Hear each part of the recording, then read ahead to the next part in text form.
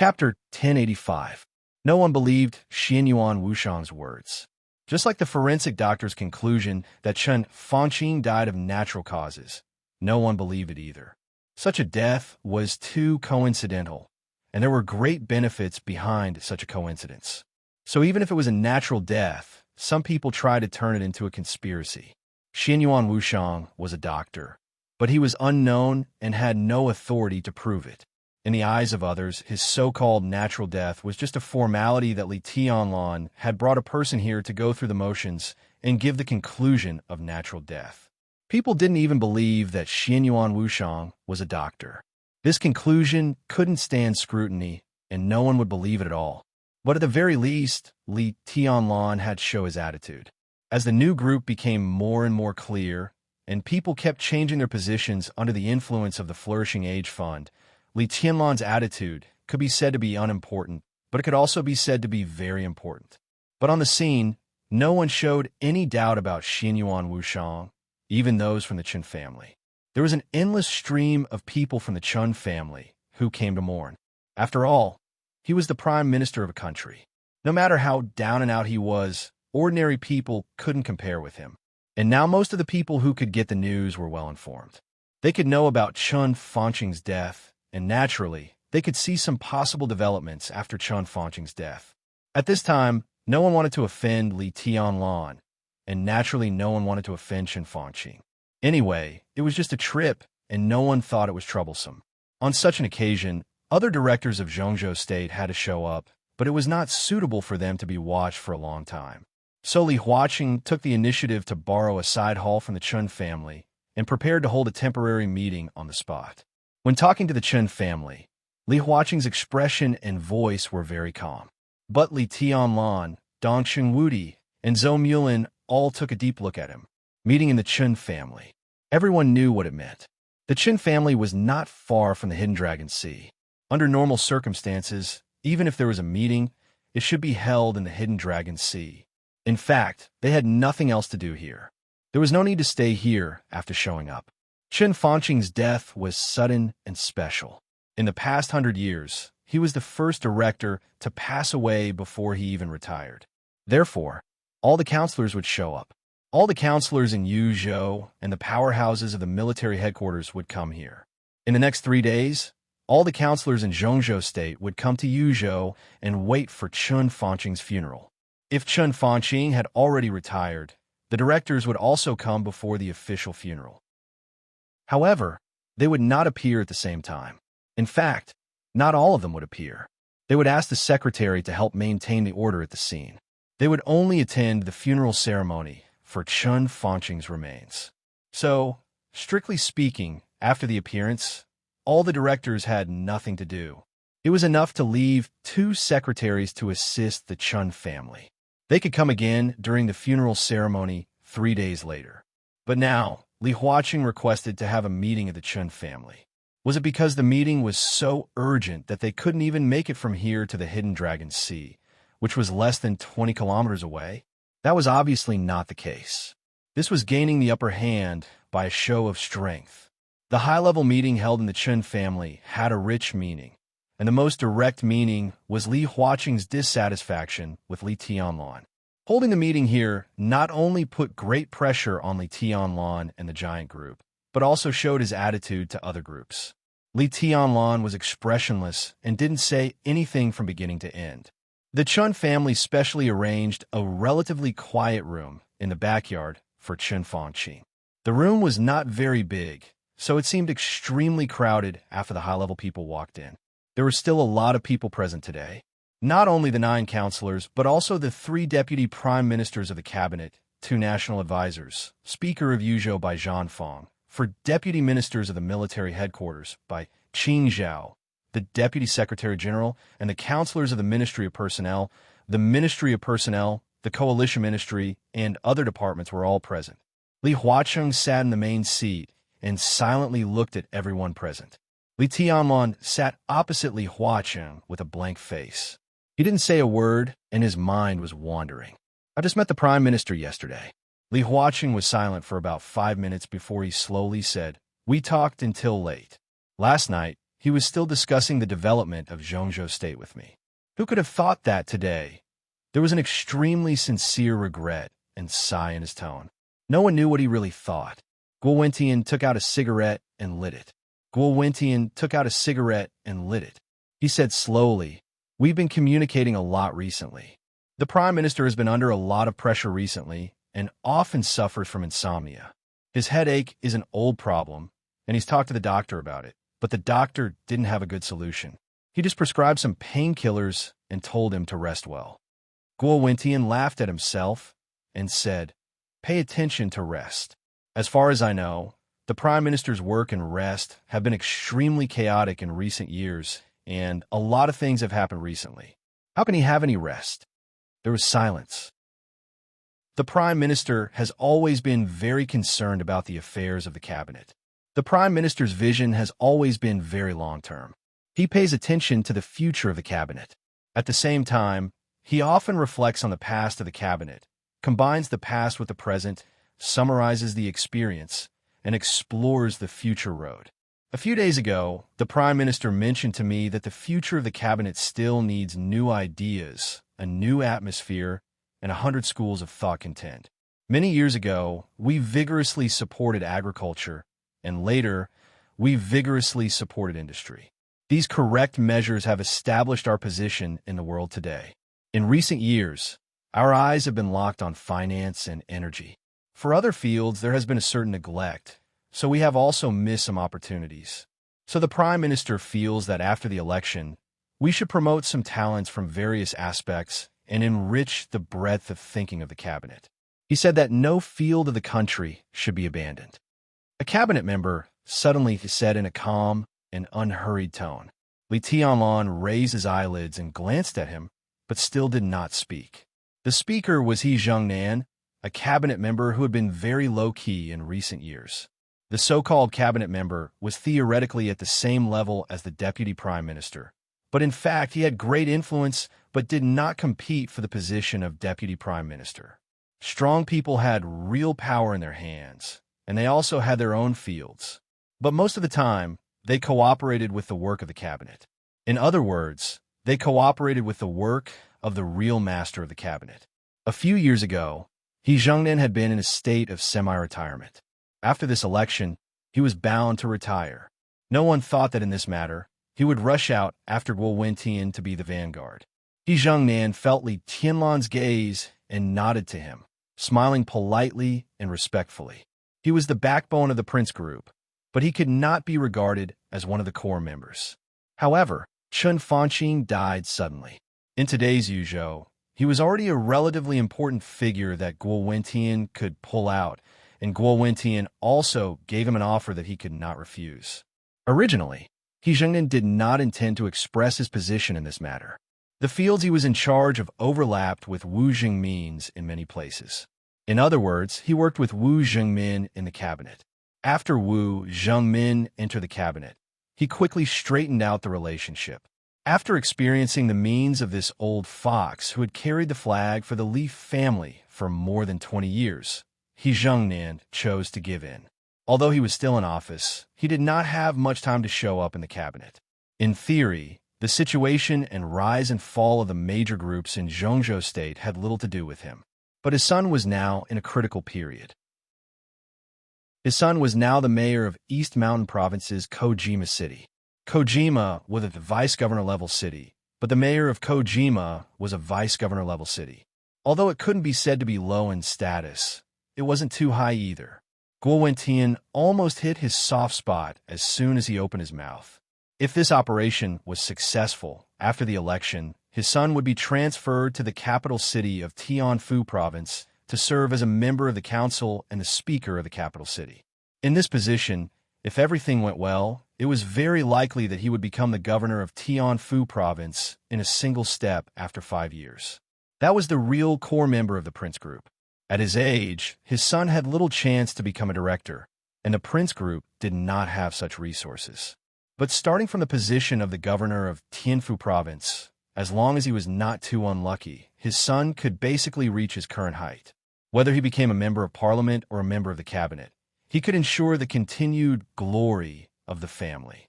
Therefore, He Zhengnan did not hesitate. He just thought for a few seconds and then promised Guo Wentian that he would fight for him at the meeting. What he said through Chun Fanqing's mouth was very implicit, but everyone was very clear about what he meant. Promote talents from various aspects and perspectives. This sentence was the key of the key.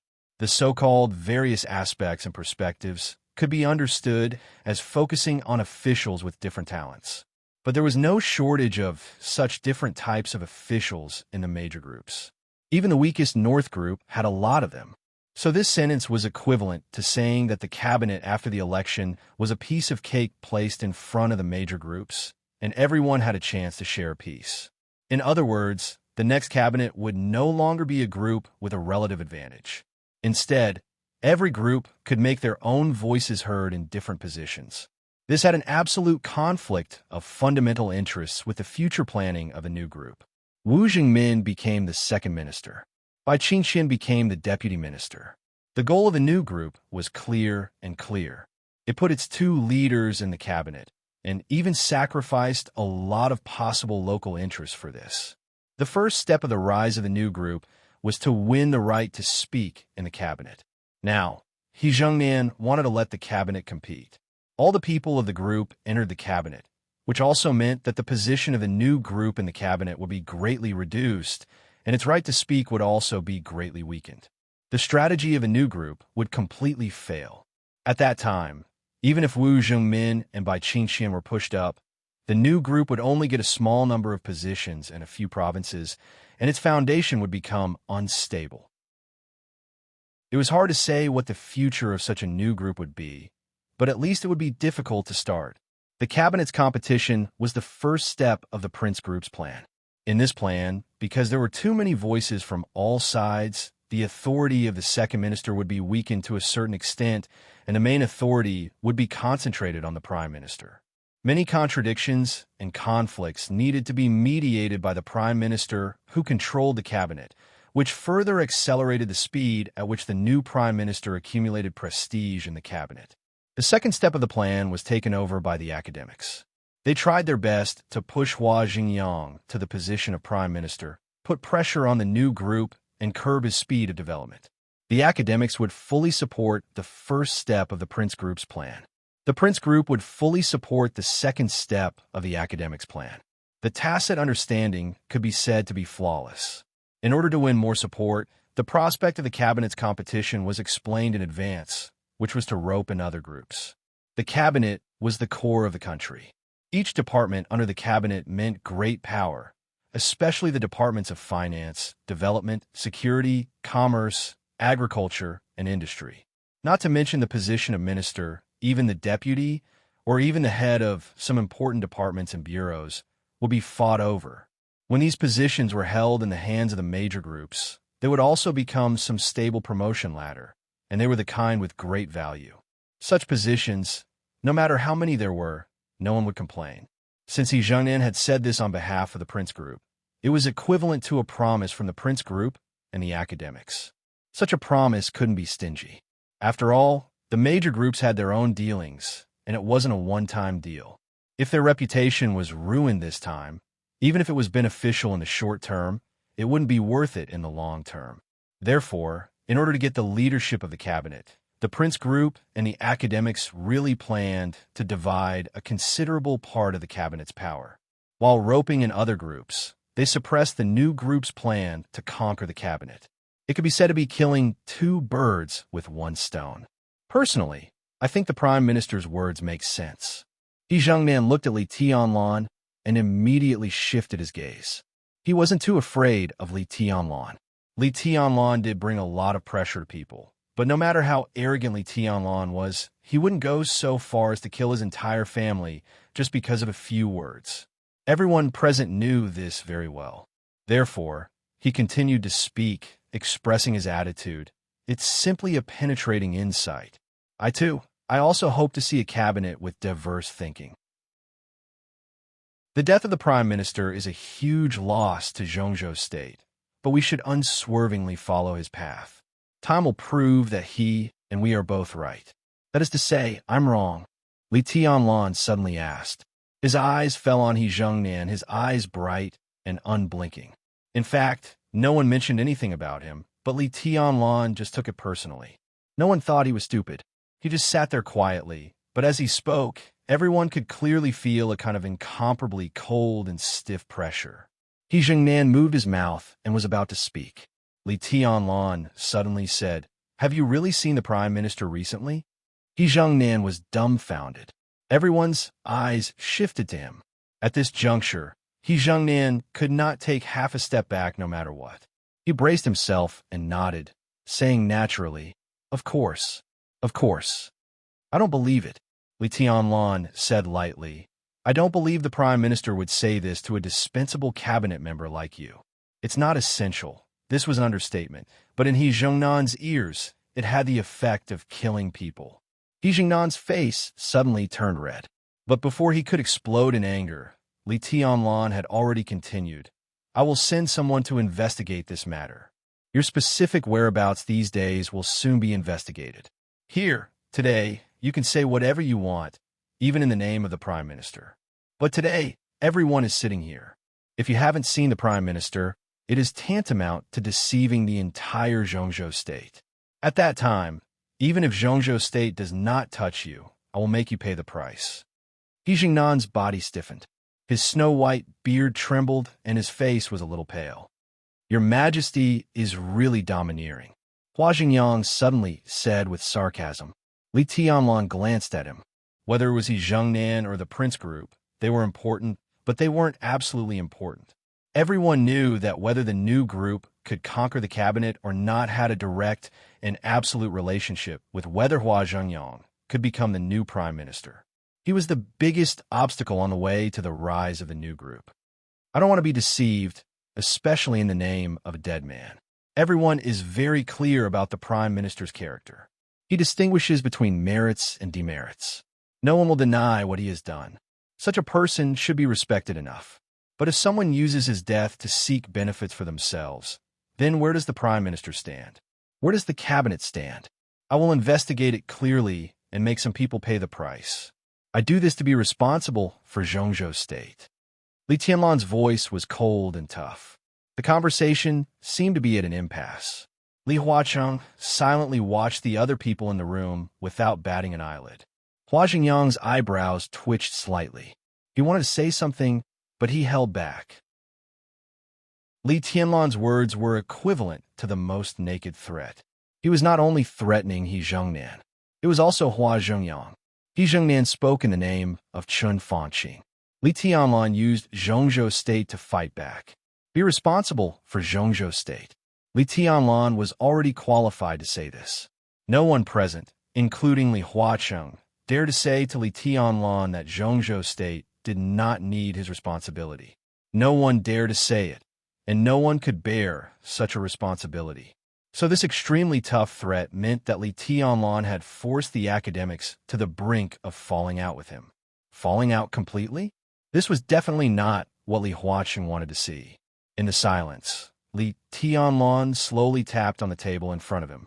His fingers jumped rhythmically on the table, and the other hand supported his face. He tilted his body and looked at He Zhengnan. "Now, I will give you another chance.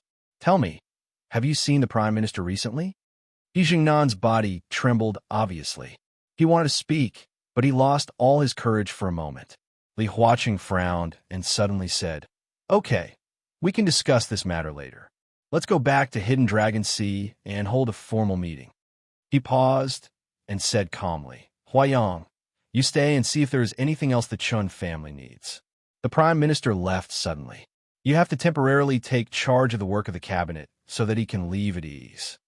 Temporarily arrest him? Was this temporarily really temporary, or? Li Tianlan raised his eyebrows and showed a sneer. "Li Huacheng, did you want to set the tone directly?" Ji Wenjiang and Wan Qingyun also raised their heads at the same time, looked at each other, and wanted to speak. But Li Tianlan had already beaten them to it. "I'm different." He didn't finish his words either. It was because at the instant he spoke, cries of grief suddenly sounded from within the Chun clan. Wails of despair and misery filled the air. Such a sound was very common in the news of Chun Fanqing's death. However, The voice that had suddenly appeared seemed to have been magnified thousands of times in an instant. Li Tianlan was stunned. The next moment, the door of the temporary meeting room was suddenly pushed open. Li Huaqing's secretary, Ma Si, rushed in a panic. Behind Ma Si, the secretary of Hua Jinyang and Wu Zhengmin also rushed in. President, everyone. Ma Si's breathing was a little short, and his face was extremely ugly. When he spoke, he subconsciously looked at Li Tianlan with a touch of fear in his eyes, avoiding eye contact. Li Tianlan's heart sank for no reason. Ma Si's voice was like an icy wind, blowing quickly through the meeting room and into everyone's heart. Just 2 minutes ago, in the ambulance, Ma Si said in a dry voice, Governor Chun, she passed away. The cause of death, cerebral hemorrhage. There was a dead silence. Li Tianlan's body stiffened in place. His face became completely livid. Chapter 1086. The crowd hurried, and the huge mansion of the Chun family was completely shrouded in a desperate and tragic atmosphere. The male relatives of the Chun family could barely support their bodies to receive the guests, but the women had completely lost their souls. There was no more sorrow, no more crying. Everyone sat in the mourning hall in a daze, like puppets placed in the mourning hall. A brand new mourning hall belonging to Chun, she was quickly set up. The number of people who came to the Chun family increased in less than 2 hours after Chun Shi's death. The news of the death of the father and son of the Chun family spread from the temporary conference room. The resolution had been formed, the documents were sent to various places, and the major media software pushed the news at the same time. At this time, almost all of Zhongzhou State had known that the Prime Minister and Chun Shi died on the same day. Li Tianlan was still the biggest suspect. Chen Fangqing's death shocked people and Li Tianlan's madness. But Chen Shi's death made almost everyone angry. It was too much. Everyone felt the same way. Li Tianlan was challenging the most basic bottom line that the whole Zhongzhou State had formed for hundreds of years. Killing the Prime Minister, killing the governor. If he could get through this safely, who would he not dare to kill in the future? Status was meaningless. Position was meaningless. Power was meaningless. And everyone in the whole Zhongzhou State would be shrouded in the shadow of Emperor Dong's palace. Would such a Zhongzhou State still be Zhongzhou State? Not anymore. The answer was yes. Not anymore. Such a Zhongzhou State was a cage. Perhaps no one would sympathize with Chun Fangqing and Chen Shi, but when they got the news, countless people started to unite and began to resist Li Tianlan. Power and the privileged class were unpopular in the eyes of most people, but they must exist. This was the most stable part of the order. Such stability was magnified to some extent and became one of the sources of social stability. When the so-called privilege and power were killed by people who ignored the rules, regardless of the impact, such people became lunatics in the eyes of everyone. A lunatic who must die. The news of the death of the father and son of the Chen family was like a thunder, arousing endless killing intent and hostility. The most obvious and the first thing to show was the number of people who came to the Chun family to offer their condolences. The deputy speaker of Yuzhou province arrived first. Nobody thought too much about the deputy speaker who had the background of Special Warfare Group. Closely after that, the deputy mayor of Yuzhou province, the director of the development committee, and the deputy minister of the Ministry of Personnel arrived. Everybody sensed something unusual. The patriarchs of the rich and powerful families brought their core members to pay a visit. Some of these patriarchs were close to the Prince group, some to the North group, and some to the Giant group. But all of them came. They remained silent, expressing their support for the Chun family in silence. The meeting in the temporary conference room continued. Li Huaqing, who had originally planned to move the venue, once again chose to continue the meeting after hearing the news of Chen Shi's death. Li Tianlan did not come out again. But everyone could imagine how fiercely Li Tianlan, even Dongqing Wudi, Wu Zhengmin, and the others were suffering now. The meeting had been going on for nearly 5 hours. The sky had already darkened and night had fallen. The mansion of the Chun family was bustling. A large number of officials gathered here. After coming here, Except for those who had urgent matters, they were not in a hurry to leave. Even if a few left, they left their secretaries here. More and more people came to the Chen family. After dinner, these people still gathered in twos and threes, occasionally glancing at a certain corner. In that corner, the chubby Xianyuan Wushang, who did not look aggressive at all, was sitting there silently, with a cup of cold tea in front of him. Xianyuan Wushang's expression was even gloomier than Li Tianlan's. Every few seconds, the gazes from every corner would sweep past him, intentionally or unintentionally, with disgust and disgust that they wanted to hide but couldn't. Xianyuan Wushang knew very well that this disgust and disgust was because he came with Li Tianlan, and people all knew that he was Li Tianlan's driver. If they treated him like this, how much would they feel about Li Tianlan now? These people discussed Li Tianlan. As time passed, almost the entire Zhongzhou state hated Emperor Dong's palace. It was said that several counselors from other places had now arrived in Yuzhou and were on their way to the Chen family. Obviously, the meeting that had lasted for several hours was no longer an impromptu meeting. Chen Fangqing and even all the high-level members of the council were really angry, and they planned to discuss a clear result today. Xianyuan Wushang did not want to think about what such a result would be, but he was very clear about it. He knew that this time he was in big trouble. If Chen Fangqing's death was a huge trouble for Li Tianlan, then with Chun Shi's death on the same day, this trouble had now evolved into a near-fatal crisis in just a few hours. To Li Tianlan, Emperor Dong's palace, and the giant group. If this matter was confirmed, then it was no longer a question of how the strength of the new group would shrink. It was no exaggeration to say that this was a question of whether Li Tianlan and Emperor Dong's palace could continue to exist. No, this was no longer a question, because Zhongzhou State could not allow such a thing to exist, and such a thing did not even need to be confirmed. The current situation was that everyone was suspecting Li Tianlan. When everyone thought it was Li Tianlan who did it, then it didn't matter who the real culprit was. Zhongzhou State's patience had obviously reached its limit. Xianyuan Wushang didn't know how much time he had left. Maybe 1 day, maybe 3 days, maybe a week, but no more than half a month. During this period, if Li Tianlan and Emperor Dong's palace could not come up with enough evidence to prove their innocence, then the entire Emperor Dong's palace would be completely destroyed, and Zhongzhou State would do everything to kill Li Tianlan, without any hesitation, without any apprehension, at all costs. As long as Zhongzhou State made up its mind, Li Tianlan and Emperor Dong's palace must die. This was a fact that did not need to be stated. It was very simple. If Li Tianlan was alive, then every high-level official in Zhongzhou State would face the irresistible threat of death. Therefore, the capital of a nation Yuan-Du would be fully used to kill Li Tianlan and erase everything related to him. Poison gas, bombing, surprise attack, assassination, seduction, even war, even nuclear war. Emperor Dong's palace did not have nuclear weapons, and their biggest deterrent was Li Tianlan himself. When Zhongzhou State made up its mind to eradicate Li Tianlan, they would not hesitate to take out all their trump cards. Li Tianlan was very destructive. Then they would surround him with a crowd. 100,000, 200,000, 500,000, 1 million, 2 million. The army was endless, and all kinds of high-tech weapons emerged one after another. This was not an exaggeration. If Li Tianlan could not prove his innocence, Zhongzhou State would inevitably do so. As long as there were people alive in Zhongzhou State, they would do so.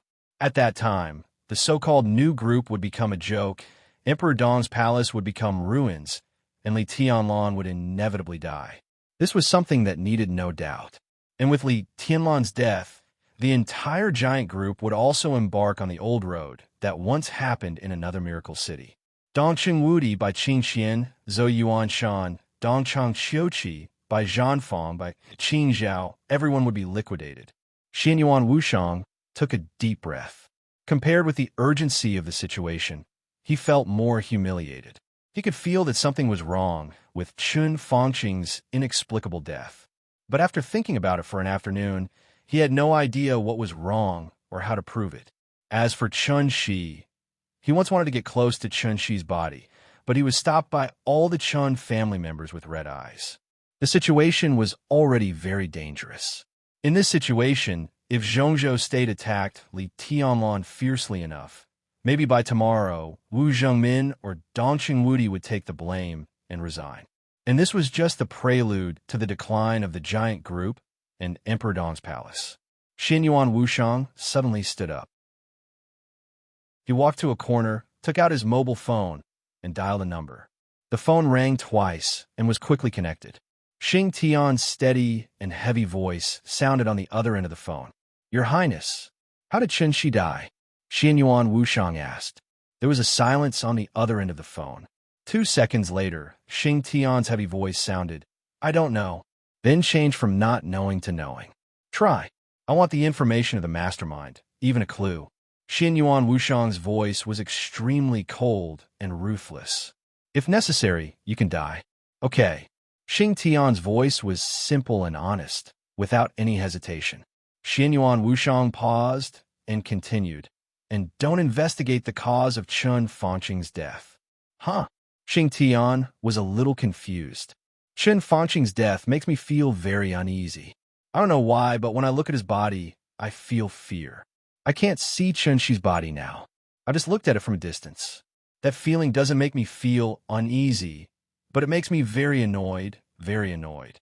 Xing Tian was silent for a while and said softly, "I'll start investigating now."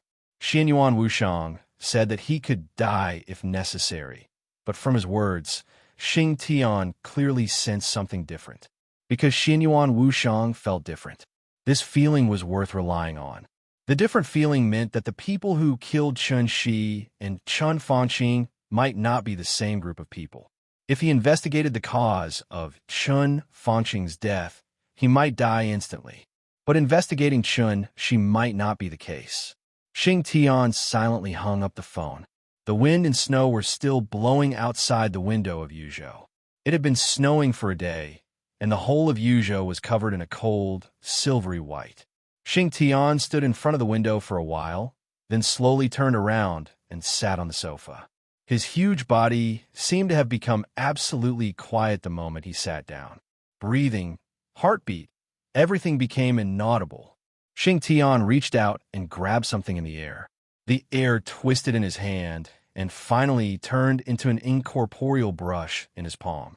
He grabbed again with his other hand. The air seemed to have been pulled down by him, making a crisp sound. It sounded like he was tearing off a piece of paper with a slight force. The air with some irregular edges was casually placed on the table. Xing Tian held the incorporeal brush and stared at the incorporeal paper on the table. He was a calligrapher. In this field, he had the ability to see some things clearly. For example, the cause of Chun Shi's death. Xing Tian slowly put the brush down and slowly drew a line on the incorporeal paper. The incorporeal tip of the brush swept across the incorporeal paper, leaving a light red line. Xing Tian thought for a while and wrote 2 words on the paper. 6 years. Before he finished writing the 2 words, the incorporeal red line disappeared. Xing Tian was stunned. He knew that the starting point he was looking for was Li Tianlan, but Li Tianlan couldn't be the starting point. He drew another line and wrote down 2.5 years. The light red line appeared steadily on the paper. The tip of the brush began to tremble. Xing Tian wrote a line. Qi Mulan died. In the blink of an eye, countless densely packed words suddenly covered the empty piece of paper. Before Xing Tian had time to take a look, the handwriting disappeared completely. Xing Tian was a little depressed, but he had to try another way. He took the brush and didn't plan the time. Instead, he randomly found a starting point and wrote, "I ate 5 caddies of rice last night." Countless versions of himself began to emerge. It was like countless options, neatly arranged. The rice came from Thailand. The rice came from Zhongzhou State. The rice came from countless places appeared in front of Xing Tian. The option of the rice came from Zhongzhou State glowed red. Xing Tian clicked on the option that glowed red and wrote another sentence. "It tastes good." The dense handwriting seemed to be Xing Tian's thoughts that had been imprinted.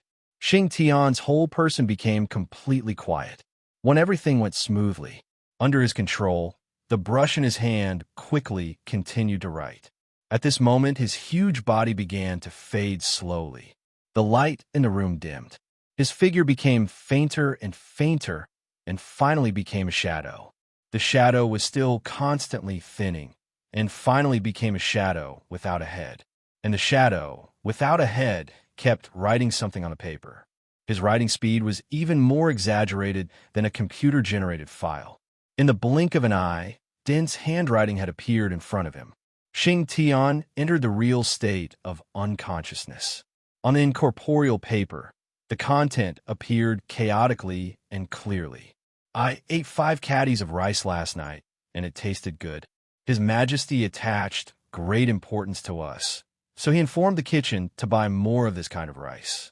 The origin of the rice came from Longjiang, Zhongzhou State, and the kitchen stock was running out. The kitchen supervisor went to the supermarket in Xianyuan City to buy and encountered a small car accident on the way. His Majesty took us to Yuzhou. The Ritz-Carlton Hotel was very luxurious. The front desk lady did not look very good. His Majesty and His Highness entered the Hidden Dragon Sea. Chen Fangqing's spirit was in an extremely unstable state. Xing Tian was still writing, but the content had become a wavy line. Xing Tian himself did not notice this scene. The content of the handwriting continued. Chen Fangqing saw Wu Jingmin.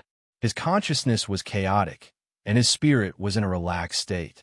The two majesties arrived at the hotel smoothly and received the room card from the front desk lady on duty. The front desk lady was in a very bad mood. Her father was a truck driver who worked in Nanyan all year round, responsible for transporting supplies from Nanyan to Ningbian and Xianyuan City. But her father had a car accident in Xianyuan City today. She had a deep hostility to the two majesties from Tianan. A young man came to the Ritz-Carlton Hotel and saw the front desk lady on duty. Xing Tian's handwriting suddenly paused. Bang! In the slight sound, the brush in his hand and the paper in the void instantly exploded. Xing Tian, who had become a phantom, instantly turned into a huge corpse. A mouthful of blood sprayed directly from his mouth. He opened his eyes. His eyes flickered with a touch of shock. He was originally calculating the cause of Chun Shi's death, but after entering the real state, he was cleverly misled. The direction of his investigation seemed to point to Chen Fangqing. There was a touch of shock in Xing Tian's eyes. The blown-up paper was pieced together in front of him. He looked at the words that had been written and frowned. It was not because there were too many words on it, but because there were too few words. There was a very interesting saying in the Miracle City that a butterfly in the tropical rainforest of the Amazon River in South America could cause a tornado in Texas 2 weeks later with an occasional flap of its wings. This was the very famous butterfly effect. This was a strange, chaotic phenomenon, but it was limited to one system. Xing Tian was a calligrapher, and his ability was more comprehensive. He could cross multiple systems in all directions. Starting from a small thing, it formed a huge chain reaction. There were countless explanations to explain the cause of Chen Fangqing's death from this aspect. Now, there were billions of people on the earth, so there might be billions of explanations for Chen Fangqing's death. These explanations were correct to a certain extent, but not completely correct. From the perspective of the butterfly effect, Chen Fangqing's death might be because a beggar in Zhongzhou State sneezed, or it might be because a group of Star State High School students made a beautiful three-point shot. These reasons were real and objective. They were right and wrong. Xing Tian looked at the paper silently. What would happen if he continued to write on this paper? He started with the dinner he cooked as a starting point, and then found lines that could be constantly developed and changed. For example, the kitchen supervisor had a small car accident. For example, Li Tianlan and Qin Weibai arrived in Yuzhou and returned to the hotel. For example, Chen Fangqing met Wu Jingmin. For example, the receptionist of the hotel was the daughter of a truck driver. These were 4 things, but if he continued, each of them had infinite development possibilities. The receptionist might have a relative who was an official, and he wanted to help the receptionist solve the problem. Maybe her boyfriend was a rich young master, and he planned to use his power. Involvement. Xing Tian now had 4 lines in his hands, and these 4 lines would be involved in any direction, and it would be more and more people would be involved. Each line had tens of thousands of different twists and turns. When more and more people were involved, these 4 lines would eventually merge in one direction and become a line. All the people involved would become branches and then develop again. Eventually, it would definitely touch Chen Shi and then touch the behind-the-scenes manipulator who killed Chen Shi. This could be said to be the butterfly effect, but more accurately, it was cause and effect. There was cause and effect. This was the power of cause and effect, and also the ability of calligraphers. However, the direction of Xing Tian's investigation was obviously disturbed. Before his 4 lines formed an absolute connection, a young man suddenly appeared in the story. The brush and paper in his hands all exploded because of the appearance of the young man. Xing Tian didn't know who he was, but he was sure that the young man had an absolute relationship with Chen Fangqing's death, and this was something he couldn't write, even if he died. Xing Tian sat on the sofa, silently thinking about a way to get around this interference. He changed the pen and paper again. Just at the moment when the tip of the pen was about to touch the paper, an earth-shattering sound suddenly rang in his ears. The sound was so loud that it almost completely shattered his whole consciousness in an instant. Xing Tian's brain was instantly in chaos. He turned his head in disbelief and looked at the door. Opposite the door was Li Tianlan in Qin Weibai's bedroom. That was the origin of the loud noise. And Qin Weibai was still in the bedroom. Chapter 1087. It was quiet in the luxury suite of the hotel, but Qin Weibai's mood was always up and down. All kinds of emotions were brewing in her heart, making her feel complicated. She was a little worried, but not like it. She was happy, but not like it. She was anxious, but not like it. She was looking forward to it, but not like it. Her body was still soft after being tossed and turned all night. That kind of extreme joy and satisfaction slowly dissipated, replaced by obvious sleepiness. All kinds of emotions kept emerging, seeming right, but not right, making Qin Weibai feel a little confused. She felt as if something was going to happen, but she didn't know what it was. During this period, she seemed to think of something. She put on her clothes and went downstairs with a blush on her face. She bought something from a nearby pharmacy and came back to try it, confirming that she was not pregnant. That was to say, her current mood had little to do with Li Tianlan's love for her day and night in the past month or so. But this kind of uneasy mood had a lot to do with Li Tianlan. Qin Weibai didn't tell anyone. She had never dreamed of Li Tianlan in her dreams since she was a child. This statement was not very exact, but it could be said to be accurate. In the trance, she had dreamed of many scenes related to Li Tianlan, but that feeling made Qin Weibai feel like she was watching a movie about the past. In those dreams, there was Li Tianlan, but it was not Li Tianlan in reality. Li Tianlan's figure in the dream had always been vague. Even if he appeared beside her in the dream, Li Tianlan was just a shadow, an erratic shadow. In Qin Weibai's dream, Li Tianlan's clothes, face, and temperament changed thousands of times every second. The changes were so drastic that in Qin Weibai's consciousness, Li Tianlan in the dream had no facial features, and he was even a shadow without a body. But every time she saw that shadow, Qin Weibai's consciousness in the dream would tell her that it was Li Tianlan. She in the dream also believed it. She and the master of Samsara Palace, who was in Warefree Heights now, were really the same person. They had the same consciousness, the same habits, and the same thoughts. At a short distance, the two of them could share the hurt with each other or bear it alone. At a distance, their thoughts were completely synchronized. Both of them knew what the other was thinking all the time because it was their own thoughts. At a further distance, their dreams were completely synchronized. To be exact, when the master of Samsara Palace was in the southern hemisphere, and Qin Weibai was in the northern hemisphere, when they were resting at the same time, their dreams were completely identical. Therefore, for the current Qin Weibai, Li Tianlan was a ghost that had been lingering in her consciousness since she was a child. She kept synchronizing with the master of Samsara Palace and eventually became the same person. They had the same thoughts, so naturally they had the same feelings. Therefore, there was no obstacle for her to accept Li Tianlan. But she had always been confused. She loved him so much and was willing to give everything for him. But why was Li Tianlan just a shadow in her dream?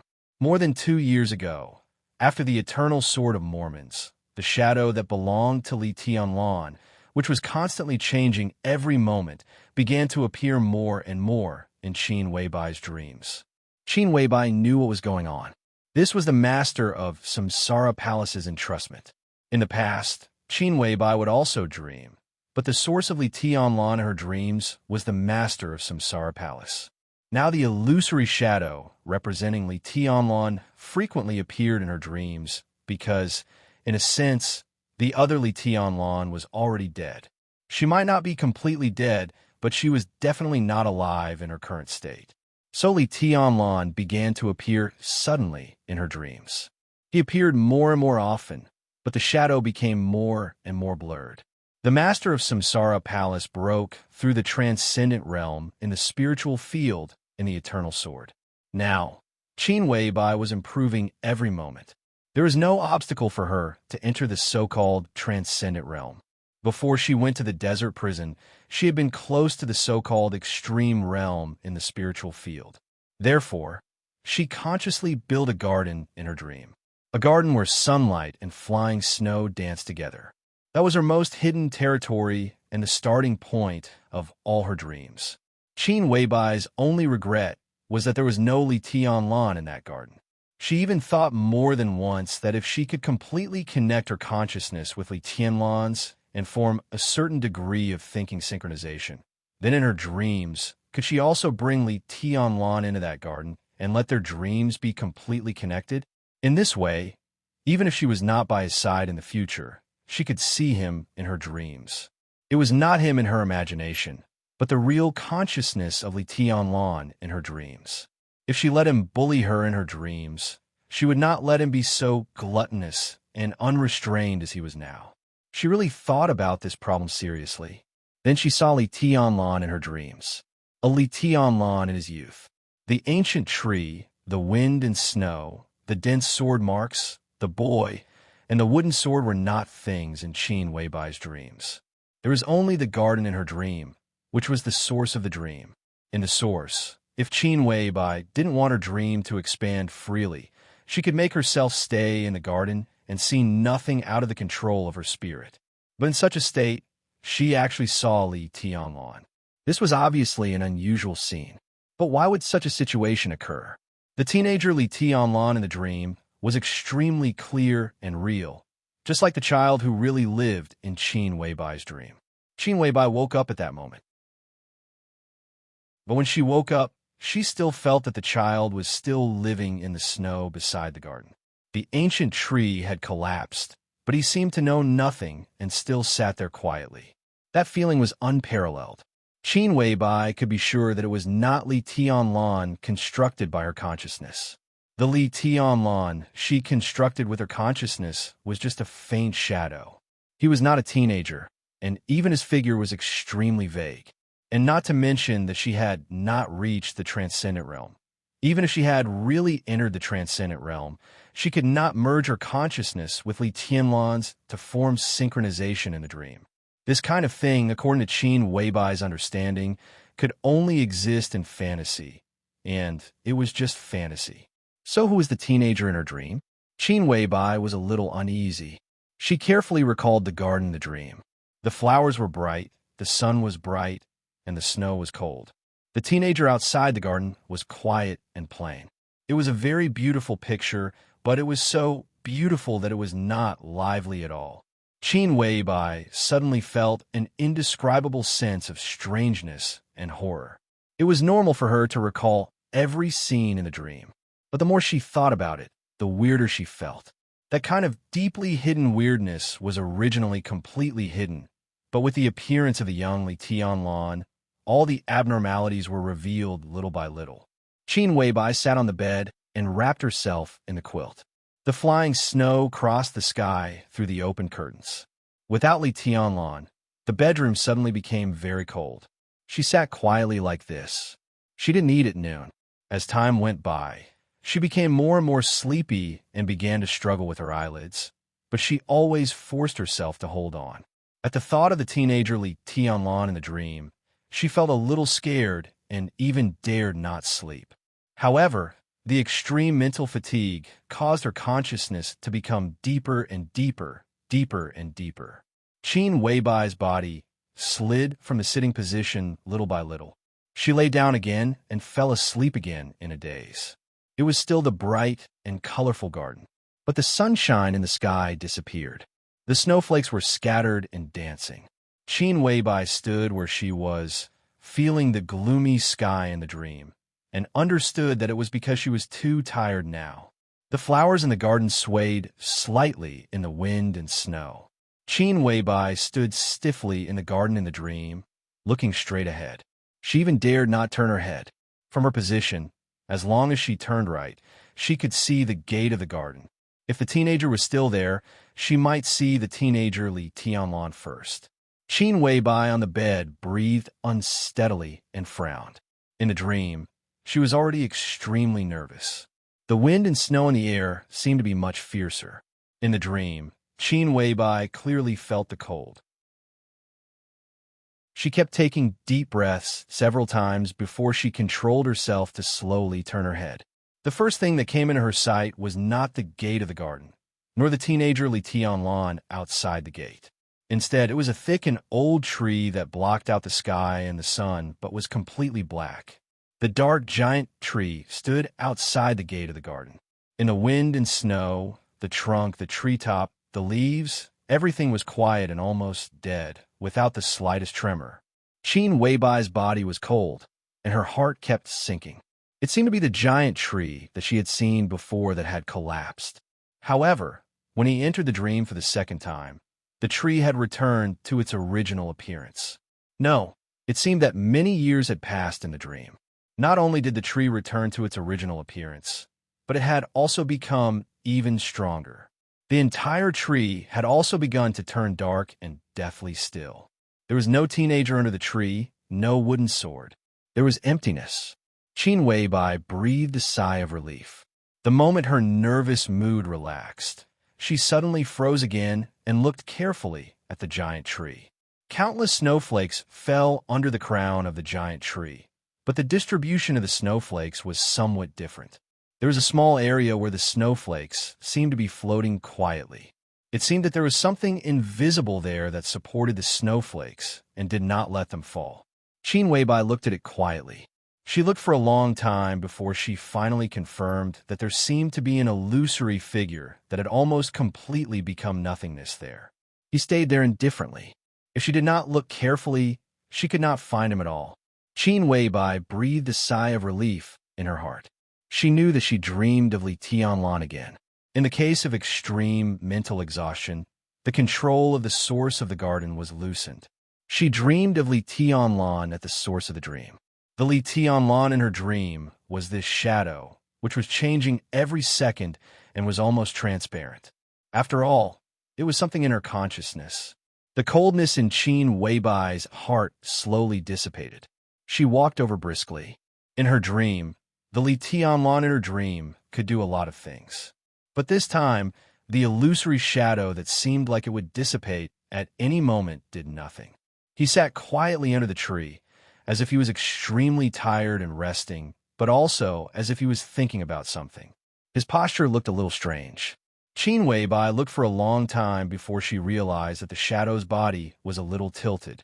This posture seemed to be held in someone's arms. Qin Weibai looked at it carefully. It meant that there was nothing next to the illusory shadow of Li Tianlan. Beside him, there was only the dark giant tree.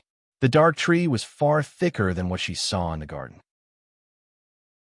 But as Qin Weibai walked closer, the state of the giant tree became clear in her eyes. The giant tree in front of her seemed to be torn apart as well. At this time, there were pieces of metal fragments of different colors inserted in the trunk of the giant tree. Qin Wei Bai couldn't recognize what kind of metal they were, but she could vaguely feel the color of the metal fragments. However, the originally colorful metal fragments were all dim at this time. Dense cracks spread on each fragment, which was shocking. The cracks spread from the roots to countless branches. Thousands, tens of thousands, hundreds of thousands, or even more pieces of metal were densely packed together. The black giant tree was completely torn by the metal fragments. The giant tree was trembling slightly, and the dark and lusterless sap slowly flowed down from the trunk, like pieces of black blood. Qin Weibai's brows were tightly knitted together. The illusory shadow, representing Li Tianlan, was still sitting there, as if it would dissipate at any time, but it never did. Qin Weibai stopped in front of the shadow and looked at the giant tree behind him. The giant tree trembled more and more obviously, and the black blood seemed to have flowed into a small waterfall. She didn't know why, but Qin Weibai suddenly felt that the tree should be much bigger than what she had seen. The source of her dream was limited, so the tree seemed to have shrunk many times. It was a very natural feeling. She felt that if the tree really existed, it would be almost infinitely tall, and every piece of metal fragment inserted in the trunk would probably be big enough to cover the whole sky. The tree and the fragments were infinitely shrunk. Only the size of the shadow was ordinary. Black blood flowed down from the trunk, as if to completely drown the shadow. However, a powerful aura blocked all the black liquid outside. It seemed to be a sword energy. Qin Weibai was a little confused. When she walked out of the garden, the dream had already unfolded from the source. She didn't know why she had such a dream. The giant black tree was very close to her. Qin Weibai could clearly feel countless emotions from the patches of black blood. Bloody, cruel, evil, chaotic, violent, resentful, dark and gloomy. The metal fragments inserted in the trunk reflected a faint light. The light was absolutely cold, with an absolutely complete and perfect law, forming a natural sense of repulsion. Qin Weibai really didn't dare to move for a moment. She suddenly found that whether she was close to the black giant tree or those metal fragments, she would end up horribly. She was only the safest when she was around the shadow, but the shadow itself was the most illusory. Tianlan. In the dream, Qin Weibai called softly. The shadow was silent, motionless, and didn't respond at all. This was different from her usual dreams. Qin Weibai thought about it and did what she used to do in her dreams. This was her dream. Everything in front of her was a continuation of her consciousness. She had absolute authority here. In her dream, Li Tianlan was just a shadow that was constantly changing every minute and second. Qin Weibai would try to focus her attention and her consciousness every time to make Li Tianlan become clear. Such an attempt had never succeeded, but she would keep trying until she woke up naturally. Qin Weibai gently sat next to the shadow and looked at it seriously. She began to concentrate her attention and focus her consciousness. The dream began to shake unstably. This was a sign that she was about to wake up after doing something deliberately in the dream. Qin Weibai looked at the shadow in front of her calmly. The shadow began to become clear in her constant concentration. A shallow, faint outline appeared in the almost transparent shadow. The outline began to have slight edges. A touch of color gradually appeared in her sight. It was purple. The moment the purple color appeared, it began to change into various complex colors. Qin Weibai had long been used to this change. However, this change only appeared for a few seconds today, and then it was completely fixed. The constantly changing color disappeared. A shocking black and red color appeared in front of Qin Weibai. No, it was not black and red. It was a black windbreaker. However, the windbreaker was stained with large patches of blood. The blood was almost smeared on every corner of the black windbreaker, which looked sad and tragic. The smell of blood began to appear in the dream. The black windbreaker with a corner stained with blood became completely clear and did not change. It did not change. Qin Weibai's heart began to sink like crazy, as if falling into an ice cave. Because this time, Li Tianlan's body was also fixed and did not change. More and more black windbreakers began to appear. The bloodstains spread all the way down. But what Qin Weibai saw was only a black windbreaker. In the dream, she did not see Li Tianlan's leg. It seemed to be cut by an extremely sharp weapon. One Li Tianlan's leg had completely disappeared. The wound seemed to have happened not long ago. Hot blood was flowing from the wound, and the hem of the windbreaker was almost completely soaked in blood. The shadow became clearer and clearer. Qin Weibai saw Li Tianlan's other leg. No, it was the other half of the leg. His calf also disappeared, and so did his knee. Ghastly white bones and blood spread from his thigh. The surrounding air suddenly became hot and boiling. Li Tianlan's sleeve appeared. The empty sleeve was dancing feebly, and blood slowly dripped down from the cuff. His other hand still looked good, but the skin of that arm had turned bluish-gray. Dense metal fragments were stuck in every corner of his arm, tearing his finger joints and tearing his muscles and blood vessels. It was a bloody arm, as if someone had fired thousands of bullets directly at the arm at the same time. The heart-wrenching pain broke out from Qin Weibai's consciousness in an instant. She saw most of Li Tianlan's body. She saw his chest and abdomen. The black windbreaker on his chest and abdomen had long been broken, and dense wounds crisscrossed his chest and abdomen. The blood and white bones stimulated Qin Weibai's nerves wildly. On his chest, Li Tianlan's left and right atriums were completely empty. His two hearts had been taken out, and only blood was still flowing. Qin Weibai's body trembled violently. She had tried countless times to make the shadow that represented Li Tianlan become clear, but she never expected that the shadow would be in such a state after it became clear. It was a nightmare that she didn't want to recall in any case. She trembled and raised her head. At this moment, the shadow became completely real. She saw the shadow's head. That was Li Tianlan's head. This shadow was indeed Li Tianlan. One of Li Tianlan's eye sockets was empty and dark. The blood seemed to have completely solidified the moment the eyeball was taken out, and there was another shocking wound between his eyebrows. It seemed to be a fingerprint. It was this fingerprint that pressed between Li Tianlan's eyebrows, penetrated his brain completely in an instant, and cut off all his vitality. Qin Weibai almost suffocated. It was really Li Tianlan. Li Tianlan's corpse. No, to be precise, it should be Li Tianlan's mutilated corpse. It was not even a complete corpse. This corpse, which seemed to have just died or fallen for countless years, sat there quietly. His face was covered with blood, but with a strange calmness and exhaustion. The moment this figure appeared, the giant black tree and the endless metal fragments behind him became completely quiet. The black blood disappeared, the giant tree was no longer shaking, and the metal fragments were no longer reflecting light. All the auras also disappeared, as if all of them had become dormant and chosen to retreat. The mutilated corpse still sat quietly, not looking at Qin Weibai, just quietly looking at the distance in the dream. The world was spinning. Qin Weibai screamed out loud, not in the dream, but in the bedroom. Her body sat up from the bed in an instant, her eyes red, her face covered with tears, and she looked miserable. What? Her body trembled violently. Why did I have such a dream? It's not a dream. A soft and ethereal voice rang out beside Qin Weibai. It was soft and pleasant, with a sense of intimacy.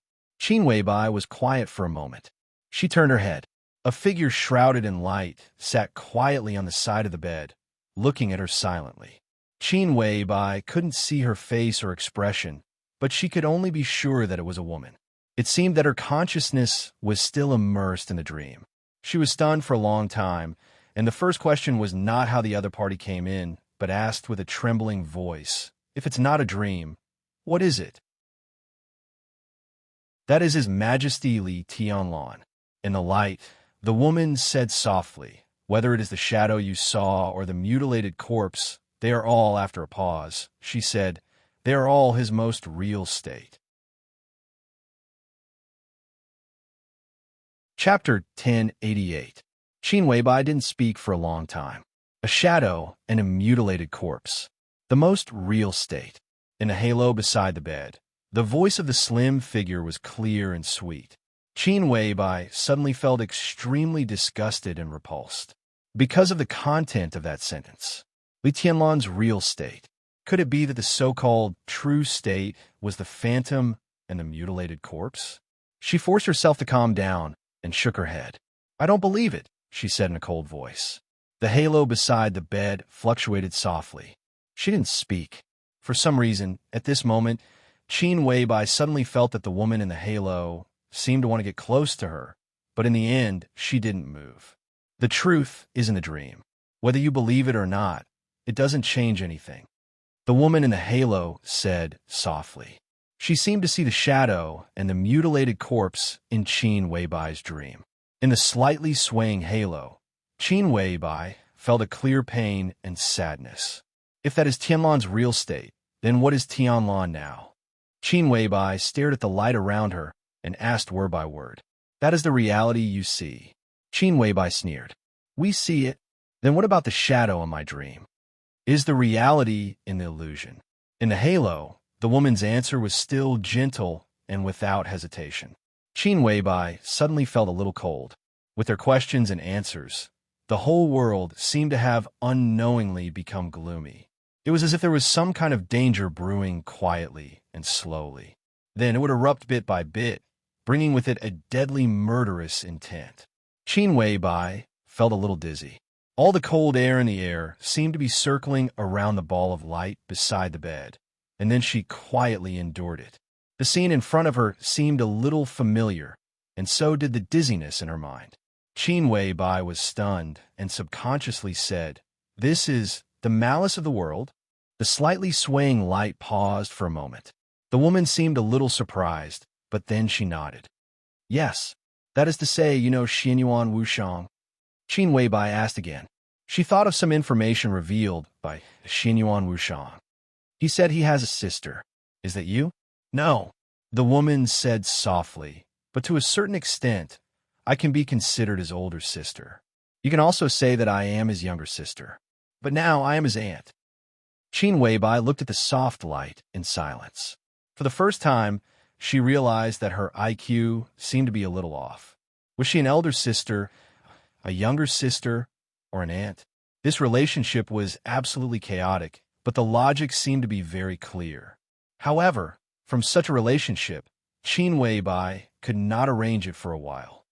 Who are you? Qin Weibai asked. The woman seemed to be stunned. She was silent for a long time. If she hadn't found out that something had happened to Qin Weibai, she wouldn't have come here now. This kind of meeting made her feel a little nervous. She did not know how to answer Qin Weibai's question. From a certain point of view, Li Tianlan and Qin Weibai were her parents. But from another perspective, they could no longer be considered as parents. I am Feng Qinwu. After a long period of silence, the woman finally spoke. She only said her name softly. Qin Weibai rubbed her forehead. Just like the first time she met Xianyuan Wushang, Li Tianlan didn't have any hostility but felt close to him. She felt the same closeness to Feng Qinwu now, even more so than Li Tianlan felt for Xianyuan Wushang. Feng Qinwu, she whispered to herself. You can call me Qinwu. The voice in the halo murmured, as if it was acting coquettishly. Qin Weibai wanted to laugh, but she was really not in the mood. She rubbed between her eyebrows like Li Tianlan and said softly, That dream, what's going on? It's a real projection projected in your consciousness. Of course, from your point of view now, it's also illusory. But no matter what the situation is, its existence needs to be affirmed. The temperature in the air seemed to be colder, with a bone-chilling coldness. Qin Weibai knew very well that if this was the malice of the world, then the malice now was many times greater than the malice that Xianyuan Wushang and Li Tianlan had suffered. Because at that time, Qin Weibai only felt a little dizzy, but now she clearly felt the changes in the surrounding space. Real, illusory.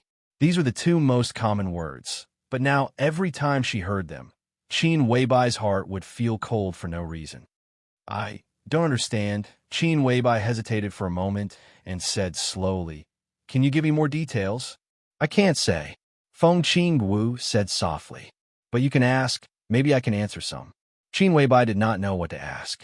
Now all her mind was focused on the mutilated corpse and the illusory shadow in the dream. She did not dare to think about what it represented. Did it represent Li Tianlan's future? As soon as this thought popped up, Qin Weibai felt weak all over. Feng Qinggu seemed to know something, but Qin Weibai didn't dare to believe everything she said. But she didn't dare to disbelieve it either. The only topic she could talk about now seemed to be this. In that dream, I dreamed of Tianlan. Qin Weibai wanted to say something but stopped on second thought.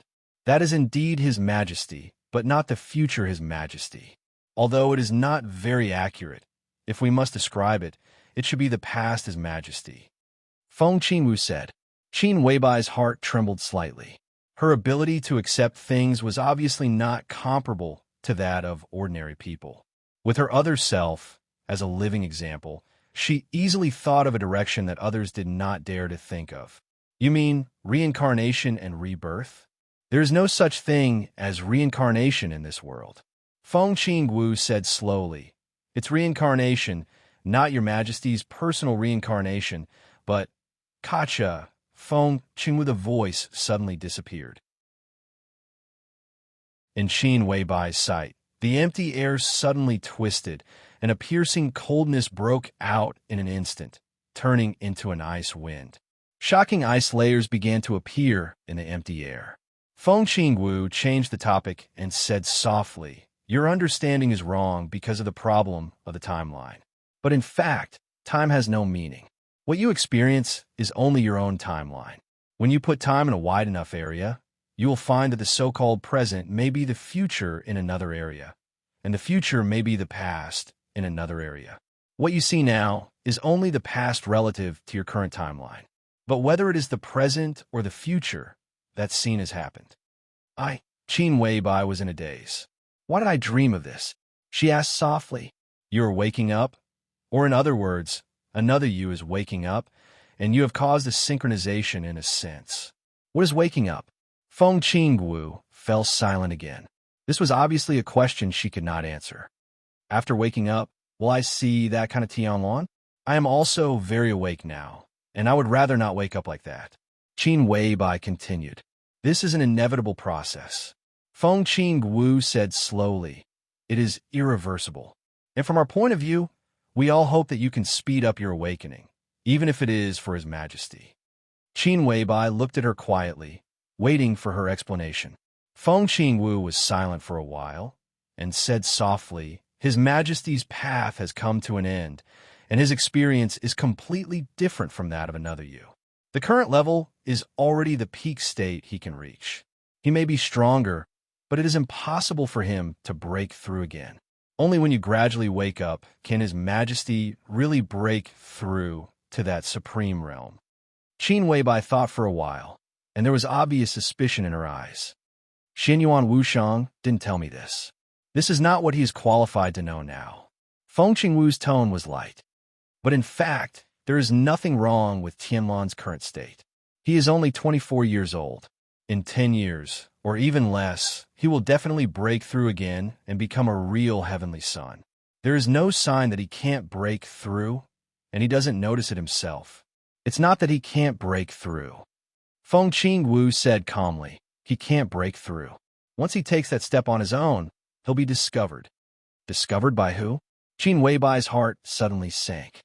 Feng Qingwu moved her body and said softly, "Do you still remember that story?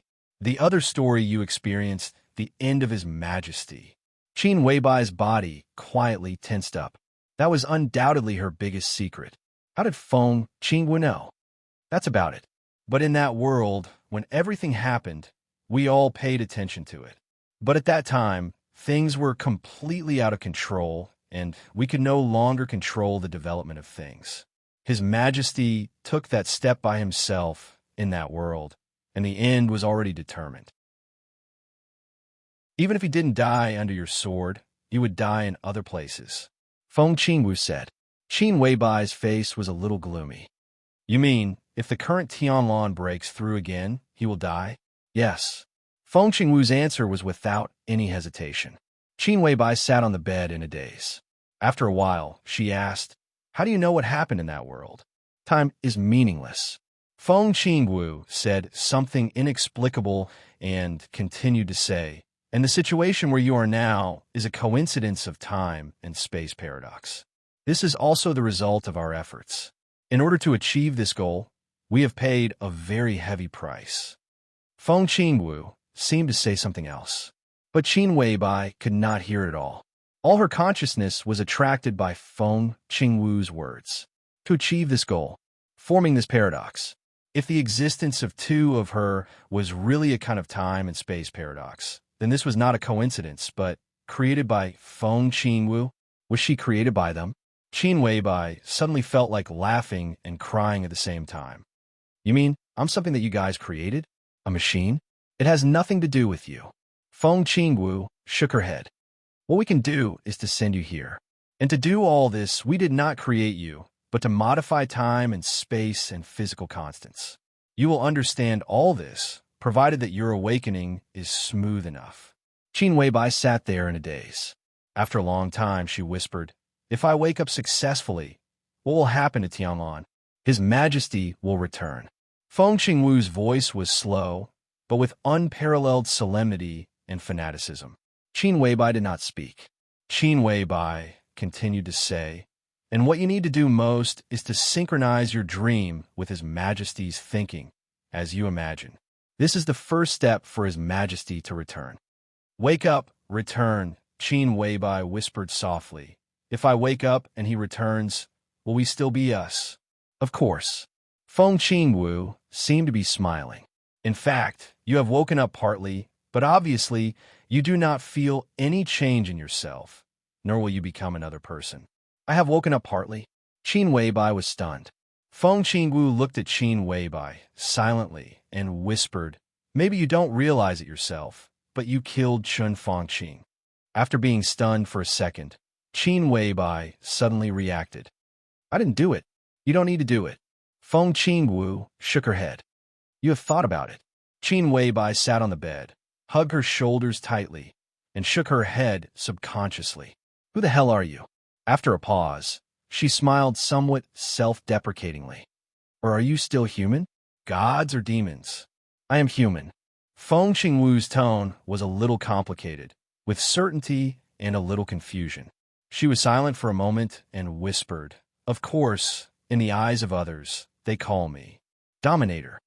Of course, in the eyes of others, they call me Dominator. Qin Weibai did not speak. Her bright eyes were a mess, and countless thoughts appeared at the same time. She seemed to be a little confused and a little chaotic. You don't look very well, Feng Qingwu said. I'm just a little cold. Qin Weibai replied slowly. If you need warmth, Feng Qingwu smiled. I can give it to you. A soft and fluctuating light suddenly bloomed in front of Qin Weibai. Thousands of lights shone. The originally soft light became extremely cold in an instant. Feng Qingwu seemed to be reflecting the cold light of the metal.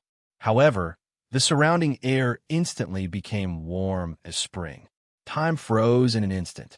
The light of the metal was slightly refracted. The light shuttled and rushed into space at a speed faster than light. The virtual quantum network base station was instantly formed, virtual shuttling and leaping in an instant. Feng Qingwu's consciousness went straight into the starry sky through the quantum network base station. The boundless Milky Way formed an incomparably dazzling yet extremely chaotic cosmic curve in her consciousness. The quantum transmission instantly crossed the distance of millions of light years in the curve of the universe and went straight into the depths of the universe.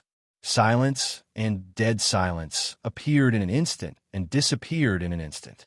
The perspective of her consciousness changed for half a second. Feng Qingwu's consciousness entered a large wormhole. The starry sky suddenly retreated. The wormhole shook violently. The boundless black tide seemed to tear the wormhole apart in the blink of an eye. It covered the sky and the earth and rushed directly to Feng Qingwu. It was a sword radiance that tore everything apart. It was crazy, cold, violent, domineering, with extreme excitement and calmness. With an almost invincible determination, the surging sword radiance completely covered Feng Qingwu. Feng Qingwu whose consciousness was still reflecting the metal sword radiance, stopped for a moment. In the next second, an extremely majestic power instantly exploded in the sea of black sword chi. It was the extreme power of martial arts. The strong shock wave collided with the surging sword chi, and the entire wormhole space was shaking violently. Feng Qingwu's movement paused slightly. All the power disappeared completely. In an instant, the boundless black tide seemed to have lost its target. It surged past her and rushed towards the entrance of the wormhole. Boring, Feng Qingwu said calmly. TSK. A voice seemed to be heard in the darkness. The voice came from an extremely far place, accompanied by the intense collision sound. It was tough and calm. You're indeed interesting, Lord. Is this what you're relying on to bully my son? I'm only teaching him what he should do. Feng Qingwu said calmly. In a faraway place, a voice that seemed to come from another space directly penetrated the wormhole. It was as hard as iron and carried with it an eerie sharpness. Perhaps I should also teach you a lesson and let you know what you should do. Oh, Feng Qingwu said calmly. You're fighting against those things now. How are you going to teach me? Based on the amount of sword chi that you can produce, which is not even a billionth of what you had at your peak. Oof. Countless sword chi shook violently. The wormhole shattered instantly. It was already a battlefield in front of Feng Qingwu. The voice from afar shattered the wormhole. Instead of bringing Feng Qingwu to her destination, it brought her to the battlefield. You're the Princess Royal of the space-time corridor. This is where you should be. The black ocean surged and roared in front of Feng Qingwu. The boundless black ocean surged up hundreds of thousands of feet into the sky.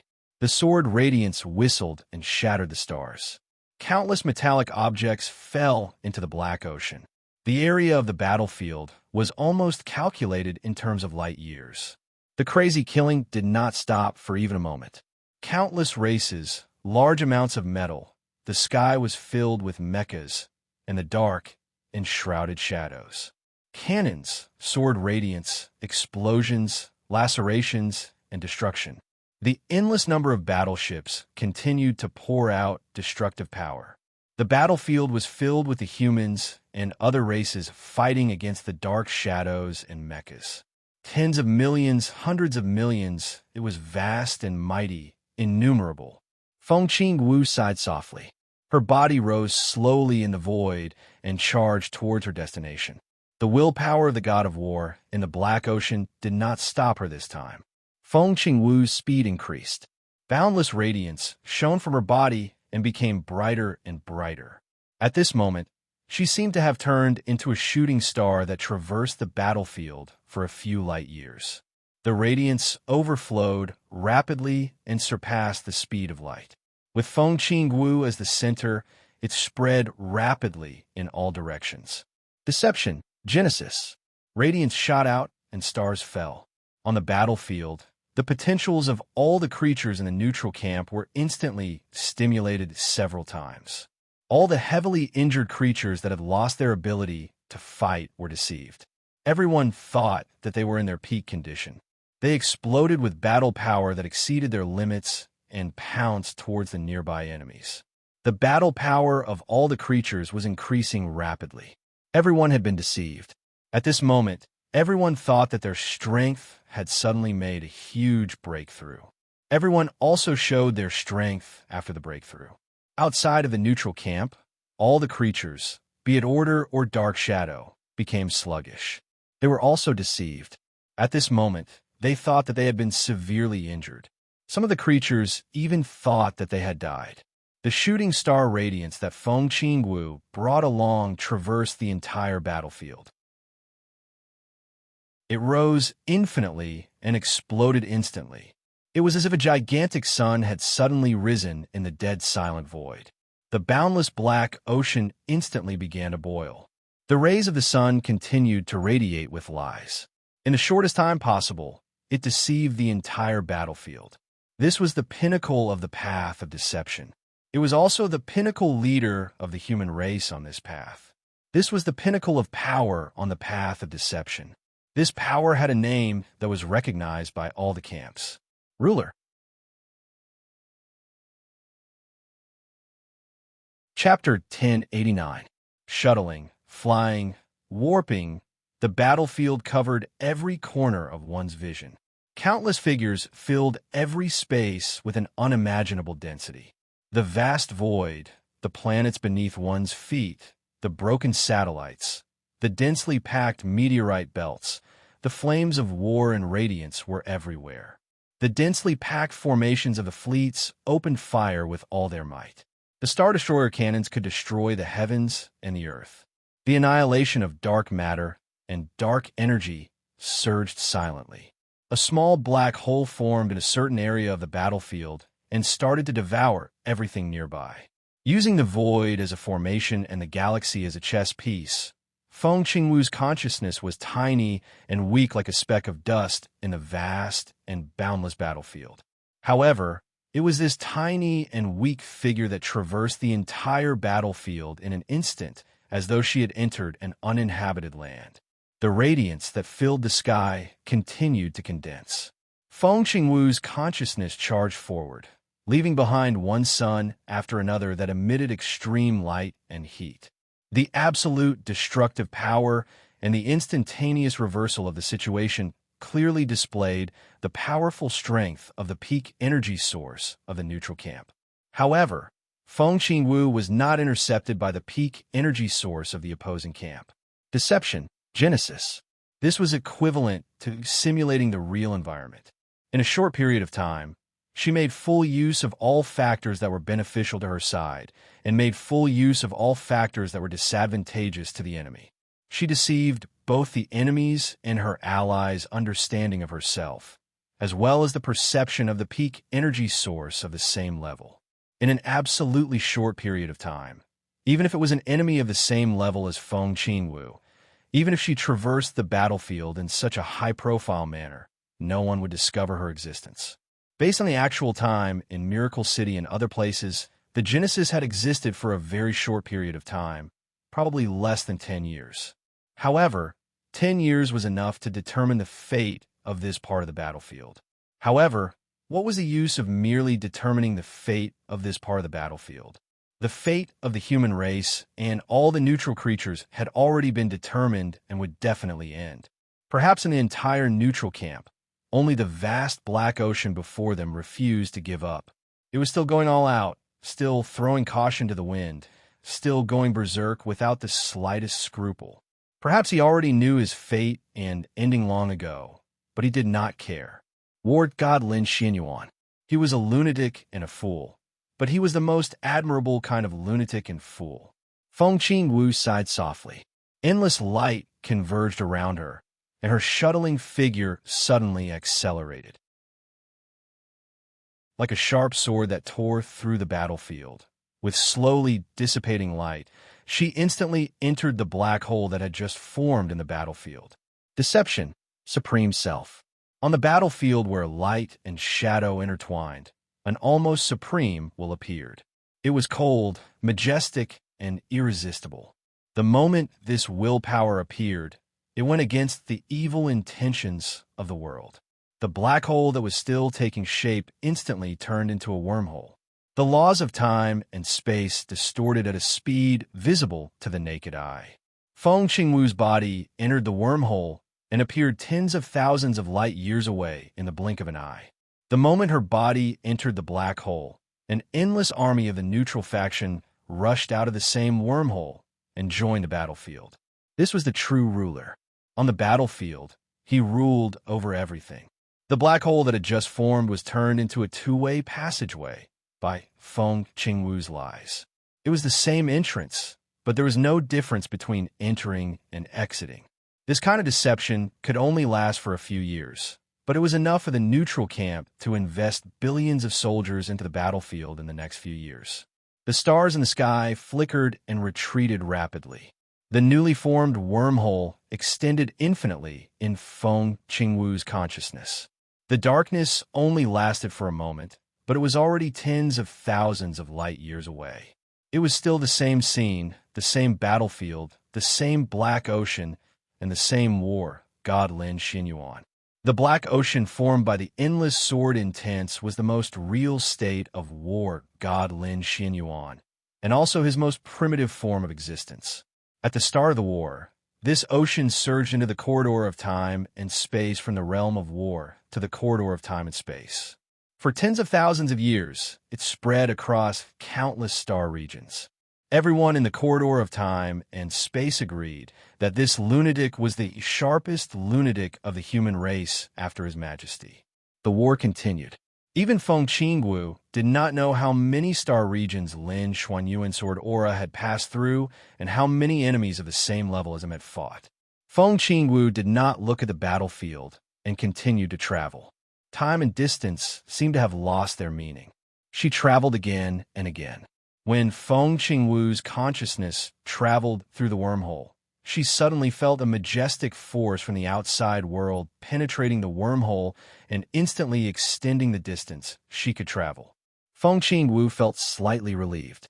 She knew that she was finally close to her destination. This majestic force was the aura of the War King of the corridor of time and space. In the next second, the silence disappeared completely and there was no more killing. An extremely huge planet appeared in front of Feng Qingwu. This planet rotated slowly, almost occupying all of Feng Qingwu's consciousness. Feng Qingwu was in a trance for a moment. In front of this planet, Miracle City was like a child's toy block in front of skyscraper. The strong contrast stunned Feng Qingwu, who had already placed all of her attention on Miracle City. She finally reached her destination. This was the capital of the corridor of time and space. Old Capital City. Feng Qingwu took a step forward. Her destination was very clear. Therefore, when she took a step, she deceived the distance between time and space. The chaotic meteorite belt and the atmosphere changed instantly. Feng Qingwu's consciousness had already appeared in an extremely huge palace. The ancient bronze palace was a little mottled and old. Faint lights flickered in every corner of the palace. The space was filled with a clear and ancient aura. In the palace, darkness and light bloomed at the same time and disappeared at the same time. Everything was silent. Qingwu, what's the matter? A gentle voice suddenly rang out inside the palace. An extremely gentle golden light suddenly lit up in the deepest part of the palace. Like the rising sun, the golden light shone from afar. The light and darkness in front of her instantly lost all their colors. That golden light instantly became the only thing in the palace. Feng Qingwu floated forward silently for a while. The further she went, the brighter and gentler the golden light became. The light shone on the bronze pillars in the palace, clearly illuminating the countless mottled marks on the bronze pillars. Feng Qingwu arrived at the end of the palace. A gentle golden light shone from the end of the palace. There was an ancient desk there. On the desk, there was a thick book that was about the height of a person. It was slowly flipping through the pages. There was no one behind the desk and the book. All the light was above the desk and the book. It was a light that was constantly changing.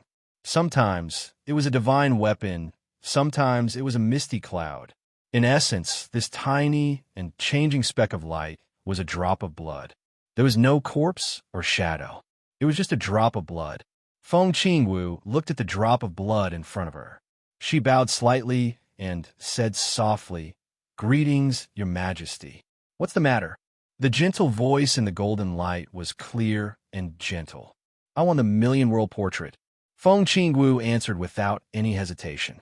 Her voice was firm and unquestionable. The majesty in the golden light fell silent for a second. The million-world portrait, one of the most important weapons in the corridor of time and space. It was also one of the 4 most powerful divine weapons in the neutral camp. King Wei, million-world portrait, Tower of Human Emperor, Xianyuan sword. Among the 4 divine weapons, the million-world portrait was ranked second. It had never changed in countless reincarnations. If Feng Qingwu was the pinnacle representative of deceit, then the majesty in front of her was the pinnacle of calligraphers and warriors. The million-world portrait was something that the majesty had studied for his entire life. Not only did it contain his calligraphy, but it also contained the calligraphy of every calligrapher in the corridor of time and space. The million-world portrait had existed for thousands of years. Every painting had the ability to split open the sky. Similarly, the million-world portrait was the only divine weapon in the corridor of time and space that could contain the Majesty's drop of blood. Without the million-world portrait, the vitality of the Majesty's drop of blood would gradually dissipate. He would become weaker and weaker until he died. It was destined to be a long time. Unfortunately, time was meaningless. Since there was a possibility of death, the reality of death might appear in the next second. It might be 10,000 years for Feng Qingwu, or a minute for the Majesty, sure. A second later, the Majesty's voice was heard. Which one do you want? The Book of Creation. Feng Qingwu seemed a little surprised, but she still answered the Majesty's question quickly. The thick book on the table flipped a few pages, and a clear, tearing sound was heard in the palace. A thin page fell out of the book and landed in Feng Qingwu's hand. It was as light as a feather.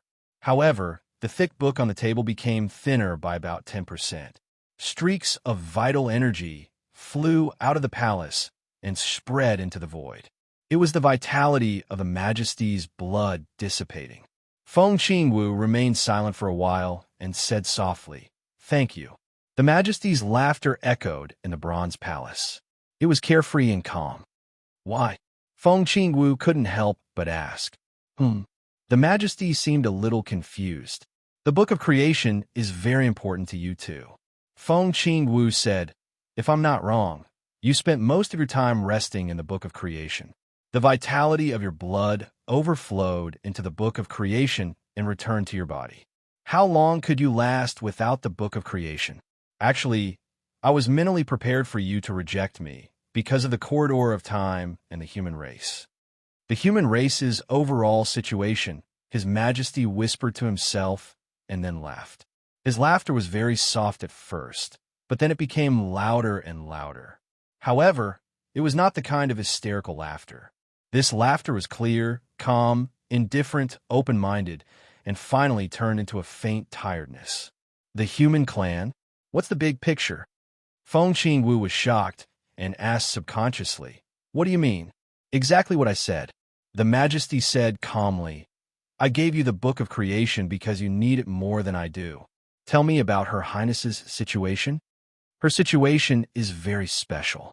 Feng Qingwu was a little uneasy and thought about the Majesty's words.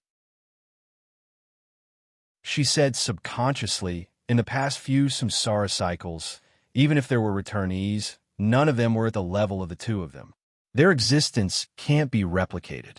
The so-called experience we summarized is only based on the other returnees and the process of your return. In fact, no matter you, me, or anyone else, is worthy of being mentioned in the same breath as them. We can't speculate the process of their return. According to my observation, Your Majesty Tianlan has now vaguely come into contact with part of the power of Tianju. This also means that if Your Majesty returns, you will at least reach the 7th level of authority. This is only the most conservative estimate." Tianju. The Majesty pondered and sighed softly. "This time, does it start for martial arts?" "Martial arts has never been for the weak," Feng Qingwu said indifferently. "Over the years, the King of War has lost some competitiveness. You haven't taken any action. Countless people in the corridor of time and space think that the path of martial arts has lost its former glory. But is that really the case?" "Of course not." The Majesty laughed softly. "This is the first path of the human race. Perhaps compared to Order and Shadow, it has congenital flaws and shortcomings. But I always believe that this path represents true invincibility. Look at Lin Xianyuan and Wang Fuxing," Feng Qingwu said. When His Majesty didn't take action, the two from the God of War realm and the Emperor Palace represented the peak of martial arts in the neutral camp, the God of War. Lin Xianyuan stood at the pinnacle of martial arts and had personally slain the apocalypse of the Order faction. The current God of War was the strongest blade cutting through thorns and thorns for the human race. The most ancient path of martial arts was constantly bursting forth with great vitality in the most chaotic and dangerous situation. Therefore, Feng Qingwu didn't think there was any problem with his path of return. What about Her Highness? His Majesty asked slowly. Feng Qingwu obviously hesitated and said softly, I'm not very sure. But so far, she seems to have shown some ability that belongs to Dream, but it is very weak.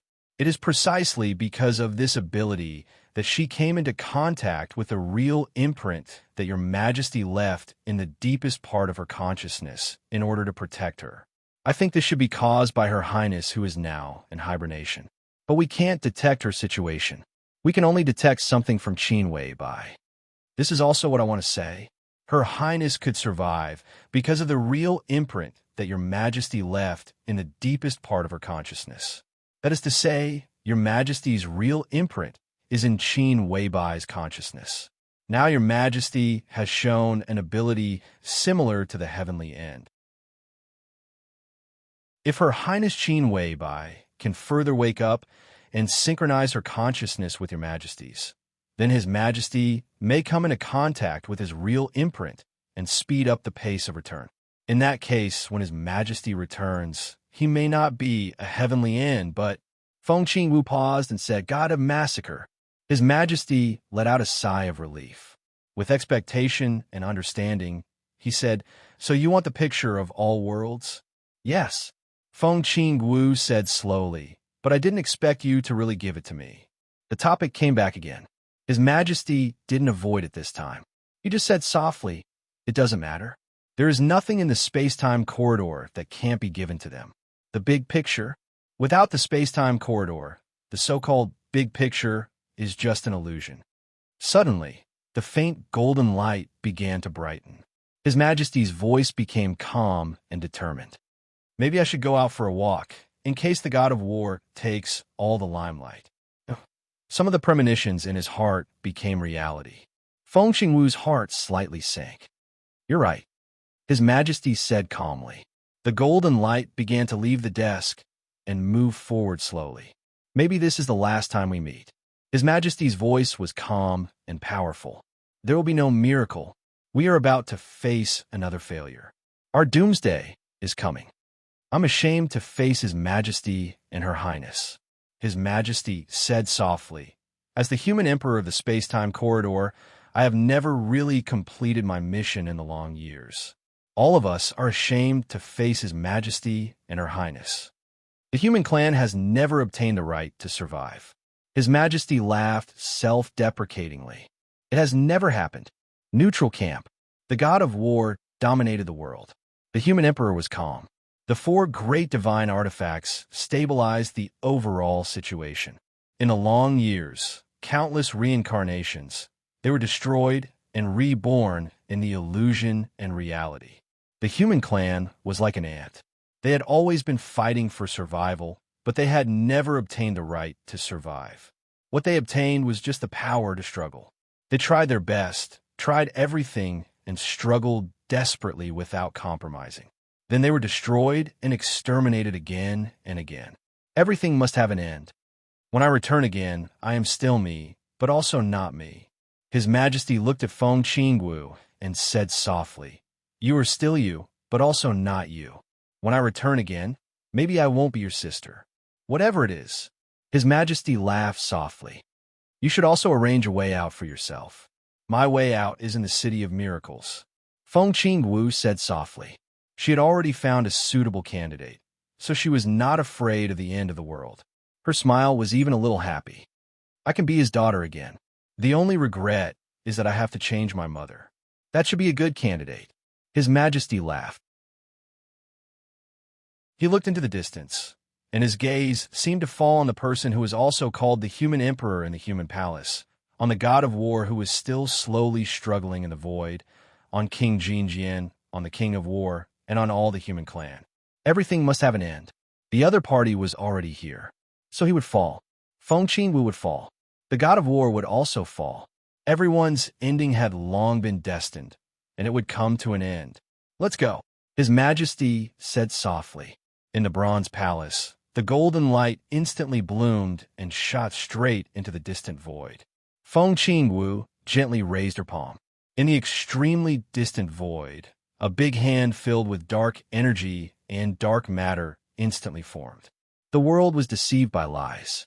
The illusory hand slowly moved down and finally enveloped the star that was at its peak. In the next second, the big hand disappeared. The star also disappeared. The endless light and heat were instantly replaced by the cold void. A pearl that was burning with warm light appeared in Feng Qingwu's hand. She picked up the stars with her bare hands. Feng Qingwu calmly held the pearl and slowly put it into the page of the chapter of creation in her other hand. The yellowed page instantly became warm and shone with a soft light. The soft light gently fluctuated, and Feng Qingwu's figure disappeared. Only the bronze palace was left. It was silent, dead, and empty, as if it had existed since ancient times, without any vitality. Feng Qingwu opened her eyes again. In her sight was the wind and snow outside the hotel. It was Qin Weibai, who was quietly hugging her snow-white shoulders on the bed. Chapter 1090. Time was meaningless. Feng Qingwu's consciousness traveled through the void. Her time was moving, but Qin Weibai's time was still. Therefore, everything happened in less than a second. In Qin Weibai's consciousness, Feng Qingwu said that she could give her warmth. She didn't do anything extra, but a light and delicate page appeared on her slender palm. The moment the hazy light appeared, it seemed to completely suppress the light in the bedroom. The hotel room seemed to have ushered in dusk, becoming hazy, beautiful, and warm. That touch of warmth slowly spread out, allowing one to subconsciously relax both mentally and physically. Qin Weibai raised her head and looked at the page in Feng Qingwu's hand. Feng Qingwu loosened the page in Qin Weibai's direction and said gently, "A gift for you." "What is this?" Qin Weibai asked after being stunned for a while. The item in Feng Qingwu's hand looked like a thin piece of paper, yet it also looked like a light source that would never dry up. The piece of paper was dark yellow and old, and the light was sparse and hazy. It did not look beautiful, but it attracted everyone's attention and consciousness almost instinctively, as if all the light had appeared on that piece of paper. "This is what you need the most." Feng Qingwu loosened her palm slightly. The paper fluttered into Qin Weibai's hand without a trace of smoke or fire. Sadness flashed across her eyes, which were enveloped by the gentle light. Then they became a little hollow. The creation chapter of the picture of Thousand Worlds. This was the foundation of the picture of Thousand Worlds, one of the 4 divine weapons of the neutral camp. It was also the first chapter. Now that the creation chapter had been removed, the picture of Thousand Worlds had lost its foundation. The drop of blood that relied on the picture of Thousand Worlds had also lost its foundation. Without Her Majesty, the neutral camp had lost its foundation. The real end was coming. There was no way to stop it or resist it. Perhaps it was just like what Her Majesty had said. The human race no longer had the so-called big picture, because everything would be destroyed. In the face of extreme extinction, all perseverance was meaningless. Feng Qingwu knew that was really the last time she met Her Majesty. After extinction, we return again. He is not him, and I am not me. Since the beginning of the human clan's emergence in the starry sky, they had been struggling with all their might to survive. The first His Majesty and Her Highness had tried their best, paid everything, and failed again and again. In the end, they became the currently Tianlan and Qin Weibai. Now that His Majesty had taken over the authority, he had also tried hard, but failed again and again. There was no direction, no end, no hope. Standing at the highest point of the camp and looking forward, there was only ghastly darkness.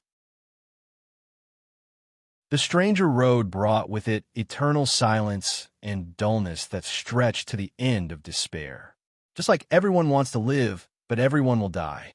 No one had ever achieved true immortality, and no one had ever fought for the right of survival for the human race. The history of the development of the human race seemed to be one of continuous failures from beginning to end, with no success at all. This period of history was recorded in the Million World Scroll. It became one of the most powerful artifacts in the neutral faction. Meanwhile, the drop of blood that His Majesty had transformed and had already left the ancient book and rushed back into the void. The end was just around the corner. He would not go back. Vast and boundless battlefields now covered every star field, and the flames of war continued to burn. The chaotic light would reach Earth many years later, but even if Earth still existed at that time, the war would have already ended. Feng Qingwu was in a trance. She could imagine the scene of that drop of blood rushing into the void after leaving the Million-World Scroll. She could also imagine the insolence of him facing countless peak existences with his Xianyuan sword. That was the scene that had once appeared in the chaotic river of time. It was peerless and invincible, the last sad song of the human clan. Everything would end. That drop of blood was now burning everything.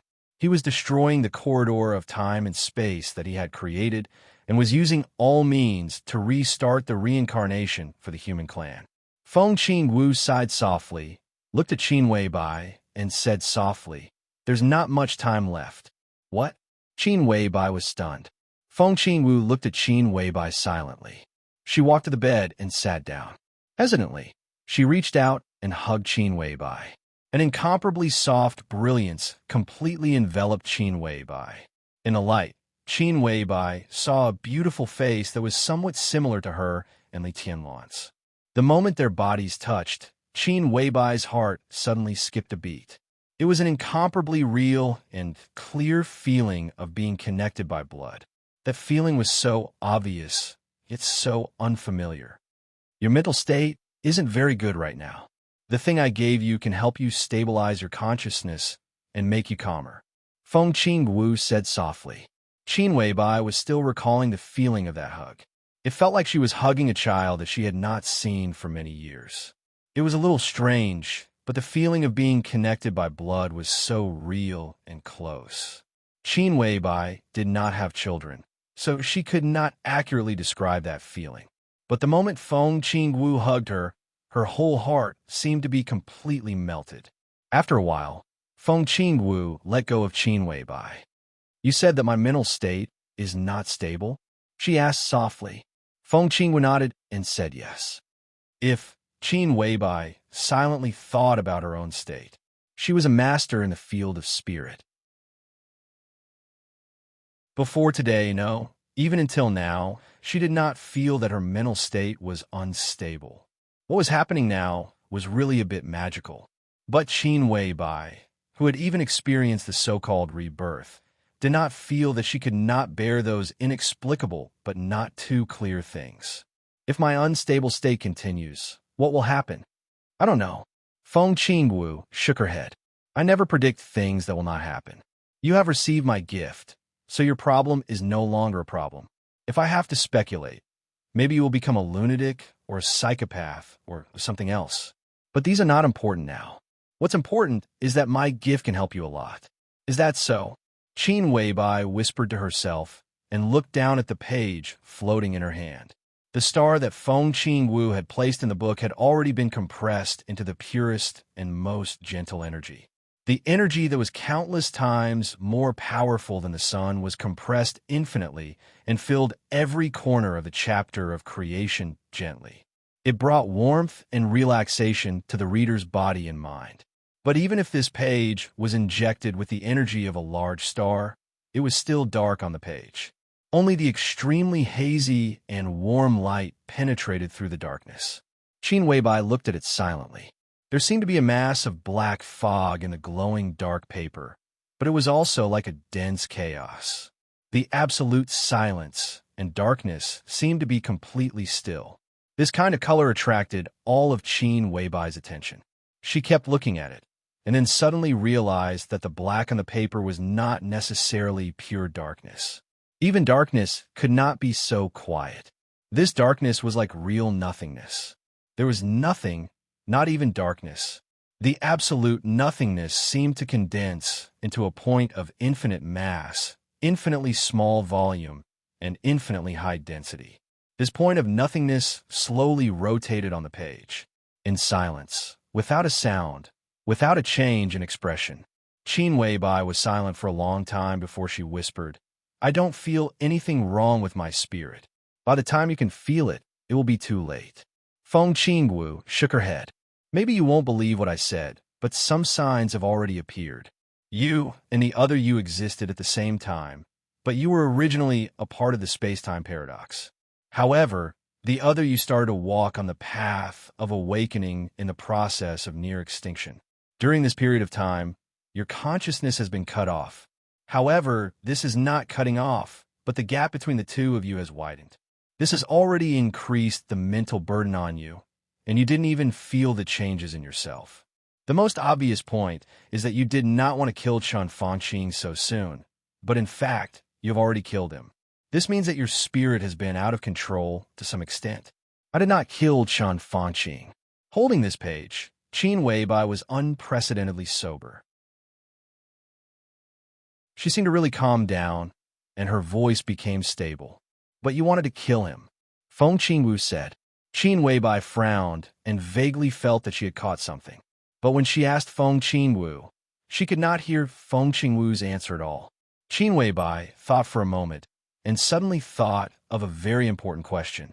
A very slight chill flashed in her eyes, and she whispered, I remembered one thing. What? Feng Qingwu was a little confused. You said that I am an extremely rare paradox of time and space. Obviously, no matter how rare I am now, I am not the only one. If I am a paradox, then how do you explain Jiang Shangyu? Is he also a paradox created by you? Qin Weibai asked. Jiang Shangyu. There was a strange emotion in Feng Qingwu's voice.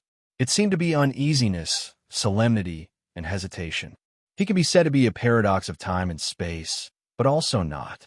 What I can say is that Jiang Shangyu's existence has nothing to do with us, but his existence is also reasonable. Reasonable. Qin Weibai showed a very small but obvious sneer. This is the only explanation. In Jiang Shangyu's current state, it is not surprising that anything happens to him, no matter what. Oh. Qin Weibai raised her eyebrows slightly. Yes, anything. Feng Qingwu emphasized her tone. For example, you may find that Jiang Shangyu can break through several realms overnight, and you may even find that Jiang Shangyu suddenly becomes stronger than His Majesty Li Tianlan. That Jiang Shangyu suddenly becomes extremely sharp and intelligent, and even becomes an unprecedented wise man. In a way, these are all possible, but such possibilities are two-sided. You may also find that Jiang Shangyu loses all his strength overnight, and that Jiang Shangyu's decision suddenly becomes as stupid as a stupid pig. You may even find that Jiang Shangyu suddenly becomes a woman. These are also possible. Qin Weibai was speechless for a long time. Her expression became a little strange. Jiang Shangyu suddenly became a woman. She knew that this was unlikely, but she couldn't help thinking about this possibility. It was incredible. This was absolutely unimaginable. This kind of change of different degrees may last for a long time, or the interval may be very short. What I want to say is that Jiang Shangyu's changes are not a disguise, but he is really changing because he himself is already chaotic now. The bedroom suddenly became dark for a moment. The light and even the energy of the stars and the pages were all extinguished. Qin Weibai heard an extremely clear sound of breaking. Absolute darkness appeared and disappeared abruptly. Feng Qingwu appeared in front of Qin Weibai again. Her body was still shrouded in light, but at this time, the soft light suddenly became extremely messy. Every light seemed to be torn and cut by someone, and they were arranged in a very chaotic state. Feng Qingwu's breath was much weaker than before, but her body was still straight. Take my gift for you, Feng Qingwu whispered. It will only be good for you, and it will not cause you any harm. Qin Weibai silently grasped the pages in her hand. She was silent for a long time, and then whispered, I have some questions. Go ahead. Feng Qingwu always remained respectful and calm. What is? Qin Weibai just opened her mouth. At this moment, she suddenly remembered something she heard when she saw Xinyuan Wushang, and also heard some of Xinyuan Wushang's murmurs. However, as soon as these thoughts appeared, they disappeared abruptly. The light in front of her suddenly shook. In the light, Feng Qingwu's face seemed to change dramatically. No one knew what she had done. Qin Weibai instantly forgot the question she wanted to ask, and her mind went blank. I can't answer that question. Feng Qingwu whispered, similarly, you can't ask. Question. Qin Weibai was a little shocked. What was so serious? What did she want to ask her just now? She frowned tightly and was silent for a long time. Qin Weibai, who couldn't remember what she wanted to ask just now, suddenly changed the topic. Do you know calligraphers? Feng Qingwu paused and nodded slightly. Yes. Qin Weibai was extremely awkward. She knew that she had just forgotten a very important question, and the question about calligraphers could have echoed with the question she had forgotten so that she could notice something. But now she didn't know what she had forgotten, so the question was extremely abrupt. Are you also a calligrapher? Qin Weibai glanced at Feng Qingwu. I'm not. Feng Qingwu shook her head.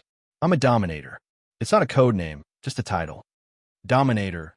Qin Weibai thought silently and suddenly felt that this title was much better than calligraphers. Compared with this title, the latter was simply too weak. You said that I will wake up and return. What will I be after I return? A dominator? Or a calligrapher? Or a doctor? Feng Qingwu was silent for a long time before she whispered. Neither. If you wake up successfully, you will become... She hesitated for a full half a minute before she whispered, a devil. Qin Weibai was stunned for a long time before she said with a look of disgust, it sounds so bad. I don't like it. Feng Qingwu smiled helplessly. In fact, she knew very well that neither Li Tianlan nor Qin Weibai had a chance to really return completely, because the end was close at hand. The only thing they could do now was to activate the real brand and wait for the next return. Feng Qingwu couldn't feel the end that was close at hand. Currently, there were only 3 people in the entire human race who could sense this. His Majesty of the Space-Time Corridor, the Human Emperor of the Human Palace, the God of War of the War God Realm. So she didn't know how long it would be before the real end, but she knew that it was very close. Qin Weibai unconsciously rubbed the warm page in her hand, trying to fold the page little by little. The page kept getting smaller and smaller as it was folded, getting smaller and smaller. Feng Qingwu watched quietly. Qin Weibai's expression changed little by little, because the page was getting smaller with every fold. It wasn't getting smaller after folding, but the page was constantly disappearing as she folded it. With the last fold, the page completely disappeared in Qin Weibai's hand. This phenomenon, Qin Weibai had already understood without Feng Qingwu's explanation. She laughed a little self-deprecatingly, a little bitterly, and a little pitifully. My gift has already gone to the other me, right? Feng Qingwu looked at her without saying a word. She wanted to answer but couldn't. So, Qin Weibai whispered, this is not a gift, or rather, it's not my gift. Feng Qingwu still didn't speak. I see. Qin Weibai whispered. In your eyes, I'm just a tool that can help Tianlan wake up, a tool that can help the other me wake up, right? It's not like that. Feng Qingwu whispered. She couldn't say the specific content, so this sentence was more like an extremely weak comfort. Qin Weibai smiled. She silently put on her clothes and looked at her empty palm. But so what? Even so, her eyes were in a trance for a moment, and she whispered, I still love him very much. Feng Qingwu sighed softly. You're very sad. Not really. Qin Weibai shook her head. She opened her palm, looked at it, and whispered, it's just a little sad. I feel like a chess piece at your mercy. Not only me, but also Tianlan and the other me. Are they all chess pieces in your hands? No one is qualified to treat you and His Majesty as chess pieces. Feng Qingwu's tone was very firm, but Qin Weibai didn't speak. Her body stiffened without any warning, and then began to tremble slightly. Qin Weibai opened her eyes wide and stared at her empty palm. Her eyes were completely filled with an extremely strong fear in a very short time. Qin Weibai opened her palm. At this moment, it was also the moment when Xing Tian next door heard the extremely loud sound. The next second, Qin Weibai's somewhat trembling scream rang out because of fear. There's something in my hand. They're moving. There's something in my hand. With a strong scream, Feng Qingwu looked at Qin Weibai with a complicated look and whispered, "This is the biggest sin. This is blasphemy. You're blaspheming yourself."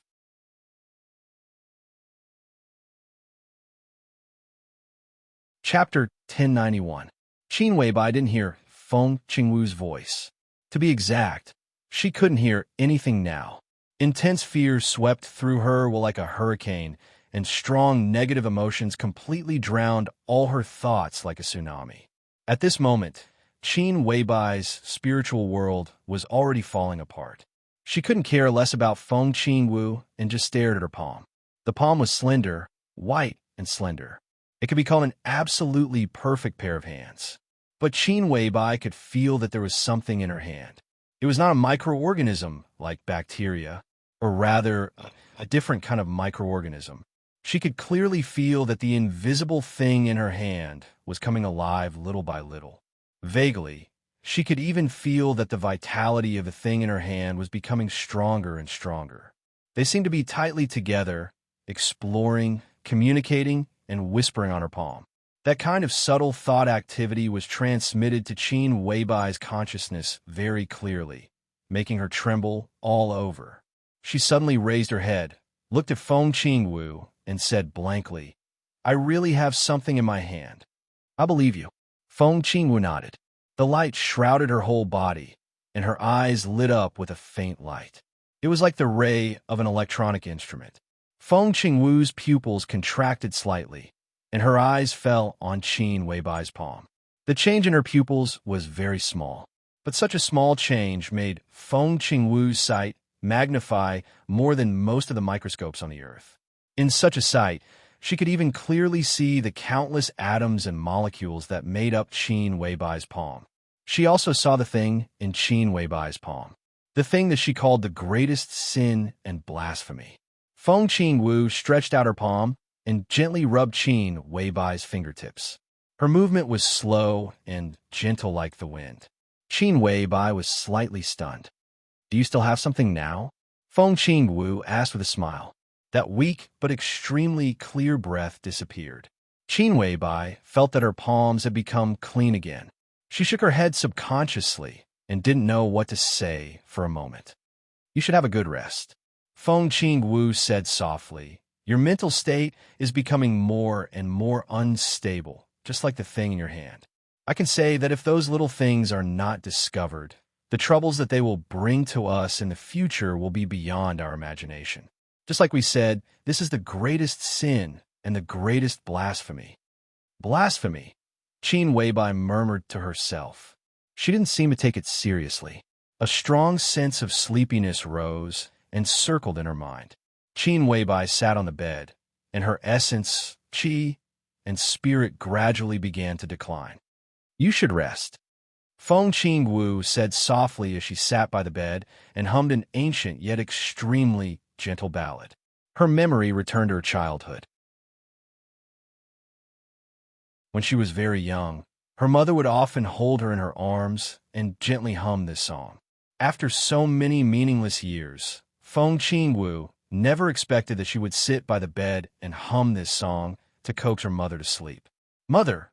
Feng Qingwu looked at Qin Weibai, who was gradually falling asleep, with a complicated look in her eyes. In a sense, she was indeed his mother, but she was no longer his mother. Qin Weibai gradually fell asleep. Feng Qingwu stood up and looked down at her palm. The will of life and aura that Qin Weibai sensed were constantly recovering in her hands. If they could be regarded as living creatures, then if she released them now, their strength would even be no worse than Li Tianluan's. Feng Qingwu's expression became even more complicated and extremely cold. She looked at the creature in her hand and remained silent for a long time. This was Qin Weibai's ability. To put it bluntly, this was the power of a demon. But this was not the power of the neutral camp.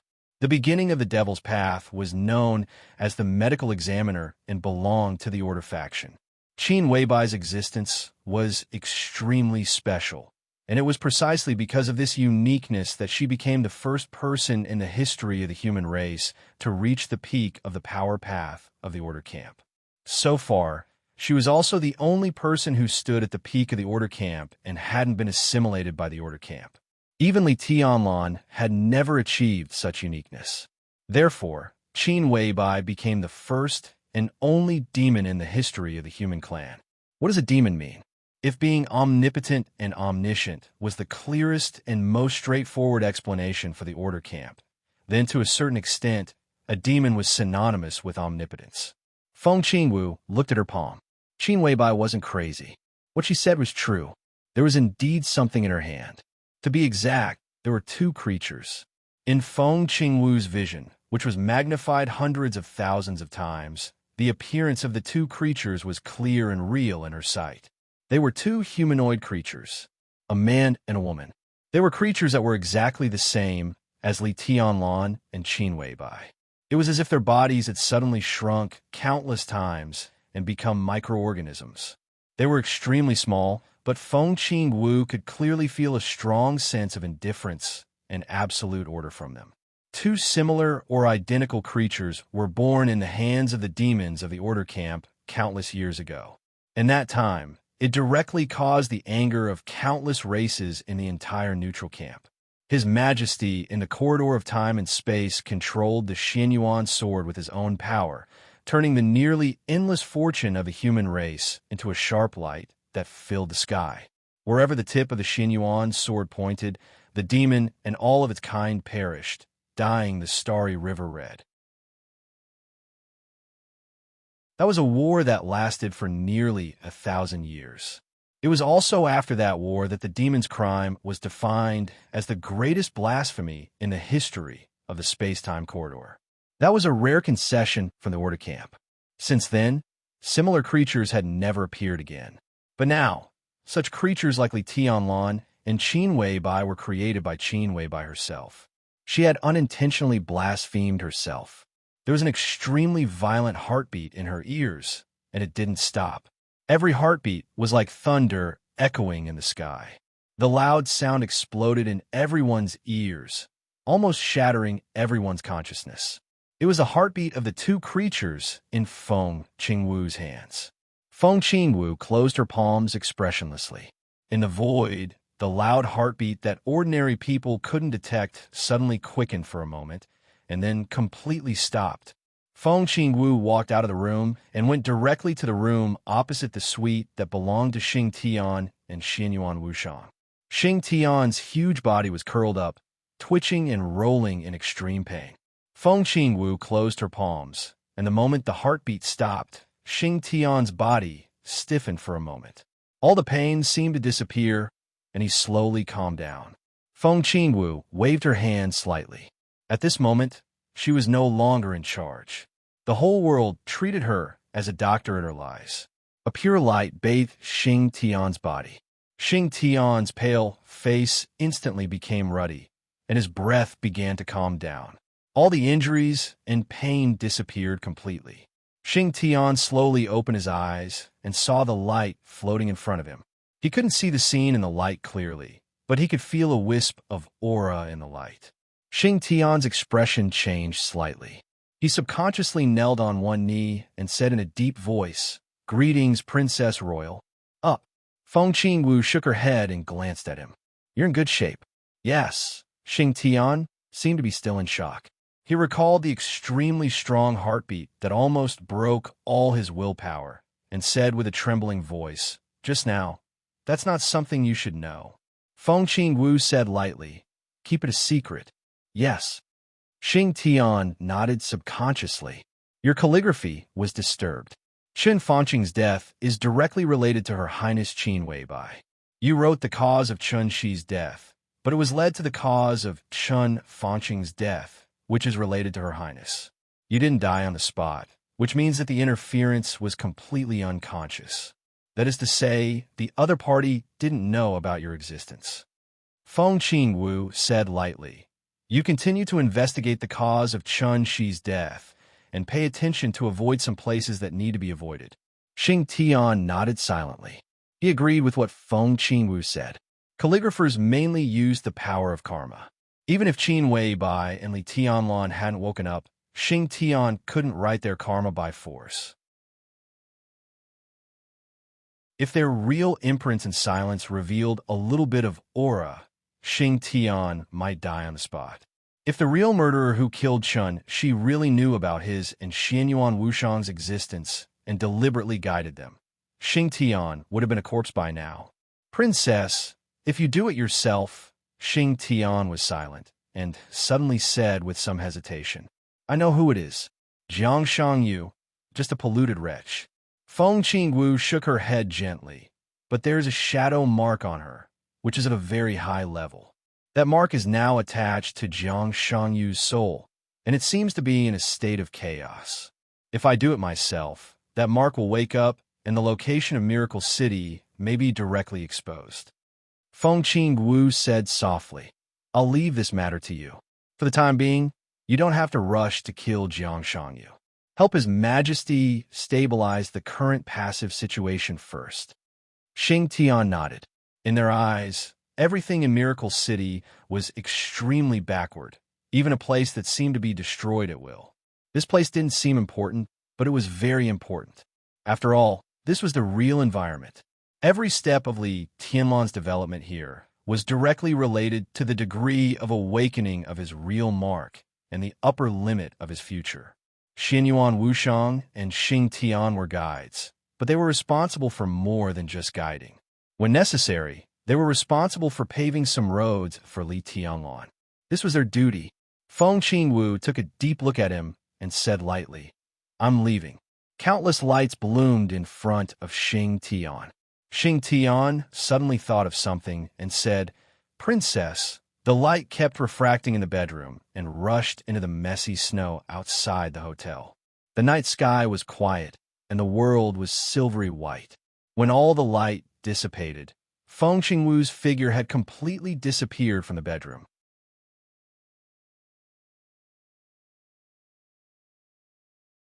Chapter 1092. When her consciousness turned from sober to trance again, Qin Weibai found herself in a dream again. The garden that her consciousness had constructed in her dream had disappeared. Qin Weibai found that she seemed to be in a half-lying position in the air. She looked around blankly. The giant black tree, full of metal fragments, stood there quietly. It seemed to have been dead for a long time. Perhaps it was in the dream, so Qin Weibai could still feel that the dead tree still had a weak vitality.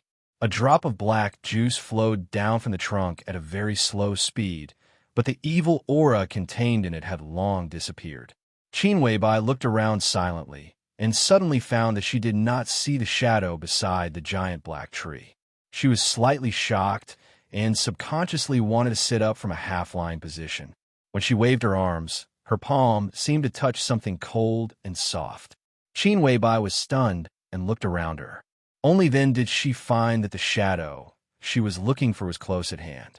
However, the shadow of Li Tianlan was even dimmer, almost completely transparent, and disappeared. Now she seemed to be lying in the arms of the shadow, but if she did not look carefully, Qin Weibai could not find his existence at all. Qin Weibai stood up. In the dream, she observed the darkness around her with the clearest consciousness. The flying snow, the sun, the garden, everything disappeared. It wasn't until the moment she stood up that she realized that it wasn't just the thing she had constructed. Even the giant black tree beside her seemed to be slowly disappearing.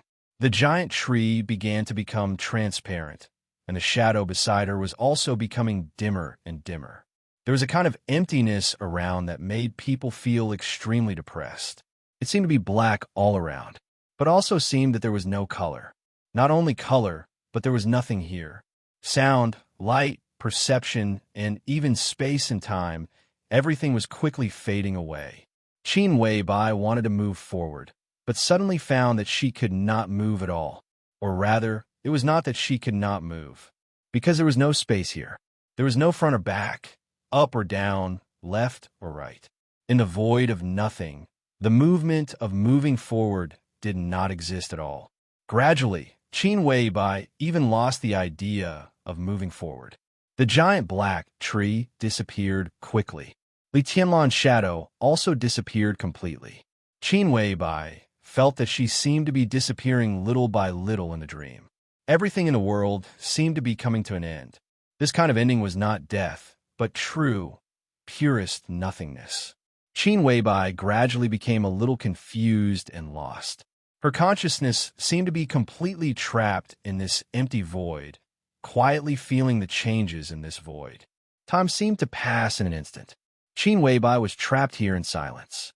She did not know what was going on, nor did she bother to think about it. She did not even know who she was. She seemed to have become a part of the void, an eternal existence in the illusory dreamland, until a glimmer of light appeared in front of her. This glimmer was so faint that it was difficult for the naked eye to capture it. Not to mention the naked eye, even the most advanced microscope would find it difficult to see this glimmer of light. However, he was surrounded by the most extreme nothingness. Therefore, no matter how dim this ray of light was, it was still a pure ray of light. It was extremely eye-catching in this void. Qin Weibai watched all this quietly. The ray of light in the void began to become brighter and brighter, but there was no space around it. All the light was compressed into a point. More and more light began to produce various reactions in the extreme compression. The mass of the light was getting larger and heavier, but the volume never changed. The surrounding nothingness remained unchanged. It was another long time. It was like a second, but also like a whole era. The light that had been constantly compressed seemed to be completely compressed to the extreme. Without a sound, the ray of light exploded in the empty void. It was the most terrifying and surging explosion. It was silent, but in an instant, it burned with a strong light that no one could look directly at. The strong light began to spread, so the void was disappearing. Space appeared. The strong light spread in the space where it appeared, and the distance was getting longer and longer. But the order of each ray of light was completely different. So time also appeared. The time and space that appeared in the beginning were extremely unstable, sometimes fast and sometimes slow, sometimes big and sometimes small. There was no rule, and it had been in the most chaotic state. But the explosion continued, and it was still spreading. The inner space continued to collapse in the center of the explosion, but the explosion continued to expand the surrounding space at the most extreme speed. Qin Weibai could clearly feel the blazing heat that could evaporate everything spreading with the space formed by the explosion. The temperature was extremely hot, and the speed of expansion with the explosion was also extremely fast. Some subtle and single basic substances were also becoming more and more numerous with the explosion. Only these basic substances could exist in such a high temperature. Basic particles such as electrons, photons, neutrinos, and elementary particles extended infinitely to all parts of the space. The explosion was still going on, or it would continue. The initial scorching temperature began to gradually decrease, and the surrounding density began to drop rapidly. The changes in the environment affected the basic existence form of matter. So atoms, atomic nuclei, and molecules began to appear gradually and began to recombine into gas in the area after the explosion. The explosion had spread to an infinite distance, but it was still constantly eroding the surrounding nothingness. The space was getting bigger and bigger, and time and space began to stabilize. The initial gas slowly condensed into a nebula. The nebula was changing, evolving, and slowly forming all kinds of stars and galaxies. The original panorama of the world appeared little by little in Qin Weibai's vague consciousness, grand and magnificent. Time seemed to be accelerated countless times, and also seemed to be slowed down countless times. The space was constantly expanding, and her vision was getting farther and farther, so the so-called time completely lost its meaning of existence. She watched the nothingness become space, and the space produced by the explosion was expanding endlessly. She saw the sky full of nebula turn into starlight, and the world was being born little by little. The galaxy rotated around her and began to reveal the truth of the world little by little. She seemed to be standing at the center of the whole world, watching the whole process of the world from nothing to something. It was like a chapter of the creation of the world. Qin Weibai's consciousness began to recover little by little. She flew far away to an unknown place, and her vision began to return. Hundreds of millions of galaxies revolved around her, forming an incomparably complex pattern. A warm glimmer rose from her side. The light continued to combine, and finally became an extremely thick page. This was a gift from Feng Qinwu. Qin Weibai thought for a long time before she understood what it was. It did not return to the master of Samsara Palace, but appeared in her dream, or appeared in the depths of her consciousness. A vague feeling began to reverberate in her consciousness. At this moment, Qin Weibai's consciousness completely woke up from the trance. She silently looked at the slowly moving starry sky in front of her and remained silent for a long time.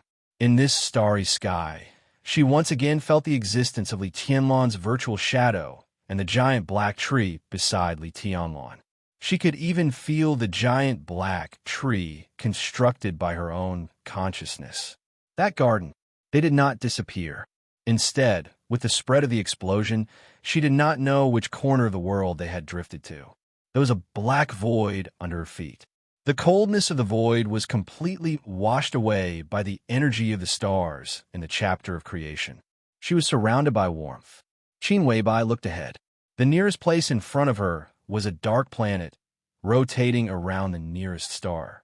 Qin Weibai vaguely understood something. Her so-called return and so-called awakening seemed to be a search. In the starry sky of the dream, she silently looked at the world in the dream. Countless galaxies, countless star clusters, and an almost eternal distance. What she wanted to do was to find Li Tianlan's phantom again in this world, find that tree, and find that garden. They still existed. They existed in a corner of a planet in a galaxy of a star cluster in this world of the dream. Maybe when she saw Li Tianlan again, their consciousness could be completely synchronized. And such a search was equivalent to looking for a certain elementary particle in a gravel in the endless universe. The most important thing was, how could she cross this seemingly endless distance? She needed tools. She needed a spaceship. A thought flashed through Qin Weibai's mind subconsciously. She wanted a spaceship at this moment. The space was shaking. Without any warning, a huge ram appeared in Qin Weibai's field of vision. Then, a majestic starry sky warship appeared silently in front of Qin Weibai. Qin Weibai looked at the scene in front of her with a dull face. She could clearly feel that this spaceship appeared in her dream with her thoughts. That feeling was so appropriate, and there was nothing strange about it. Qin Weibai had no idea what kind of technology and materials were needed to build a spaceship. But as she imagined, this spaceship really appeared. It should be a flying saucer. Qin Weibai continued to think about some UFO images that were circulating in various countries. So the huge battleship kept changing and finally became a flying saucer in line with Qin Weibai's expectations. I need to be faster, Qin Weibai murmured to herself. No, the fastest. The flying saucer disappeared without any warning. Without any warning, it completely disappeared from Qin Weibai's sight. The corner of Qin Weibai's mouth twitched subconsciously. In her consciousness, there seemed to be something flying through the starry sky at a speed far faster than the speed of light. She knew it was the flying saucer. It flew away. The point was that it didn't take her with it. One flying saucer is not enough, Qin Weibai continued to think. As she thought, endless flying saucers began to appear without warning. They occupied Qin Weibai's vision and almost covered the entire starry sky that Qin Weibai could see in an instant. Countless flying saucers moved in different directions in Qin Weibai's mind, forming one fleet after another.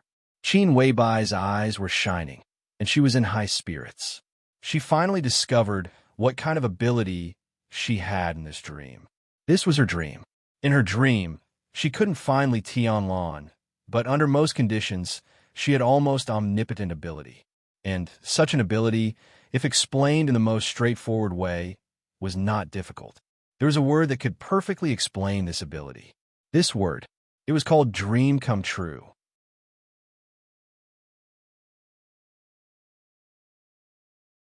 Chapter 1093. The closer it was to the Spring Festival, the colder it got in Zhongzhou State. It was said that this year's cold wave was extremely rare in Zhongzhou State for decades. The cold wave went all the way south from snow country, swept through the northeast of Zhongzhou State, swept through Yuzhou, and again swept through most of Dongshan and Yin and Zhao with heavy rain and snow. In the places with the heaviest rain and snow, there was even a small-scale snow disaster. The snowstorm in Qingzhou was neither too heavy nor too light. The snowflakes drifted lazily in the sky, and the spotless white dots dotted the entire city. When night fell, the drifting snowflakes in the sky looked a little cold under the lights of the city, but it was also beautiful. I'm really defeated by this damn weather. I'm freezing to death. At the headquarters of plane trading, He Yishui muttered helplessly as he walked out of the elevator when it was time to get off work. Silver high-heeled shoes, black cotton stockings, leather shorts, and a white tight-fitting sweater wrapped around her exquisite figure. As the president of plane trading, He Yishui perfectly interpreted the unique charm of a mature woman. When she went out, got out of the car, and entered the company, she hated being fat the most. So even in the snowy weather of -5 or 6 degrees, she still wore thin clothes. It was fine at home and in the company, but the short distance from the lobby to the parking lot after she got out of the elevator was the most unbearable. "You're wearing too little." In the gentle and light voice, the woman walking beside, He Yishui showed a very charming smile on her face. She was dressed much more plainly than all the female employees of plane trading. She wore a white, extended-down jacket and sneakers that were not sexy, but very comfortable. Her hair was tied up casually, and she wore no makeup. She was so pure, as if she had not been contaminated by the glitz and dust of the city at all. When she approached the door of the lobby, the cold wind whistled.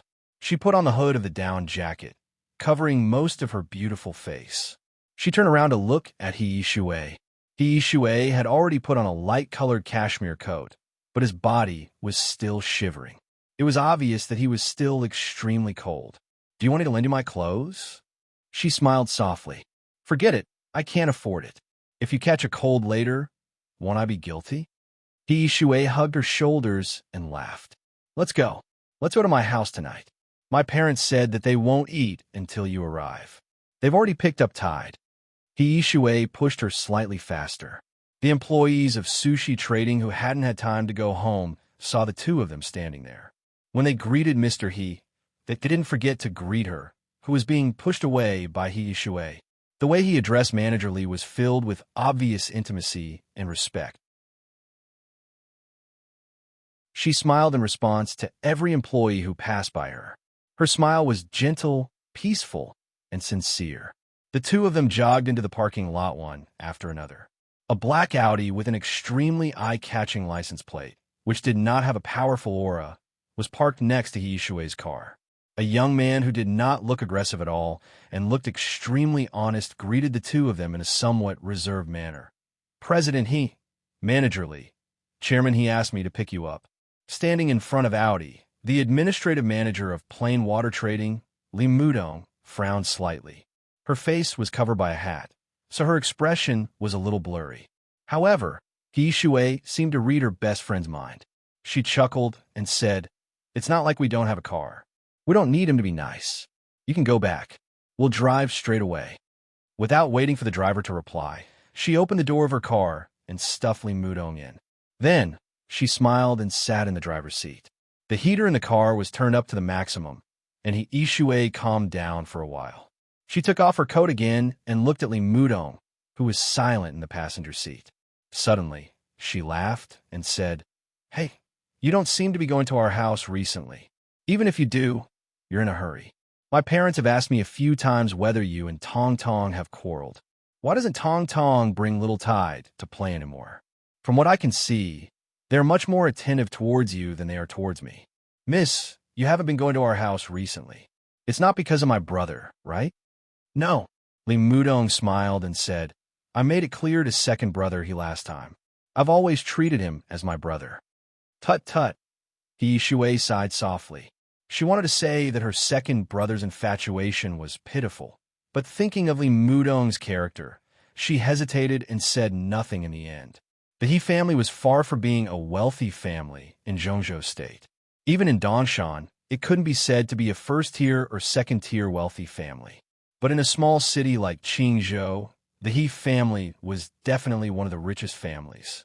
In He Yishui's generation, there were 3 siblings. The eldest brother's family had been overseas for a long time.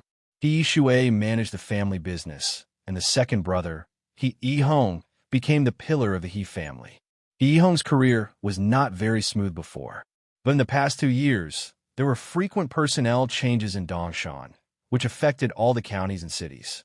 He Yihong took some action and seemed to be on the rise. More than 2 years ago, he was just a non-director and low-ranking deputy mayor of Qingzhou. 2 years ago, he coincidentally became a director of Qingzhou. About a month ago, he became the deputy speaker of Qingzhou. The mayor of Qingzhou was old and would probably retire tomorrow, so He Yihong had a great chance to be promoted. Perhaps because of this, He Yihong's uneasy heart seemed to have a little more confidence. About 3 months ago, when Li Mudong brought her daughter to his house, He Yihong drank a little too much and expressed his feelings to Li Mudong in a very subtle way. He Shui was well aware of his second brother's feelings.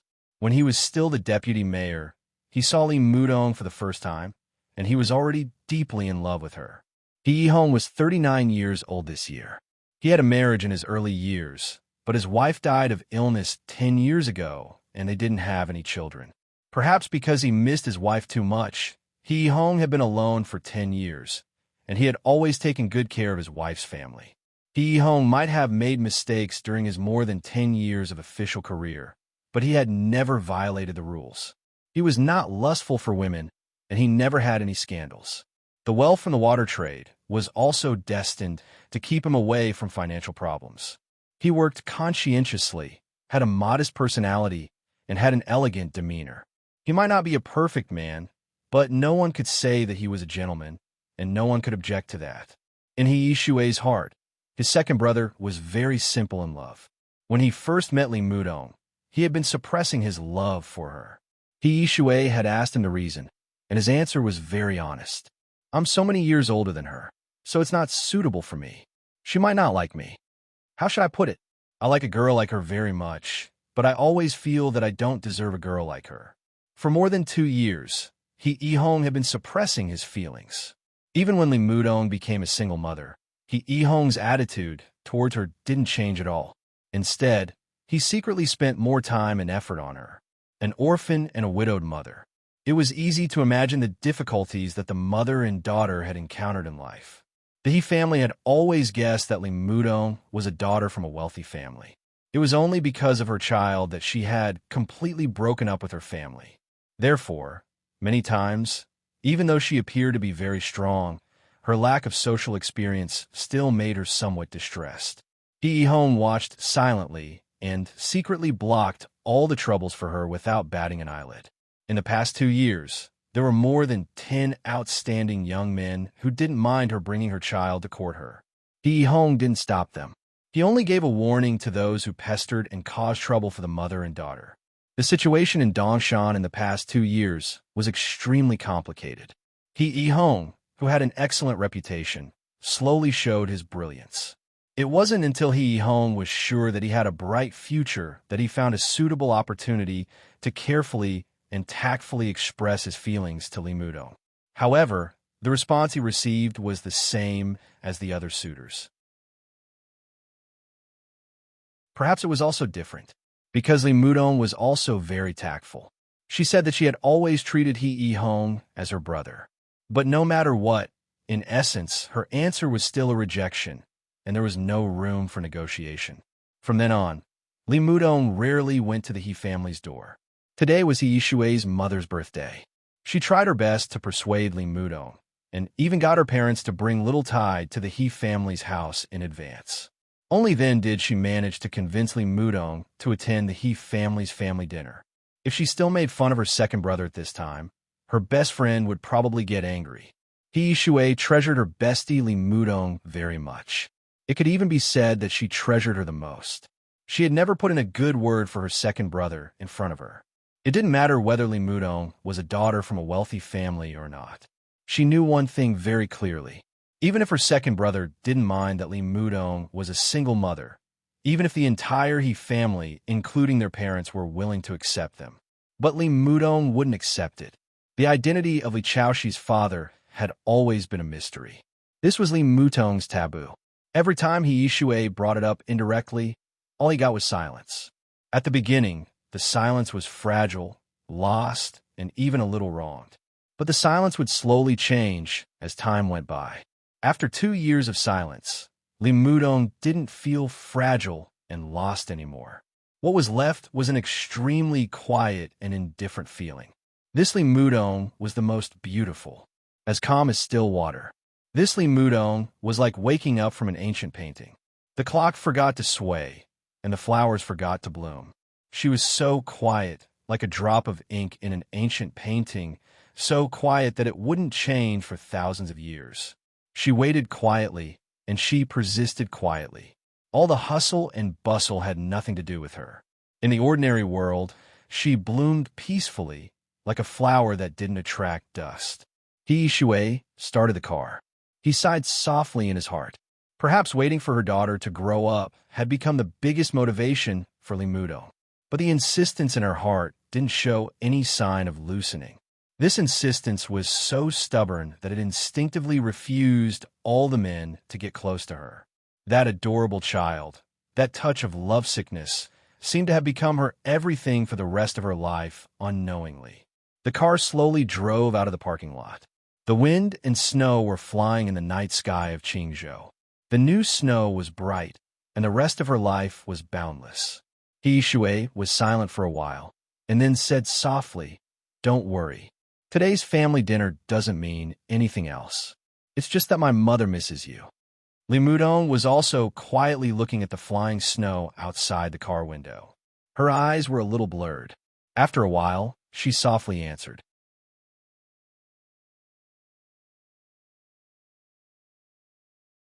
Chapter 1094. The snow danced in the wind. When the car entered an old villa area in Qingzhou, the villa area was already brightly lit. He Yishui put on his coat again and ran into a villa with Li Mudong in tow. As soon as he entered the door, he said with a trembling smile, "I'm freezing to death." The heater in the villa was on full blast. It was as warm as spring. An elderly couple who looked to be in their 60s were sitting on the sofa watching television. When they saw her daughter and Li Mudong enter, the graceful and kind old woman stood up with a smile. However, the first thing she said was not to greet her daughter. "Tong Tong, you're here. Sit and warm up for a while. Dinner will be served soon." Li Mudong smiled and greeted her aunt. She looked at the old man beside the old woman and greeted him uncle. The old man's hair was already a little white, and he looked like he had been through a lot. Although the He family was not big, the old man who founded the plain water trade when he was young was a legendary figure in Qingzhou. In his old age, there were traces of a lifetime of hard work on his face. The old man did not seem to care much about Li Mudong. He just nodded at her casually. All his thoughts were on the baby sitting in his arms. The baby who had just celebrated her first birthday was a girl. She had small hands and feet and wore pretty little clothes. She kept reaching out her little hands in the old man's arms, as if she wanted to grab the old man's beard. The old man smiled and dodged her. From time to time, he would carefully pinch the girl's little face. The little girl seemed to be a little angry. She opened her little mouth and wanted to bite the old man's finger. The old man laughed out loud, and even his eyes narrowed. Li Mudong looked at this scene with a smile. She reached out her hands and said gently, "Tide, come, Mommy will carry you." The girl turned her head in the old man's arms. When she saw her mother, she struggled to get down from the old man's arms. The old man laughed and scolded. "Little girl, you only know how to look for your mommy. Did you forget that Grandpa fed you delicious food just now?" The girl ignored him.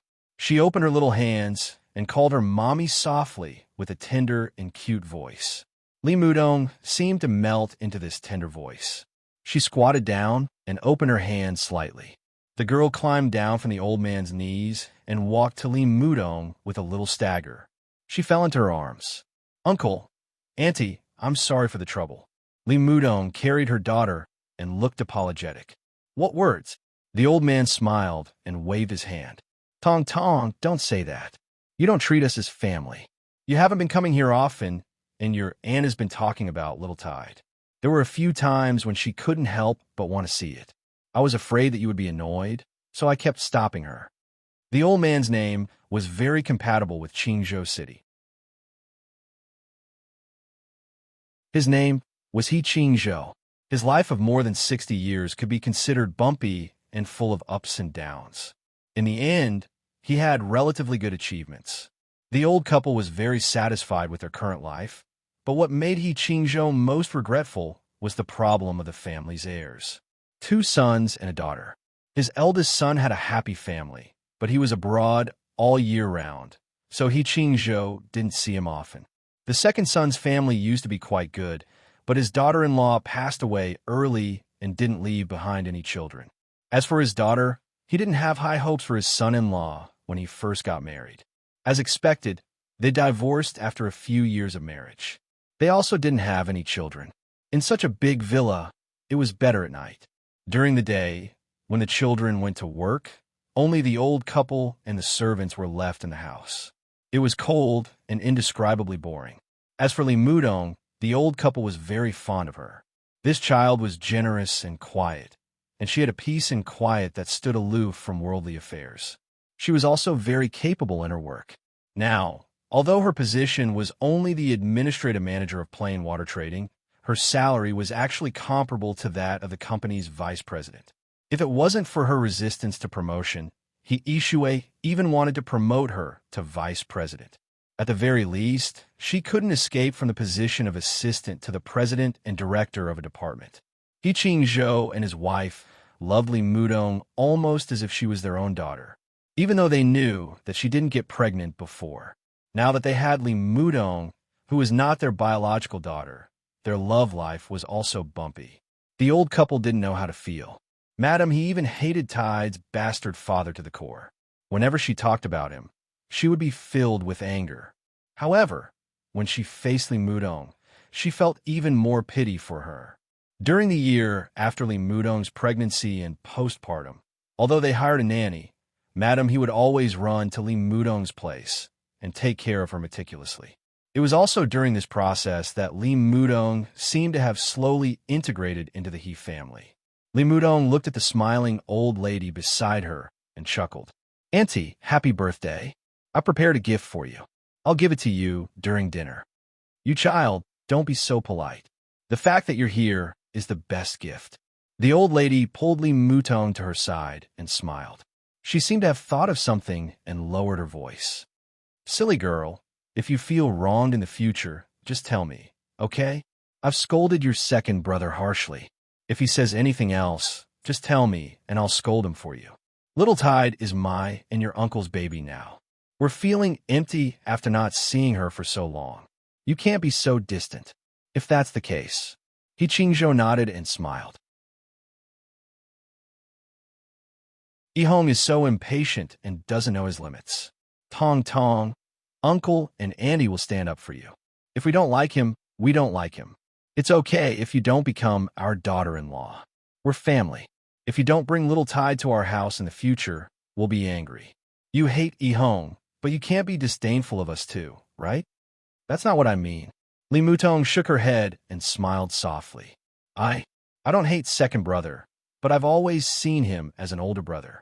I don't have any other thoughts, and I don't want to think about that. The only thing I want now is to raise Tide successfully. Okay. He Qingzhou nodded with a smile. They really didn't have any other thoughts. They were very satisfied with Li Mudong, and they liked Li Chaoshi from the bottom of their hearts. If Li Chaoshi could become their daughter-in-law, they would agree with both hands and feet. But they didn't have that fate, so there was no need to force it.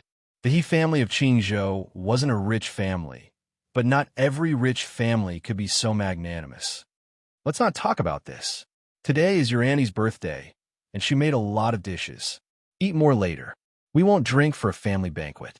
He Qingzhou smiled and looked at his daughter. Call your second brother and ask him why he's not back yet. Only now do you remember me?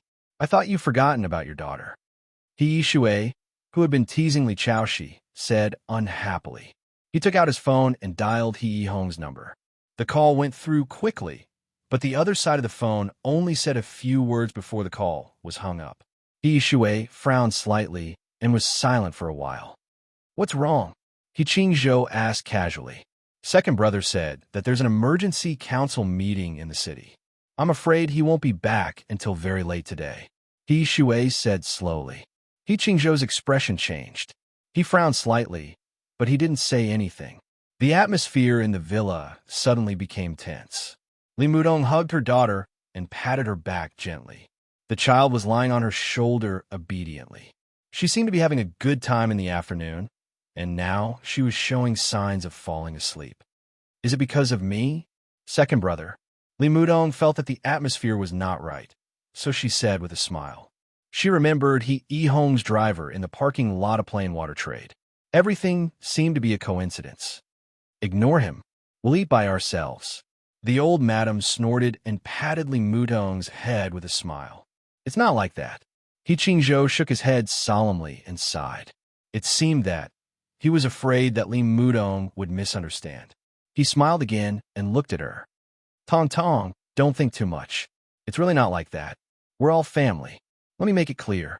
From this year to next year, not only Qingzhou, but the entire East Mountain, the situation is very complicated. He raised a finger and pointed up. The fight at the top is fierce. I know. They have to prepare to take over. He Yishui added. He Qingzhou smiled and shook his head. At their level, it was impossible to come into contact with the real news at the top. He Yihong, the deputy speaker of Qingzhou, couldn't. He Qingzhou couldn't, and He Yishui couldn't. But taking over, He Qingzhou shook his head subconsciously. He really couldn't see the situation at the top, but he also knew that it was very likely not the case. Although he wasn't sure that Li Huaqing would be re-elected, at least he could see that there seemed to be no strong person who had the possibility of reaching the top. It was already December. In the extremely special meeting some time ago, no strong person was elected as the deputy minister of the military. It seemed to indicate something very clear. Taking over seems to be unlikely. He Qingzhou shook his head. But you saw the news today. The prime minister's death. As he spoke, he shook his head and didn't finish a sentence. He seemed to be keeping this topic a secret. He Yishui was startled. She widened her eyes in astonishment. Dad, are you serious? Are you saying? I didn't say anything. He Qingzhou glared at her. He Yishui was silent for a while before saying softly, the prime minister died of a cerebral hemorrhage. It was announced this afternoon. There's nothing strange about it. He Qingzhou couldn't help but laugh. If you could see something strange about it, would you still be here? He Yishui frowned and said softly, Dad, are you saying that there are other reasons for the prime minister's death? Then isn't second brother. He Yihong was very close to the governor of East Mountain. This was also the reason why he had been promoted in the past 2 years. The current governor of East Mountain had once served as the deputy governor of the Southwest Province.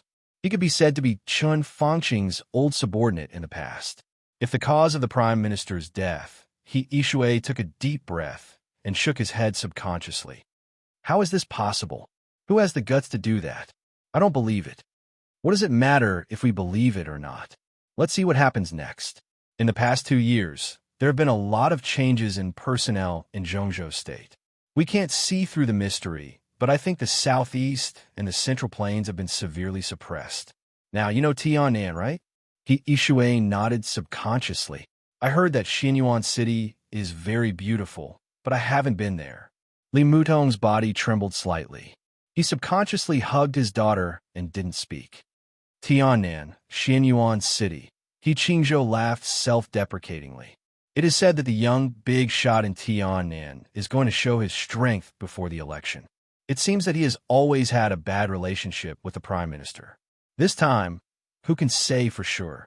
Once that person makes a move, it will affect all aspects. Qingzhou seems to be very big, but in his eyes, let alone Qingzhou, the whole East Mountain may be directly taken over by him. This is what it means to make waves with one turn of the hand. Your second brother is in a difficult situation now. The hall fell into silence for a while. Wang Yuetong's eyes were a little absent-minded. After more than 2 years, in this small town where it was impossible to get too much information from the upper class, she heard news about him again. He was the only man she had. He was the biological father of Little Tide. She stood stiffly in the warm hall in a daze. For a moment, she seemed to have lost her soul. I have other things to do these 2 days, so I don't have much time to write. Originally, yesterday, today, and tomorrow, the 3 chapters should be a big chapter of more than 10,000 words. I have no choice but to write them separately.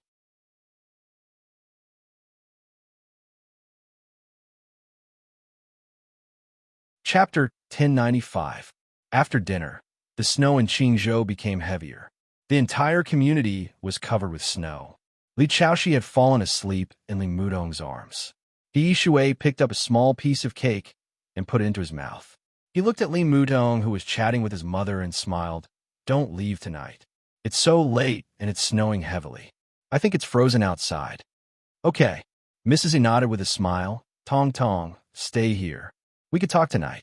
It's convenient for you to go to work with Yishui tomorrow. Let Chaoxi play with me for a day. I can't get enough of this little girl. If I go to work with her, I'll be at least half a day late. Li Mudong looked at He Yishui with a smile. She didn't object. In the past 2 years, she had been really familiar with He Yishui. She had lived here for half a year before and after childbirth. It's my own business. What are you afraid of? Who dares to deduct my salary? Just tell me, and I'll help you. Mrs. E smiled and asked the nanny to clean up the room. She specially asked the nanny to put a new quilt on the crib. Wang Yuetong got up and followed her. She carefully put her sleeping daughter on the new crib and let the nanny take care of her. Then she returned to the living room. After the door was closed, the nanny bent down and pinched Li Chaoxi's little face lovingly. Then she turned around and found a new bag of milk powder and a bottle. Li Mudong often lived in He Yishui's house. The guest room next to He Yishui's bedroom had basically become Li Mudong's room. Therefore, there were many things in the room. After preparing the things that could comfort Li Chaoxi when she woke up, the nanny sat on a chair and turned on the TV in the room. She adjusted the volume to the lowest channel and continued to watch the TV series she was watching. The light from the TV was hazy. In silence, the little princess who was sleeping soundly frowned. At the center of her eyebrows, a 7-colored speck of light suddenly lit up. It was a speck of light that was smaller than a grain of rice. Normally, it would not be noticed at all. However, as the speck of light shone, a rainbow luster began to fluctuate between Li Chaoxi's brows. A weak but incomparably sharp light enveloped Li Chaoxi's petite body almost instantly. At the same time, a ray of pure white light began to distort and change in front of the crib, finally turning into an illusory figure shrouded in gentle light. The television in the room was still on. The nanny looked at the screen with relish, unaware of what was happening around her. Feng Qingwu lowered her head quietly and looked at Li Chaoxi, who was sleeping soundly with her arms spread open. Then, she looked at the blurry layer of light that enveloped her body and was stunned. The 7-colored radiance that was growing sharper and sharper silently calmed down. The light seemed to hesitate for a moment before it slowly retreated back into Li Chaoxi's forehead. Li Chaoxi stared deeply at the weak spot of light between the baby's eyebrows, a little dazed. In the ancient bronze hall in the space-time corridor, when His Majesty said that doomsday was coming, she felt that her escape route was here. She knew of Li Chaoxi's existence. She knew it the moment Li Chaoxi was born. She used to be the youngest daughter of the first His Majesty. And now, Li Chaoxi was the eldest daughter of Li Tianluan. Somehow, there was already some kind of connection between them. But now, when she saw the spot of light between Li Chaoxi's eyebrows, she finally understood how perfect her escape route was. Tens of thousands of years ago, or even longer, this spot of light had appeared on her forehead. It only disappeared when she reached the peak. To a certain extent, Feng Qingwu's achievements today had a lot to do with this spot of light. This was the mark of King Wei. He had reincarnated several times, and it had been a long time since then. It was hard to tell where King Wei had come from. When countless lost memories could no longer be found, perhaps even His Majesty in the corridor of time and space would not remember how King Wei had appeared. But there was no doubt that, in the beginning, King Wei was one of the most important cornerstones of the entire neutral camp. What was a cornerstone? The so-called cornerstone was the power that could support all the paths of the entire camp. King Wei was the head of the 4 divine artifacts in the space-time corridor. It was more important than the picture of all worlds, the Tower of Human Emperor, and the Xianyuan sword. No one could remember what King Wei was called in the beginning. According to vague records, the title of King Wei was bestowed by the first His Majesty, who was also Feng Qingwu's father, and it was unanimously recognized by all the major races of the neutral camp. In other words, King Wei was the King Wei of the neutral camp, and its title was recognized by all the forces of the neutral camp. In the space-time corridor, the title represented more than just power and status. Behind each title was the accumulation of the fate of the human race and the countless races of the neutral camp. This was one of the most important powers of a human race. In the blasphemy war that lasted for nearly 1,000 years, His Majesty in the space-time corridor used the Xianyuan sword as his weapon, transforming the endless fate of a human race into a sharp blade that covered the sky and killed the demons of the Order camp with one strike. To a certain extent, this was a display of his power to the extreme. King Wei was the cornerstone of the camp, and with the addition of the title, its mark naturally had an extraordinary significance.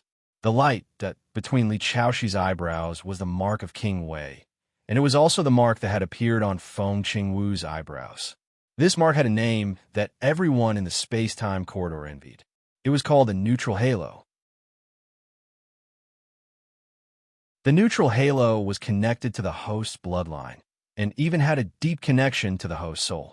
To the creatures of the other camp, this was a heavenly punishment that was difficult to escape, but to the creatures of a neutral camp, it was a gift from the gods that they dreamed of. This was something that was extremely rare in the entire space-time corridor. The effect of the so-called neutral halo was also clear and domineering. It greatly increased one's talent, physical quality, and luck. The so-called neutral halo, if translated into a term that everyone in Miracle City could understand, could also be called a halo. The protagonist halo. This was the real protagonist halo. The formation of similar halos required a cornerstone figure in the camp to separate a wisp of his soul with his own providence. But how many cornerstone characters were there in the entire space-time corridor? King Wei was not yet complete. To separate and form a neutral halo, he would have to pay a huge price. It was clear that he favored Li Chaoxi and even spoiled him. What an enviable little guy. Feng Qingwu tapped Li Chaoxi's eyebrows and smiled. A strand of 7-colored radiance twined around Feng Qingwu's fingertip and fused into her flesh. Feng Qingwu's shadow became more and more illusory, almost completely transparent. Big Sister will be staying here for a long time. From now on, it is me, and I will be you. When you reach my level, we can only separate. Little Tide, do you agree? Feng Qingwu froze. She looked at the baby's face and asked softly. Little Tide, who was sleeping soundly, moved her little mouth. She stuck her little finger into her mouth and sucked on it. Big Sister, take it as a yes. Feng Qingwu smiled. She glanced at the dot of light between Li Chaoxi's eyebrows and asked softly, what does King Wei think? The dot of light flickered silently. Feng Qingwu could vaguely feel a part of the energy from the dot of light fly out from between Li Chaoxi's eyebrows, pass through the villa, fly into the night sky, and float in the direction of Serenity Province. Feng Qingwu silently felt all this. After a while, she reached out her hand and touched Li Chaoxi's eyebrows. An illusory ray of light that seemed like it would dissipate at any moment blossomed between her fingers, slowly landing on the tiny dot of light. The dot of light began to shine, and the rainbow light slowly wrapped around the illusory light. Feng Qingwu pursed her lips and smiled, then said softly, I can't stay here yet. I'll reserve a place first. That way, even if I die in the final war, I can still return here and embark on the path of return.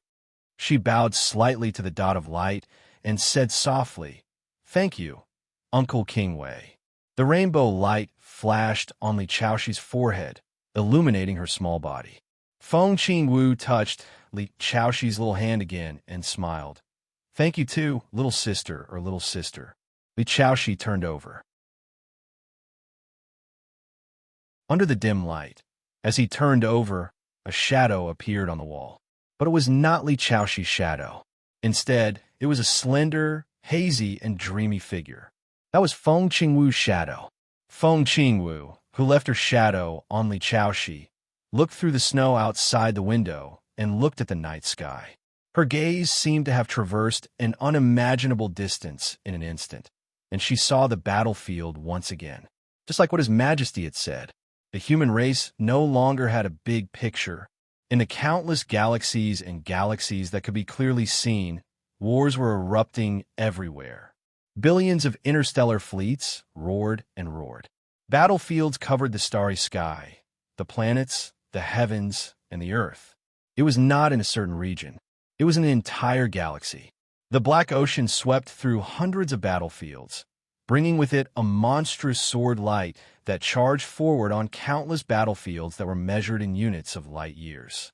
That dot of golden blood burned in the void, emitting a light that could shatter the starry sky, tearing apart battlefields one after another. Everything had come to an end. It was not only because of Li Tianlan's awakening. It was also because they had developed to the extreme. If they could not break through this bottleneck, what awaited them was an inevitable end. Feng Qingwu lowered her head, no longer looking at the battlefields that covered the starry sky. Because everything was meaningless. She would not make a move, just like how the human emperor of the Human Emperor Palace would not make a move. It was really meaningless. Silence was only a choice. Fighting was also a choice. The so-called hope of victory had long been smashed into despair in the illusory reality. Therefore, whether it was persisting in fighting or remaining silent, it had become a choice. This was the only power they had. It was also the power that everyone had always had. At least they could choose how to die.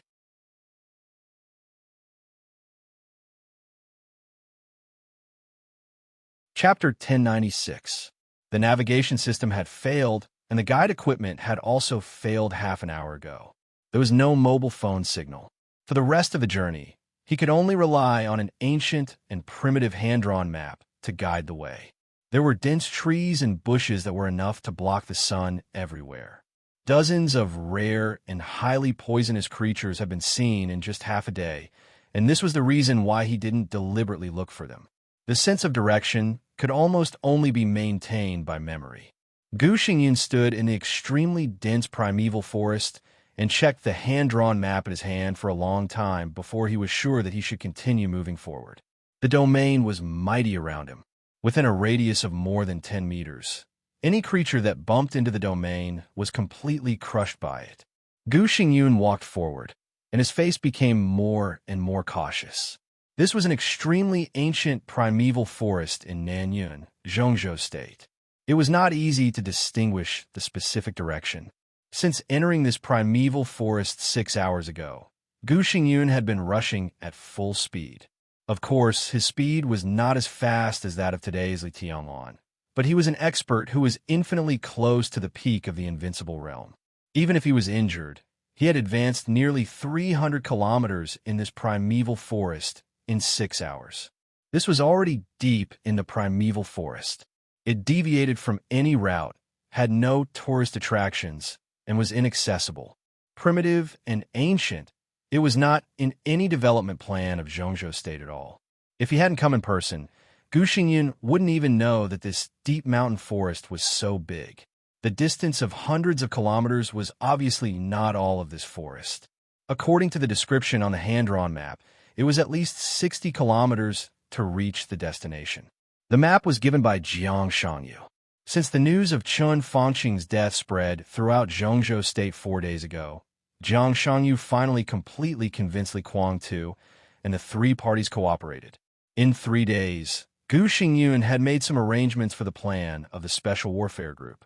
In theory, this cooperation could be achieved, but Gu Xingyun asked Jiang Shangyu to fulfill his promise first.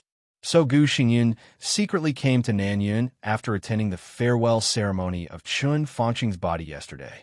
After confirming that his whereabouts had not attracted anyone's attention, he quietly entered this primeval forest. The destination was said to be a village. That was the place where he and Jiang Shangyu had agreed. Gu Xingyun was a little excited. He knew very well what it meant for him to be here, and he was looking forward to what happened next. Because if Jiang Shangyu didn't lie, today or tomorrow, when he left this primeval forest again, the injury that he had recuperated for a few years would be completely healed, and his broken martial arts path would be extended in front of him again. In a short time, he might not be able to surpass the peak of the invincible realm and stand at the level of Jiang Shangyu and Li Kuang too. But according to Jiang Shangyu, if everything went well, when he left here, he would at least be a top expert at the peak of the invincible realm. Gu Xingyun had been close to the peak of the invincible realm many years ago. However, his talent was not really top-notch, and the martial arts inheritance of Kunlun City did not record the scenery of the peak of the invincible realm, so he had been stuck in this bottleneck for many years. It was not until he was attacked by Li Tianlan on the eve of the maneuver of the two academies a few years ago that he saw the outline of the peak of the invincible realm in the almost perfect martial arts sword intent. So in the past 2 years, Kunlun City had been restraining and forbearance. At that time, Gu Xingyun didn't care about the temporary silence of Kunlun City and the temporary shrinkage of the Special Warfare Group, because everything was temporary. From that time on, he had made up his mind that as long as his injury got better and he entered the peak of the invincible realm, he would kill Li Tianlan at all costs. It didn't matter even if he had to completely become enemies with the giant group and face the endless revenge of the Dongcheng clan and the Samsara Palace. He wanted to kill Li Tianlan as soon as he entered the peak of the invincible realm at all costs. No one could stop him, but the fact slapped Gu Xingyun hard in the face. There was no need for the giant group to stop him at all. After the maneuver of the two academies, Li Tianlan grew at an incredible speed. He didn't really enter the invincible realm, but he already had the power that almost surpassed the peak of the invincible realm. When everyone was talking about Li Tianlan being the top expert in the dark world, Gu Xingyun panicked, but his biggest feeling was helplessness. He tried his best to stop Li Tianlan in Emperor Dong's palace, but it had little effect. Time seemed to be completely on Li Tianlan's side, until Li Tianlan went to Kunlun City. Gu Xingyun lost. It was a fiasco. Because of Li Tianlan, he saw the scenery after the peak of the invincible realm. At the same time, because of fighting with Li Tianlan, he overdrew his potential and cut off his path. There was a storm inside the Special Warfare Group. Almost every day, someone was investigated. In a short period of time, the Special Warfare Group had shrunk by nearly a third. Li Tianlan and Emperor Dong's palace were like the sun at high noon. The Shengshi Group and Emperor Dong's palace merged perfectly without any awkwardness. The new group rose. Things were hitting Gu Xingyun's nerves one by one. That was the most desperate time for Gu Xingyun. That was the real despair. He knew very well what it meant. Perhaps Li Tianlan and Emperor Dong's palace were temporarily attracted by Chun Fangqing, but Gu Xingyun could be sure that once Chun Fangqing couldn't stop Li Tianlan and fell down, he and the Special Warfare Group would fall after Chun Fangqing. At the most pessimistic time, he really planned to leave Zhongzhou State. Of course, he didn't go to Annan State. If he wanted to leave Zhongzhou State, there were many places to go. Star State, the European continent, and even some superpowers second only to Zhongzhou State in the world, such as Snow Country, extended an olive branch to him. Now there were few masters in the dark world. As the god of war of Zhongzhou State, even if his majesty was gone, he could go to any country and get the position of the god of war of that country and rebuild the order of the special warfare system. And those countries also came up with a relatively perfect plan.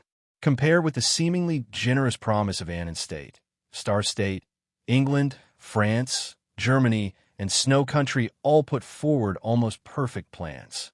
They invited Gu Xingyun to go to their country. He didn't need to take anything from Zhongzhou State. He just needed to take the Gu family's team there.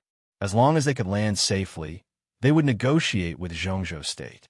This could be said to be a negotiation, and the conditions were so generous that Zhongzhou State could offer them casually.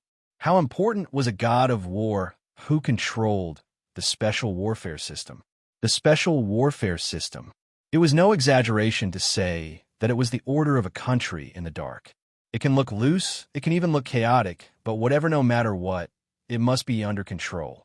The aftermath caused by the chaos in Snow Country had not completely subsided. Instead, it had become more and more intense. Most of the Invincible Realm experts on the divine and holy lists had fallen, and all the superpowers were leaderless. With no one in control of the situation, the order of the dark world had completely collapsed. In some places, gangs, drug dealers, and killers began to emerge one after another. The crime rate skyrocketed, and all kinds of fights for interest took place every day. The chaos was not only spreading in the dark, but also on the surface. As time went by, no one knew how the situation would develop. Why could the purgatory of Heaven Capital and the current Emperor Dawn's palace enter East Island? The royal family might not really welcome them to take root in East Island. But relatively speaking, they couldn't lose the order in the dark. So even if the person who controlled the order was not their favorite, or even hated, they would accept it if they had no other choice.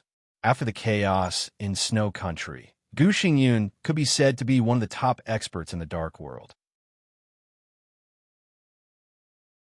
Everyone knew his current situation, so all the invitations to him were full of sincerity. According to Gu Xingyun's speculation, if he joined those powerful countries, this matter might really turn around.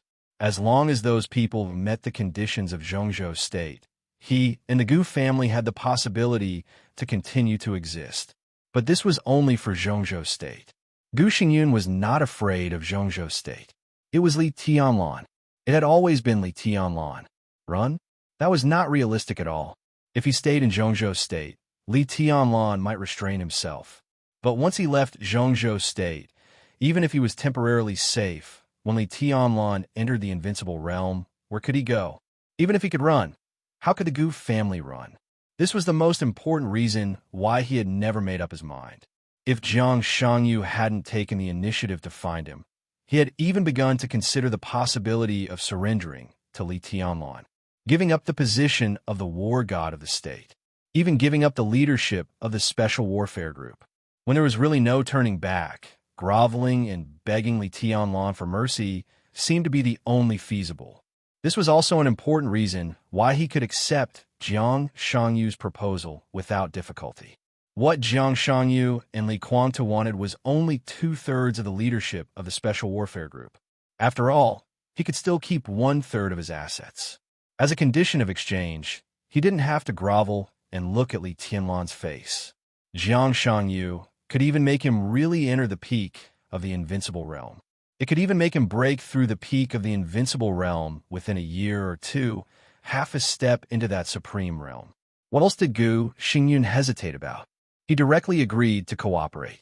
There were only some slight doubts in his heart.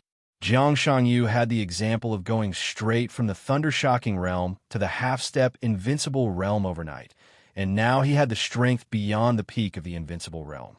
The iron-like fact made Gu Xingyun not have many doubts in his heart. The village deep in the forest was one of Jiang Shangyu's secret bases, and it also hid his biggest secret. And there was also the power that gave Gu Xingyun a new life. Gu Xingyun's heart was beating violently. He kept speeding up in the gradually quiet forest, identified the direction, and rushed directly to the destination.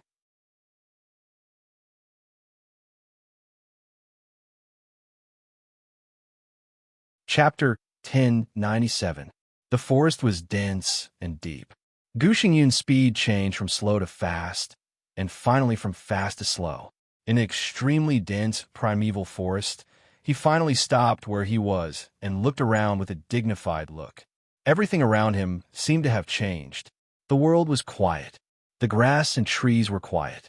Gu Xingyin stood under a thick, giant tree, frowning and looking around. He didn't speak for a long time. He didn't know why he always felt that there was something wrong around him, but he didn't know what was wrong. A master's will was as firm as iron. The more powerful he was, the more he believed in his intuition. In the spiritual field, this was the subconscious. The uneasy intuition came from the subconscious. In his subjective consciousness, he couldn't find anything wrong, but it didn't mean that everything here was normal. It could only mean that he hadn't found anything abnormal yet. What on earth is wrong? Gu Xingyin focused his attention and looked around silently. The trees stood there quietly. There was no wind in the forest, not even any sound. The extreme silence with absolute weirdness made people feel more and more uneasy. It was as if everything around him had no life. The whole world seemed to be completely dead. Gu Xingyun's muscles gradually tightened. He didn't doubt the sincerity of Jiang Shangyu's cooperation with him. At least until now, he had never suspected that Jiang Shangyu wanted to hurt him. But the forest around him, which looked normal but extremely weird, made him feel more and more cold. Gu Xingyin didn't know why, but the fear deep in his heart began to spread little by little, making his whole body a little stiff. He took out the hand-drawn map again to confirm the location. It was less than 10 kilometers away from the destination. The direction was accurate. This also meant that he didn't go the wrong way. Then, what did this inexplicable feeling in front of him mean? Gu Xingyun stood there and hesitated for about half an hour. Then he slowly moved forward, step by step, and continued to move toward the destination. The forest seemed to be changing at any time, but it also seemed to be unchanged. The increasingly quiet atmosphere made Gu Xingyun feel that his breathing and heartbeat were extremely harsh. The sky seemed to be getting darker and darker. A drop of cold sweat dripped down Gu Xingyun's forehead and fell to the ground. Gu Xingyun walked carefully and subconsciously held his breath. The moment he held his breath, the ear-piercing sound seemed to have disappeared by a large margin. The incessant beating of his heart that was becoming more and more rapid seemed to have instantly turned into a deafening roar of thunder. Gu Xingyun's body froze in place. An unparalleled fear completely engulfed his will in an instant. He finally understood what was wrong. Silence. As they entered the forest, the environment became quieter and quieter.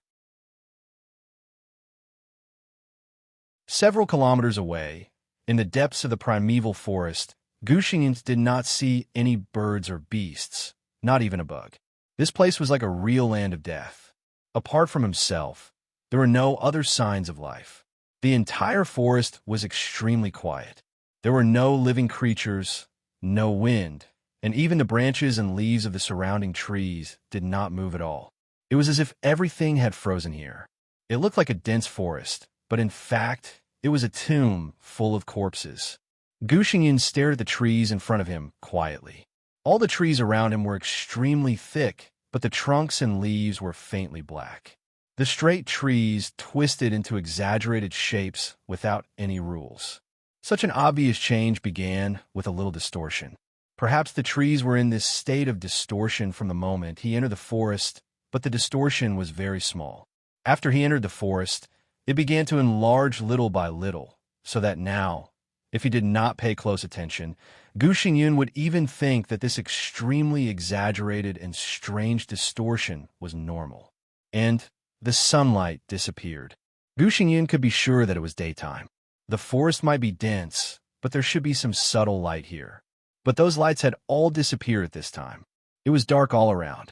The forest of Nanyun seemed to have fallen into a cold winter, and the extremely cold temperature continued to spread in the increasingly thick darkness. Gu Xingyun concentrated on observing all the details around him. A hand fell on his shoulder without any warning. It penetrated his domain and even pinched his shoulder in a very friendly manner. Gu Xingyun, who was completely focused, jumped up almost in an instant. At the same time, his domain was extremely distorted and the hand was directly thrown away from his shoulder. From the corner of his eyes, Gu Xingyun saw that it was a complete arm. The arm rotated in the air, and the slightly black blood kept dripping from the air. Where did the hand come from? This was a forest. Where did the hand come from? The problem was that there was no one here. Where did the hand come from? Gu Xingyun, who clearly felt that his shoulder was pinched, felt his heart beat wildly. Without any hesitation, he rushed directly to the place where the arm fell. The arm fell in a mass of vigorous grass. Gu Xingyun's figure followed closely. He stared at the grass carefully, as if he wanted to study the arm that did not look like a living person's. However, there was nothing in the bushes. There was no arm, no blood, only a dead branch that seemed to have been broken for a long time. Gu Xingyun looked at the grass in front of him and was silent for a long time. Was it his vision? Or the arm had been taken away? Who was here? Gu Xingyun suddenly glanced around in a 360-degree manner.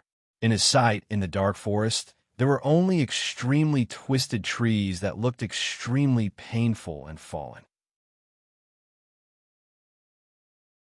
Those trees were quietly twisted, like pairs of eyes, with ferocious malice, staring at his every move. Gu Xingyun swallowed, and he began to step back. The feeling of uneasiness seemed to have broken through the limit of his heart. The destination for his breakthrough was not far away, but Gu Xingyun did not dare to go forward anyway. It was too strange here. Jiang Shangyu seemed to be too strange.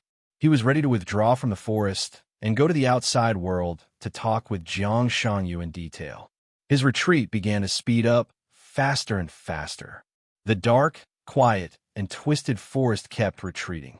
Gu Xingyun's domain was fully open, and he flew in the dark forest. But there was no light in front of him. Everything seemed to be getting darker and darker. Gu Xingyun ran wildly for nearly half an hour before he stopped. He was sure that he could see the sun half an hour ago. But now he was retreating, returning to the original place. But in the past half an hour, there was no sun in front of him, and the surroundings became darker and colder. The extreme silence made all his sounds become manic. His breathing was like a hurricane, and his heartbeat was like thunder. In such a quiet environment, Gu Xingyun could even hear the sound of his blood flowing in his body. It was the sound of the raging tide beating on the cliff like a tsunami. His face was pale, and he took out the map with a slight tremble. The flame bloomed in his hand. In the subtle light, he looked at the map in his hand quietly. Perhaps it was a psychological effect, but no matter how he looked at it, he felt that this seemingly ancient hand-drawn map was also revealing a kind of strange feeling. The flame flickered in the darkness. He carefully identified everything around him, and the more he looked, the colder his heart became.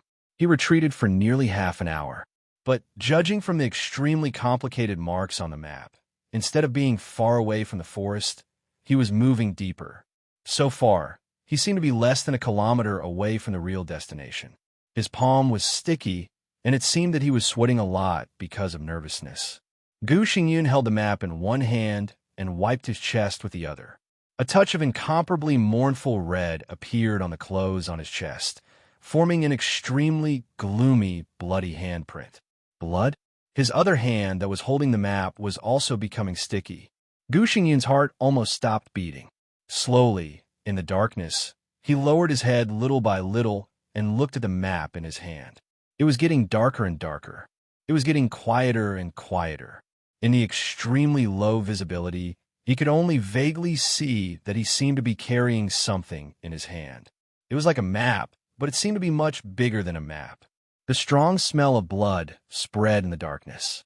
He could clearly feel that the thick liquid was constantly flowing from the palm of his hand holding the map. Gu Xingyun's arm trembled slightly. Shaking, he flicked out another flame.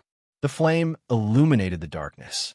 At that moment, Gu Xingyun saw the map in his hand. His heart suddenly stopped for a moment, and then he threw out the map in his hand like crazy.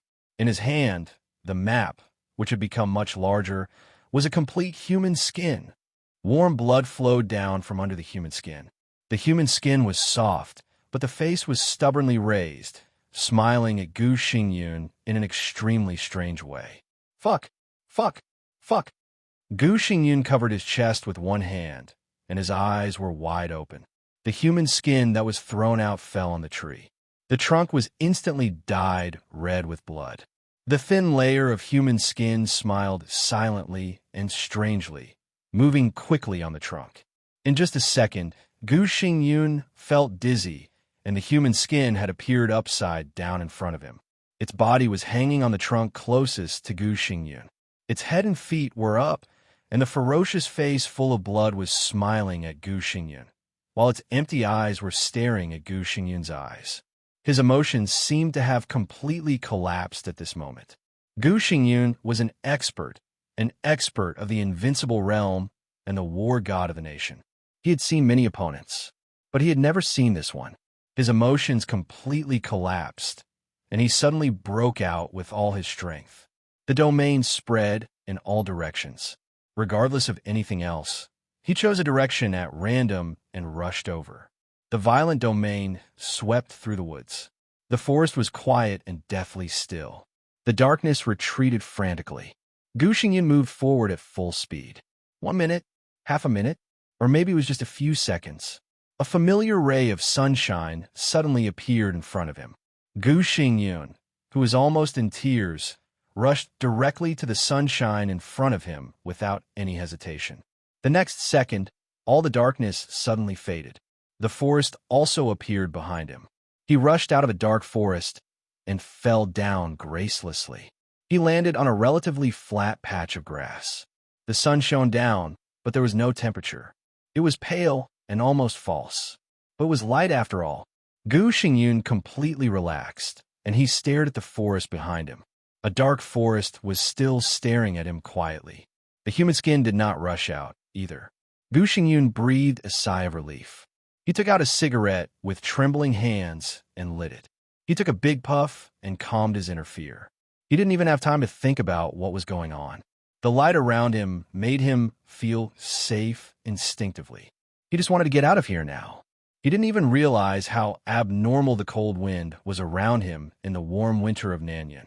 The cigarette was soon finished. Gu Xingyun stood up and calmed himself down.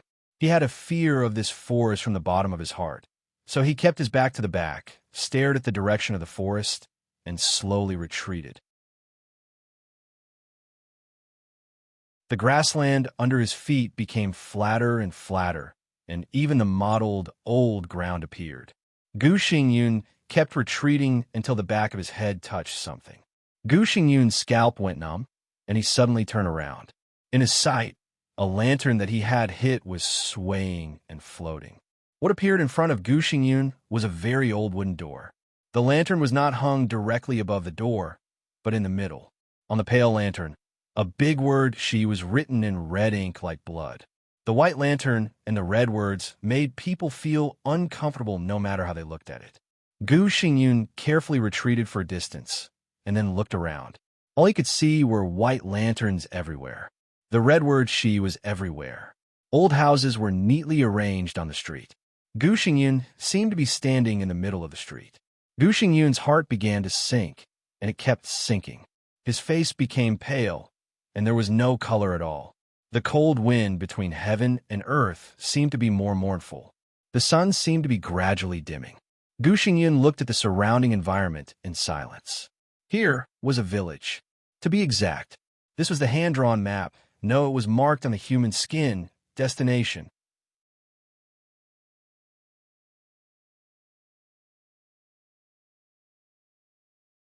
Chapter 1098. For the first time in his life, Gu Xingyun felt a bone-piercing chill. For the first time, he found that the wind and sunlight could be so cold, and that the light could be so pale. A slight wind blew in the village, and the sun shone down from the sky.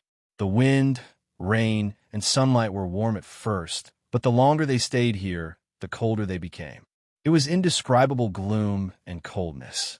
Little by little, it pierced through the skin, froze the blood, and froze the soul. He felt that his body was dying little by little, and his vitality began to decay, become pale, and become dead. He became perfectly integrated with the village in front of him. Who is Jiang Shangyu? In a trance, Gu Xingyun suddenly began to think about this question and quickly came up with a vague answer. The vague answer could not be said to be Gu Xingyun's mistake, but it could also be said to be his biggest mistake. He did pay attention to Jiang Shangyu. Whether it was the special status of the Jiang family or Jiang Shangyu himself, they were worthy of Gu Xingyun's attention.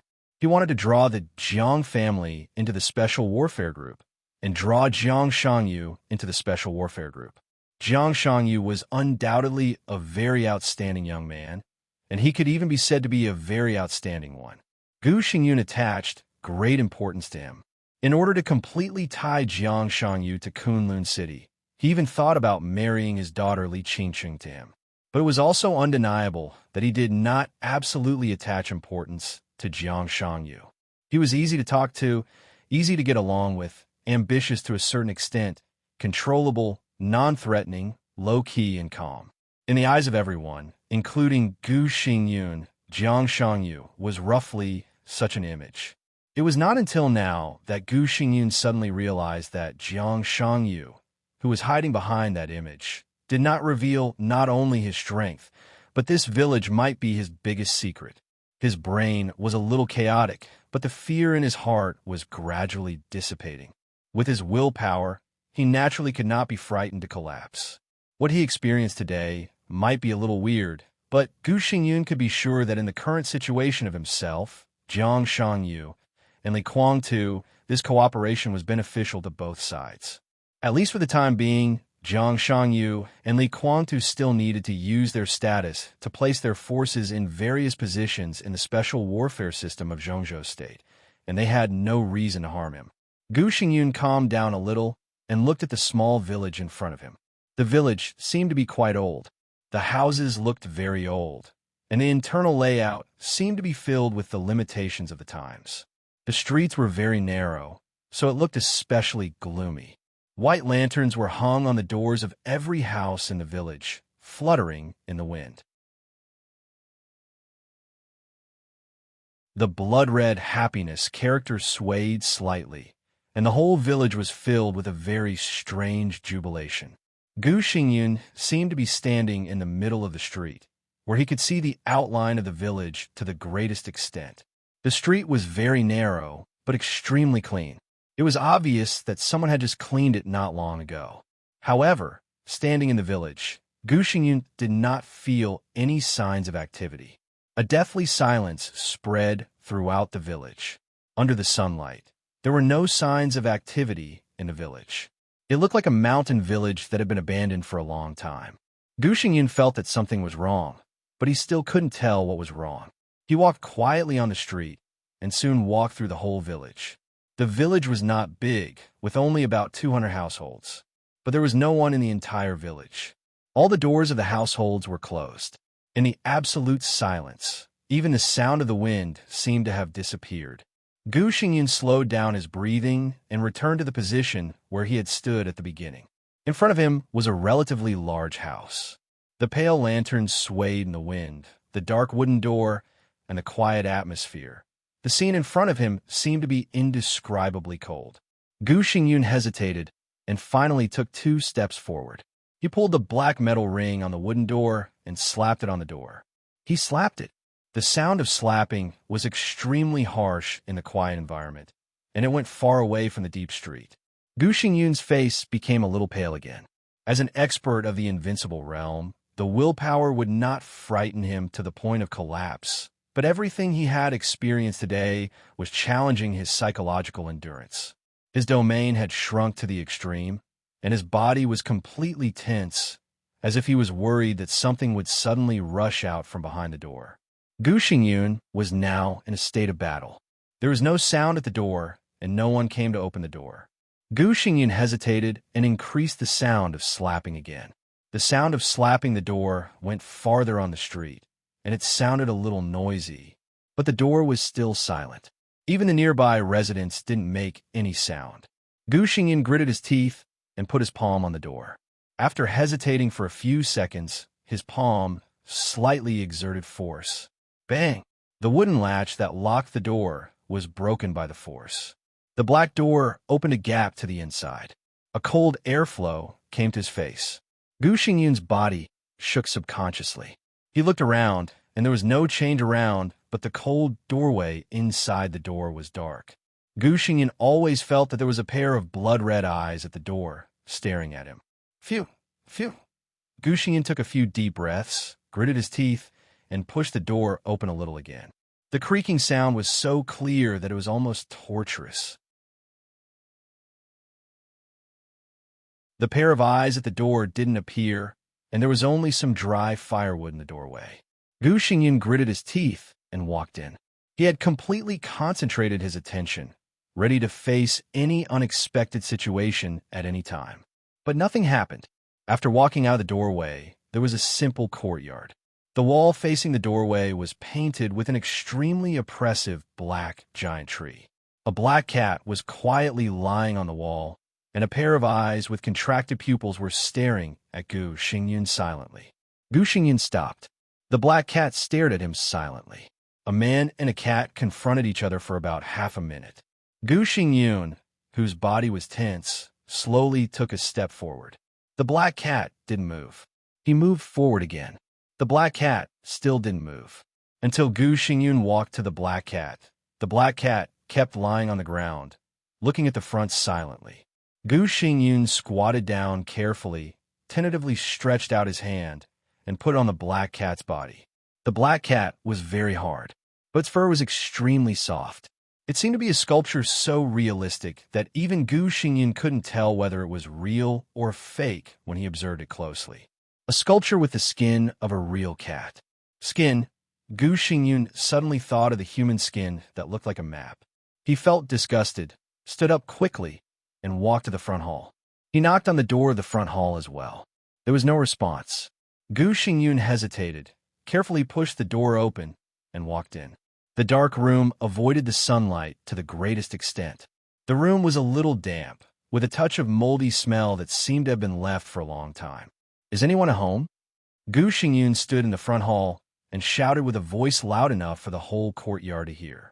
His voice seemed to be magnified countless times in an instant, and the huge sound waves made his heart skip a beat. But in the next second, his huge sound waves seemed to be swallowed up in an instant, and the loud sound instantly became softer and then louder again. The transmission of the sound seemed to become completely chaotic without any rules. The word ask was like thunder, but the voice of the latter few words was so low that even Gu Xingyan himself didn't hear it clearly. When it came to the last two words, the voice suddenly became louder. When Gu Xingyan's question appeared in his own ears, it became an inexplicable sentence. Is it home? Gu Xingyan clenched his fists and waited for a long time, but he didn't get any response. There was dead silence in the courtyard, without any vitality. Gu Xingyan walked slowly to the bedroom. His palm fell on the doorknob. Finally, he clenched his teeth and pushed the door open. The sound of the door hitting was dull and hoarse. Gu Xingyan stared at the bed in the bedroom. After entering the village, he finally saw people for the first time. Two figures were lying quietly on the bed, covered with quilts, and had no reaction to Gu Xingyan's sudden appearance. Gu Xingyan breathed heavily and walked into the bedroom regardless. He finally saw the scene on the bed clearly. There were not two people. There seemed to be a young couple on the bed. Their appearances were very ordinary. Between them, there was a little girl about 6 or 7 years old sleeping. The girl's palm clutched the quilt tightly, and the smile in the corner of her mouth was strangely sweet. The couple was lying on the bed with their eyes closed. No breathing, no heartbeat, but their posture was too peaceful and leisurely. Gu Xingyan couldn't even be sure whether they were dead bodies or ordinary people who were sleeping soundly. Gu Xingyan walked to the window, slowly stretched out his hand, and carefully put it on the young man's forehead. During the whole process, he was staring at the young man. As long as the young man made any movement, he would react immediately. But the young man didn't move from beginning to end. He just lay there and slept quietly. His palm was on the young man's forehead, with a little warmth. There was body temperature, but there was no heartbeat or breathing. Gu Xingyan's own breathing seemed to start to become difficult. This time, he was finally sure that the family of 3 on the bed, they were all dead people. They were all corpses, and they were corpses that had just died. He thought of the strange silence in the village. Could it be that the whole village, every house, was filled with corpses that had just died? Or Gu Xingyun was a little confused, and his palm subconsciously exerted force. Crack. There was a slight sound like plastic inside the head of the young man's corpse. For no reason, Gu Xingyun thought of the black cat at the door. Or it was not 3 corpses in front of him, but 3 puppets that could be mistaken for real. Dummies? Gu Xingyun breathed a sigh of relief, but his spirit suddenly tightened in an instant. People, maybe they were fake, but their skins were all real. Gu Xingyun could be sure of this. Placed in front of him were pieces of incomparably complete human skin. No matter what was under the human skin, what was in front of him was human skin. It was genuine human skin. Gu Xingyun gritted his teeth and slowly loosened his palm. Meow! The moment his palm loosened, an extremely shrill cat's cry suddenly rang in Gu Xingyun's ears. A slight weight fell on Gu Xingyun's shoulder. Gu Xingyun, who was completely focused on the front, was shocked and subconsciously looked back. The black cat he saw at the door seemed to have come alive in an instant. It lay on his shoulder and stared into his eyes. Meow! His scalp was numb. A cold chill completely broke all the defenses in Gu Xingyun's heart. A clear laughter suddenly sounded in the bedroom. The quilt on the bed moved slightly. The little girl, who had been lying between the husband and wife without any breath or heartbeat, slowly sat up. She opened her dark eyes without any white, looked at Gu Xingyun quietly, and smiled sweetly. Dad, where's my dog?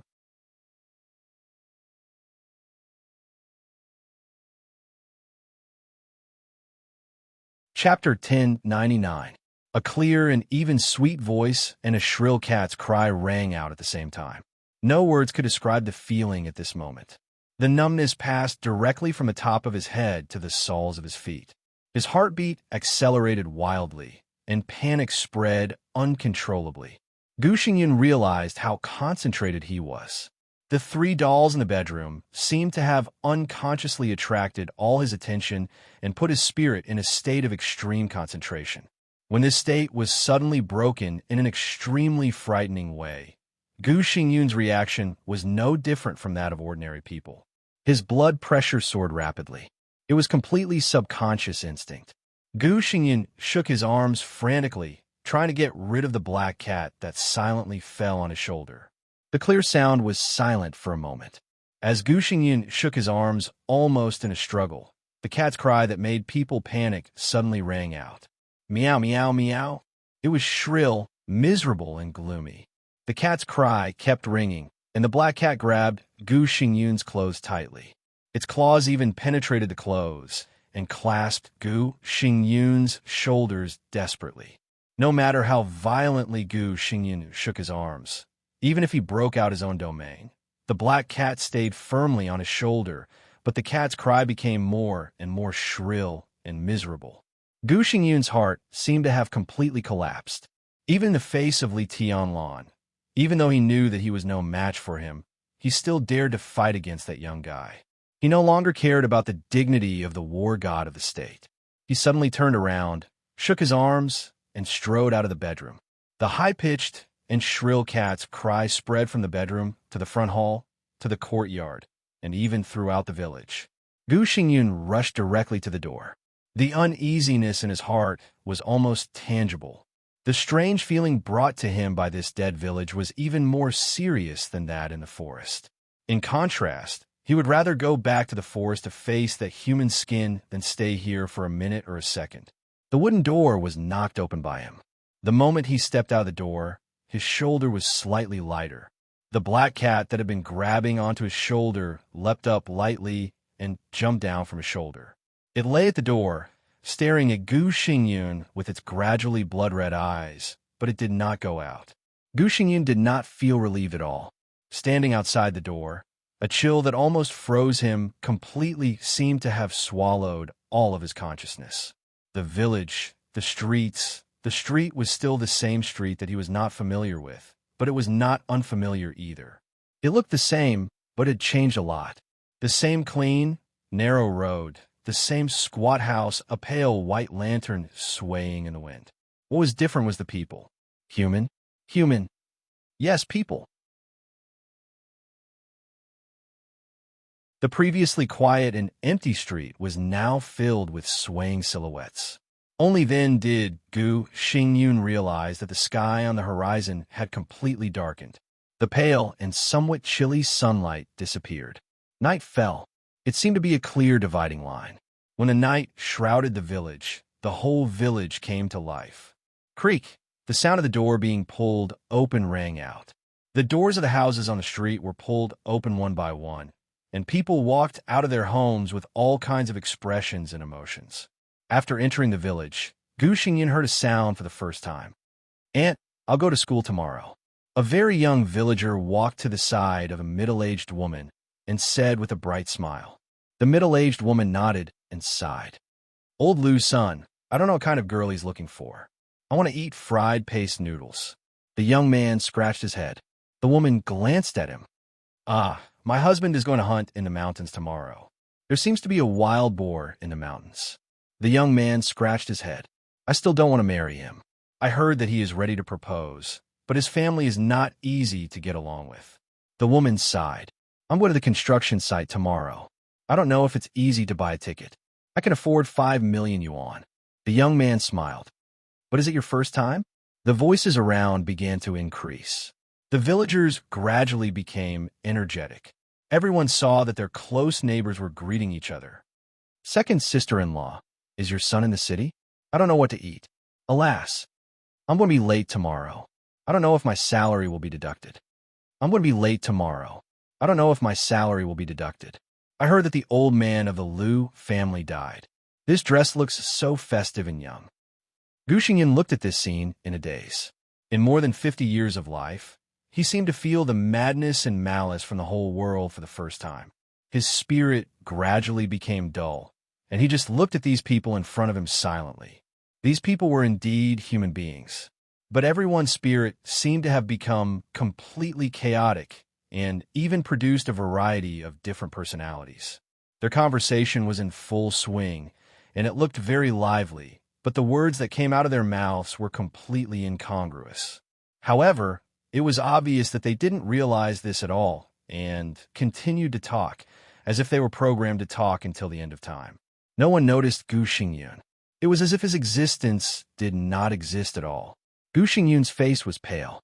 Looking at the increasingly lively street in front of him, he was covered with cold sweat. He was really a little scared. He didn't want to stay here for a second in this crazy and chaotic village. Thus, he quietly walked into the crowd of villagers. Being in close contact with these villagers, his hands and feet were cold, and he carefully moved in the direction in his memory. He walked very slowly, but his destination was very clear. Obviously, he didn't lose his way. He wanted to go back to the forest, cross the forest, and return to Nanyun and Yuzhou. Even the ice and snow of Kunlun City at the foot of Mount Qingyun were much warmer than here. He didn't know where this place was, but he knew very well that only the place outside this damn place was the real human world. The street gradually came to an end. Thus, Gu Xingyin naturally entered an extremely narrow alley. Gu Xingyin couldn't help swallowing. He remembered very clearly that the small alley around him didn't exist at all not long ago. At the end of the street, he should see the forest. But now, the forest was gone. The moment Gu Xingyun turned around, the street disappeared. The place where he came in had become a wall. All the bustling and noisy sounds outside the street disappeared instantly. The whole village seemed to become dead silent again. The back road completely disappeared. Forward became the only way. There were no street lights in the village. It was dead silent and dark. Gu Xingyun's breathing became more and more rapid. He walked forward carefully. Maybe after a minute or 5 minutes, his eyes finally adapted to the darkness around him. The visibility in front of him was still extremely low, but vaguely, he seemed to see a person standing at the end of the alley. Maybe it was standing, or maybe it wasn't. It seemed to be a woman. Her long hair completely covered her face, and it was unscrupulously draped in front of her. In the night, her red dress seemed to be glowing with a blood-like mournful luster. Her body was bent forward, and her body was twisted into a strange angle. She stretched out her hands and was moving towards Gu Xingyun little by little. There was no way back. In the absolutely dark and quiet alley, Gu Xingyun was walking face to face with the thing at the end of the alley. He couldn't see the face behind the long hair, but he instinctively felt that the other party's eyes were staring at him coldly. Deep breath, relax. Deep breath, relax. Gu Xingyun kept adjusting his breathing, but his steps were getting slower and slower, as if they were filled with lead. It seemed to be aware of his speed. The distorted red figure at the end of the alley suddenly began to accelerate. Its body became more and more distorted, and its long arms rushed directly to Gu Xingyun. Fuck! Gu Xingyun, whose heart was about to collapse, roared directly. The domain that was condensed to the extreme suddenly exploded around him. The turbulent power surged wildly, and his body rushed directly to the red shadow. Fight! He could only fight. This was the only choice. The domain was vast and mighty. Gu Xingyun appeared directly at the position of the red shadow. Eold was darkness and dead silence. The night was so dense that it seemed eternal. But the red shadow suddenly disappeared. Everything that had just happened seemed to be an illusion. It was as if that figure had never existed. Tick, tick. The ticking sound, which was close at hand, came from behind Gu Xingyun. The sound was light, but it was deafening. The strong smell of blood continued to spread. It was blood. To be exact, it was the sound of blood falling on the ground. Gu Xingyun thought of the red shadow that disappeared. The other party didn't disappear. It behind me. Gu Xingyun suddenly turned around. It was still dark. There was no twisted red shadow. However, the faintly discernible smell of blood in the surroundings continued to spread. Tick, tick. The sound of blood dripping sounded from behind Gu Xingyun again. Gu Xingyun turned around again at a faster speed. Tick, tick. The sound of blood dripping was still behind him. The smell of blood was getting stronger. Gu Xingyun stood where he was. He slowly lowered his head and looked at his feet.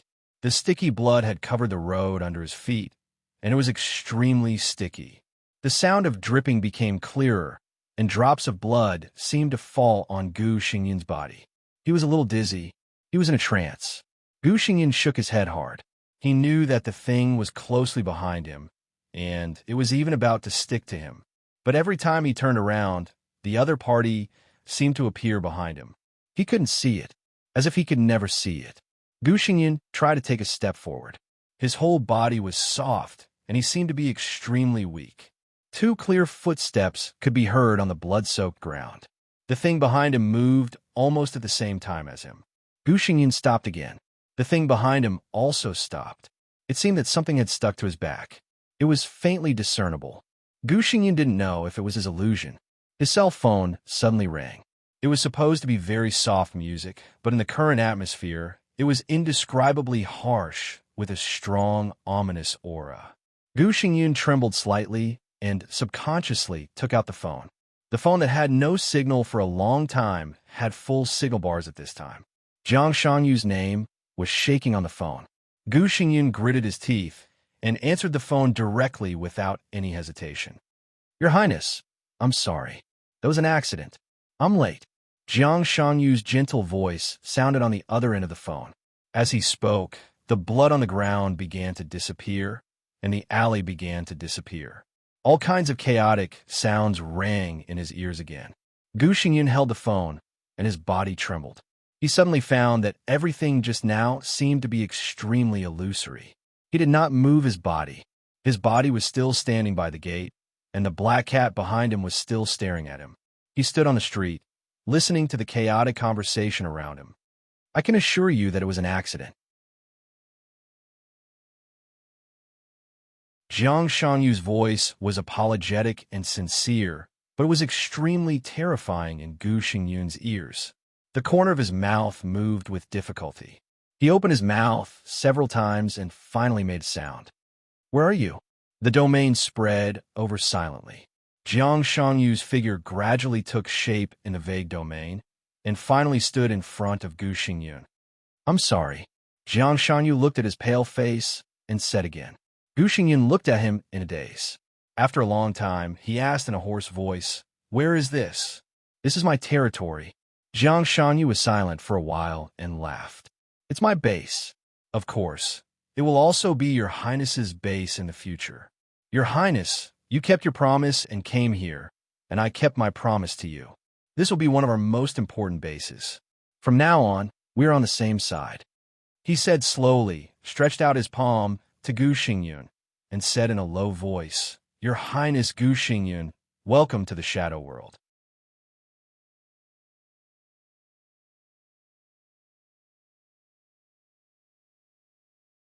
Chapter 1100. After attending Chun Fanqing's funeral, Li Tianlan returned to the hotel. He had his own property in Yuzhou. Now many people were eyeing it, but no one dared to do anything about it. The prince's mansion, which could be exchanged for astronomical amounts of money as long as he opened his mouth, was his property. But it was the wedding house prepared for him in Dongqing Rushi by the Dongqing clan. If Dongqing Rushi was in good condition, Li Tianlan would not mind taking Qin Weibai to live in it. But in Dongqing Rushi's current state, Li Tianlan felt a little awkward to do so.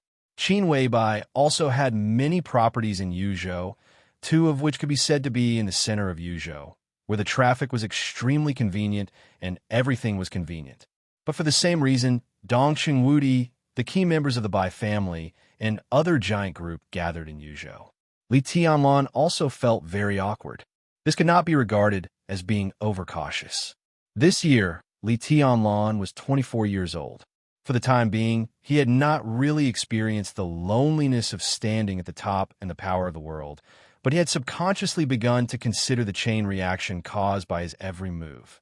Especially in this sensitive period, Li Tianlan did not know how many times he had told himself that at this stage, he could not take a wrong step. So after thinking about it, he still lived in the hotel. To some extent, only this hotel could be regarded as his own property. The Flourishing Age Fund secretly held 27% of the shares of the Ritz-Carlton Hotel, which could be said to be the second largest shareholder in the hotel. As the Flourishing Age Fund merged into Emperor Dong's palace, the owner of these shares naturally became Li Tianlan. After dinner in his own hotel, Li Tianlan received a call from Dongqing Wudi.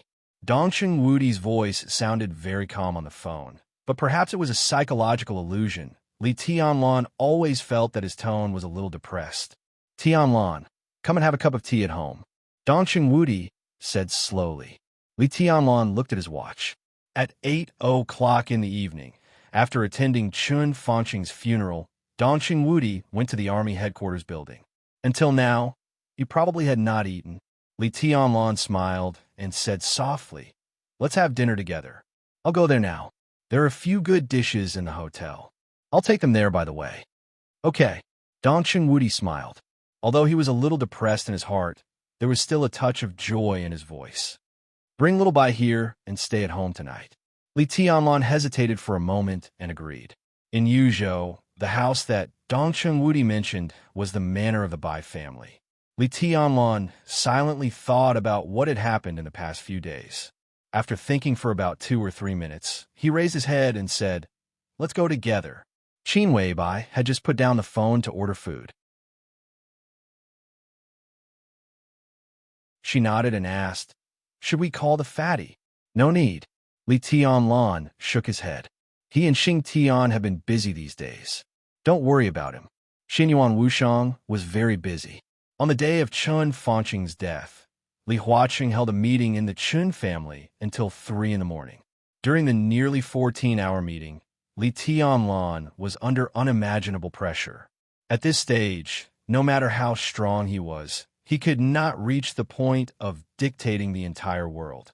Compromise, retreat, and when there was no other choice, no matter how unwilling he was, he had to make these decisions. At the meeting, it was decided that Hua Zhengyang would temporarily preside over the work of the cabinet. At the same time, many departments of the cabinet were adjusted to a certain extent.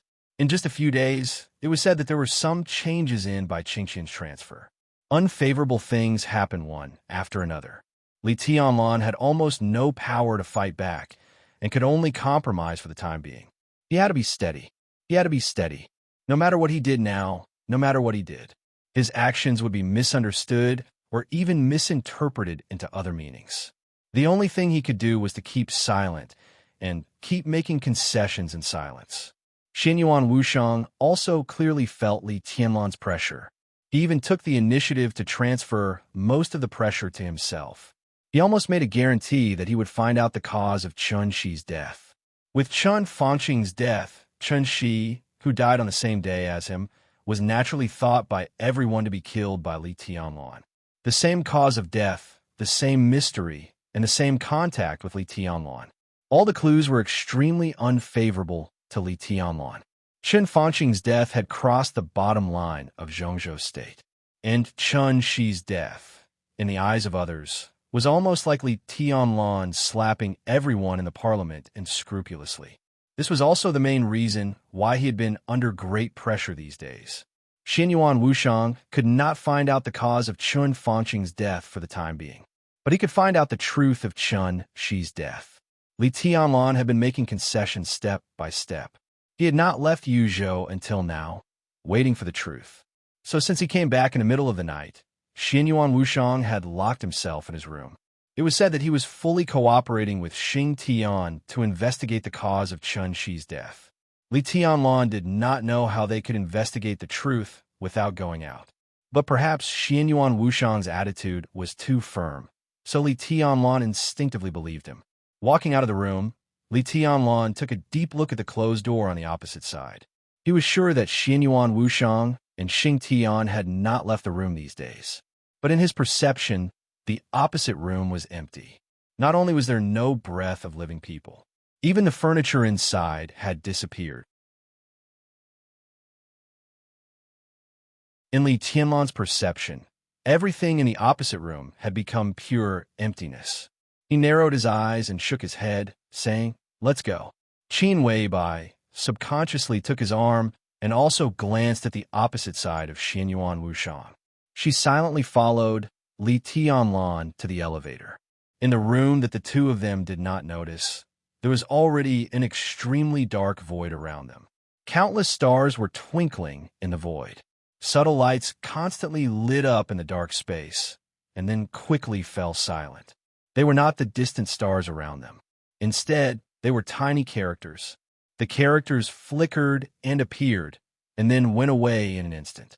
They seemed to fly thousands of kilometers in a very short time, flying into the distance and turning into a faint glimmer, which looked like a starry sky. The words flew further and further away. The furthest one could no longer be seen, but the words that were constantly being created were still moving further away. Hence, there were more and more starlight. They disappeared and appeared in batches, and their positions were constantly changing. In the silent void, it was as if the stars in the sky were constantly arranged and twinkling. In the vast void, there was a huge writing brush flying.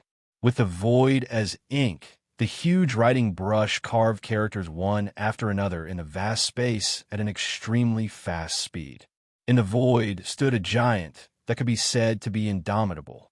His body, which was originally the size of a normal person and looked somewhat harmless, seemed to be magnified thousands of times here. He stood in the dark void, and at this time, his huge body revealed an indescribable majesty. The shimmer was everywhere. Xianyuan Wushang, who had transformed into a giant, held the same huge writing brush tightly and kept writing in the darkness. Rather than saying that he was writing, it was more accurate to say that the writing brush was controlling his palm to write. The original form of the writing brush was Xing Tian. When he opened his power to the greatest extent, he became a writing brush in this void that could almost reach the sky in terms of height. Starting from the smallest things, he began to deeply explore the truth of Chun Shi's death. In this huge deduction, the only thing Xianyuan Wushang needed to do was to provide his own vitality and countless recovery methods that belonged to Saint to help Xing Tian maintain his own state. At this time, the vitality of the two was completely connected. In the case of sharing life, Xianyuan Wushang's existence gave Xing Tian the greatest guarantee, and also made Xing Tian's deduction more and more leisurely. 20 years ago, Chen Song was Liu He's driver. The national emblem of Star State issued a new revised law. One night in England, the rich William died in a car accident. The financial crisis of East Island. Military counselor founded the flourishing Age Fund. The Deludes Group declared bankruptcy. A mountain village in Zhongzhou State had 35 newborns in a year. Chen Lan's salary increased by more than 30%. Han Jie planned to send his son abroad to study. There was a terrorist attack in France. There were so many of them that they were densely packed. One after another, the writing brush kept writing in the crazy waving. Time was meaningless. No one knew how long the real time of 3 days passed in the void. But the brush kept on writing, and it didn't stop. 1 thing, 10 things, 100 things, 1,000,000 things, 10 million things, hundreds of millions, billions, tens of billions. There were countless incidents that seemed to be completely unrelated to each other. But as more and more things were written with the brush, each thing began to gradually connect after going through millions of twists and turns. 2, 3, thousands, and more people who had nothing to do with each other in their lives began to interact with each other that even they themselves didn't know about. For example, if William, the rich businessman in England, hadn't died in a car accident, then Han Jie wouldn't have sent his son abroad to study. These two things seemed to have nothing to do with each other, but they also had a direct relationship. Everyone had their own network around them. People in their own network also had their own network. Everyone on the internet had their own small circle. All kinds of people. When everyone interacted with each other because of one thing, the circles on the internet began to fluctuate to different degrees. Such fluctuations might be subtle, but when tens of billions or even hundreds of billions of things were listed, the subtle fluctuations appeared in the most obvious way in front of Xianyuan Wushang and Xing Tian. From this point of view, why did Qin Shi die? Maybe it was because of Li Tianlan, or maybe it was because of other reasons. This was the time limit. When this limit was no longer meaningful, the original reason could be defined by the writing brush, Xing Tian. Why did Qin Shi die? Because 20 years ago, Chen Song was Liu He's driver. There was a reason. Now what Xianyuan Wushang and Xing Tian needed to do was to find that result. This was cause and effect. The writing brush kept shining. Somewhere in the quiet void, Xianyuan Wushang's voice clearly sounded with a long sigh. The writing brush in his hand was still moving. After countless twists and turns of events, the writing brush wrote Chen Shi's name for the first time. You're tuning in to the Romance Rendezvous YouTube channel. We're so grateful for your support, and don't forget to subscribe to join us on this incredible journey through captivating stories. Your generosity through donations truly makes a world of difference, as it's the primary source of revenue that allows me to expand and enhance this channel for you. Thank you from the bottom of my heart for being a part of this adventure.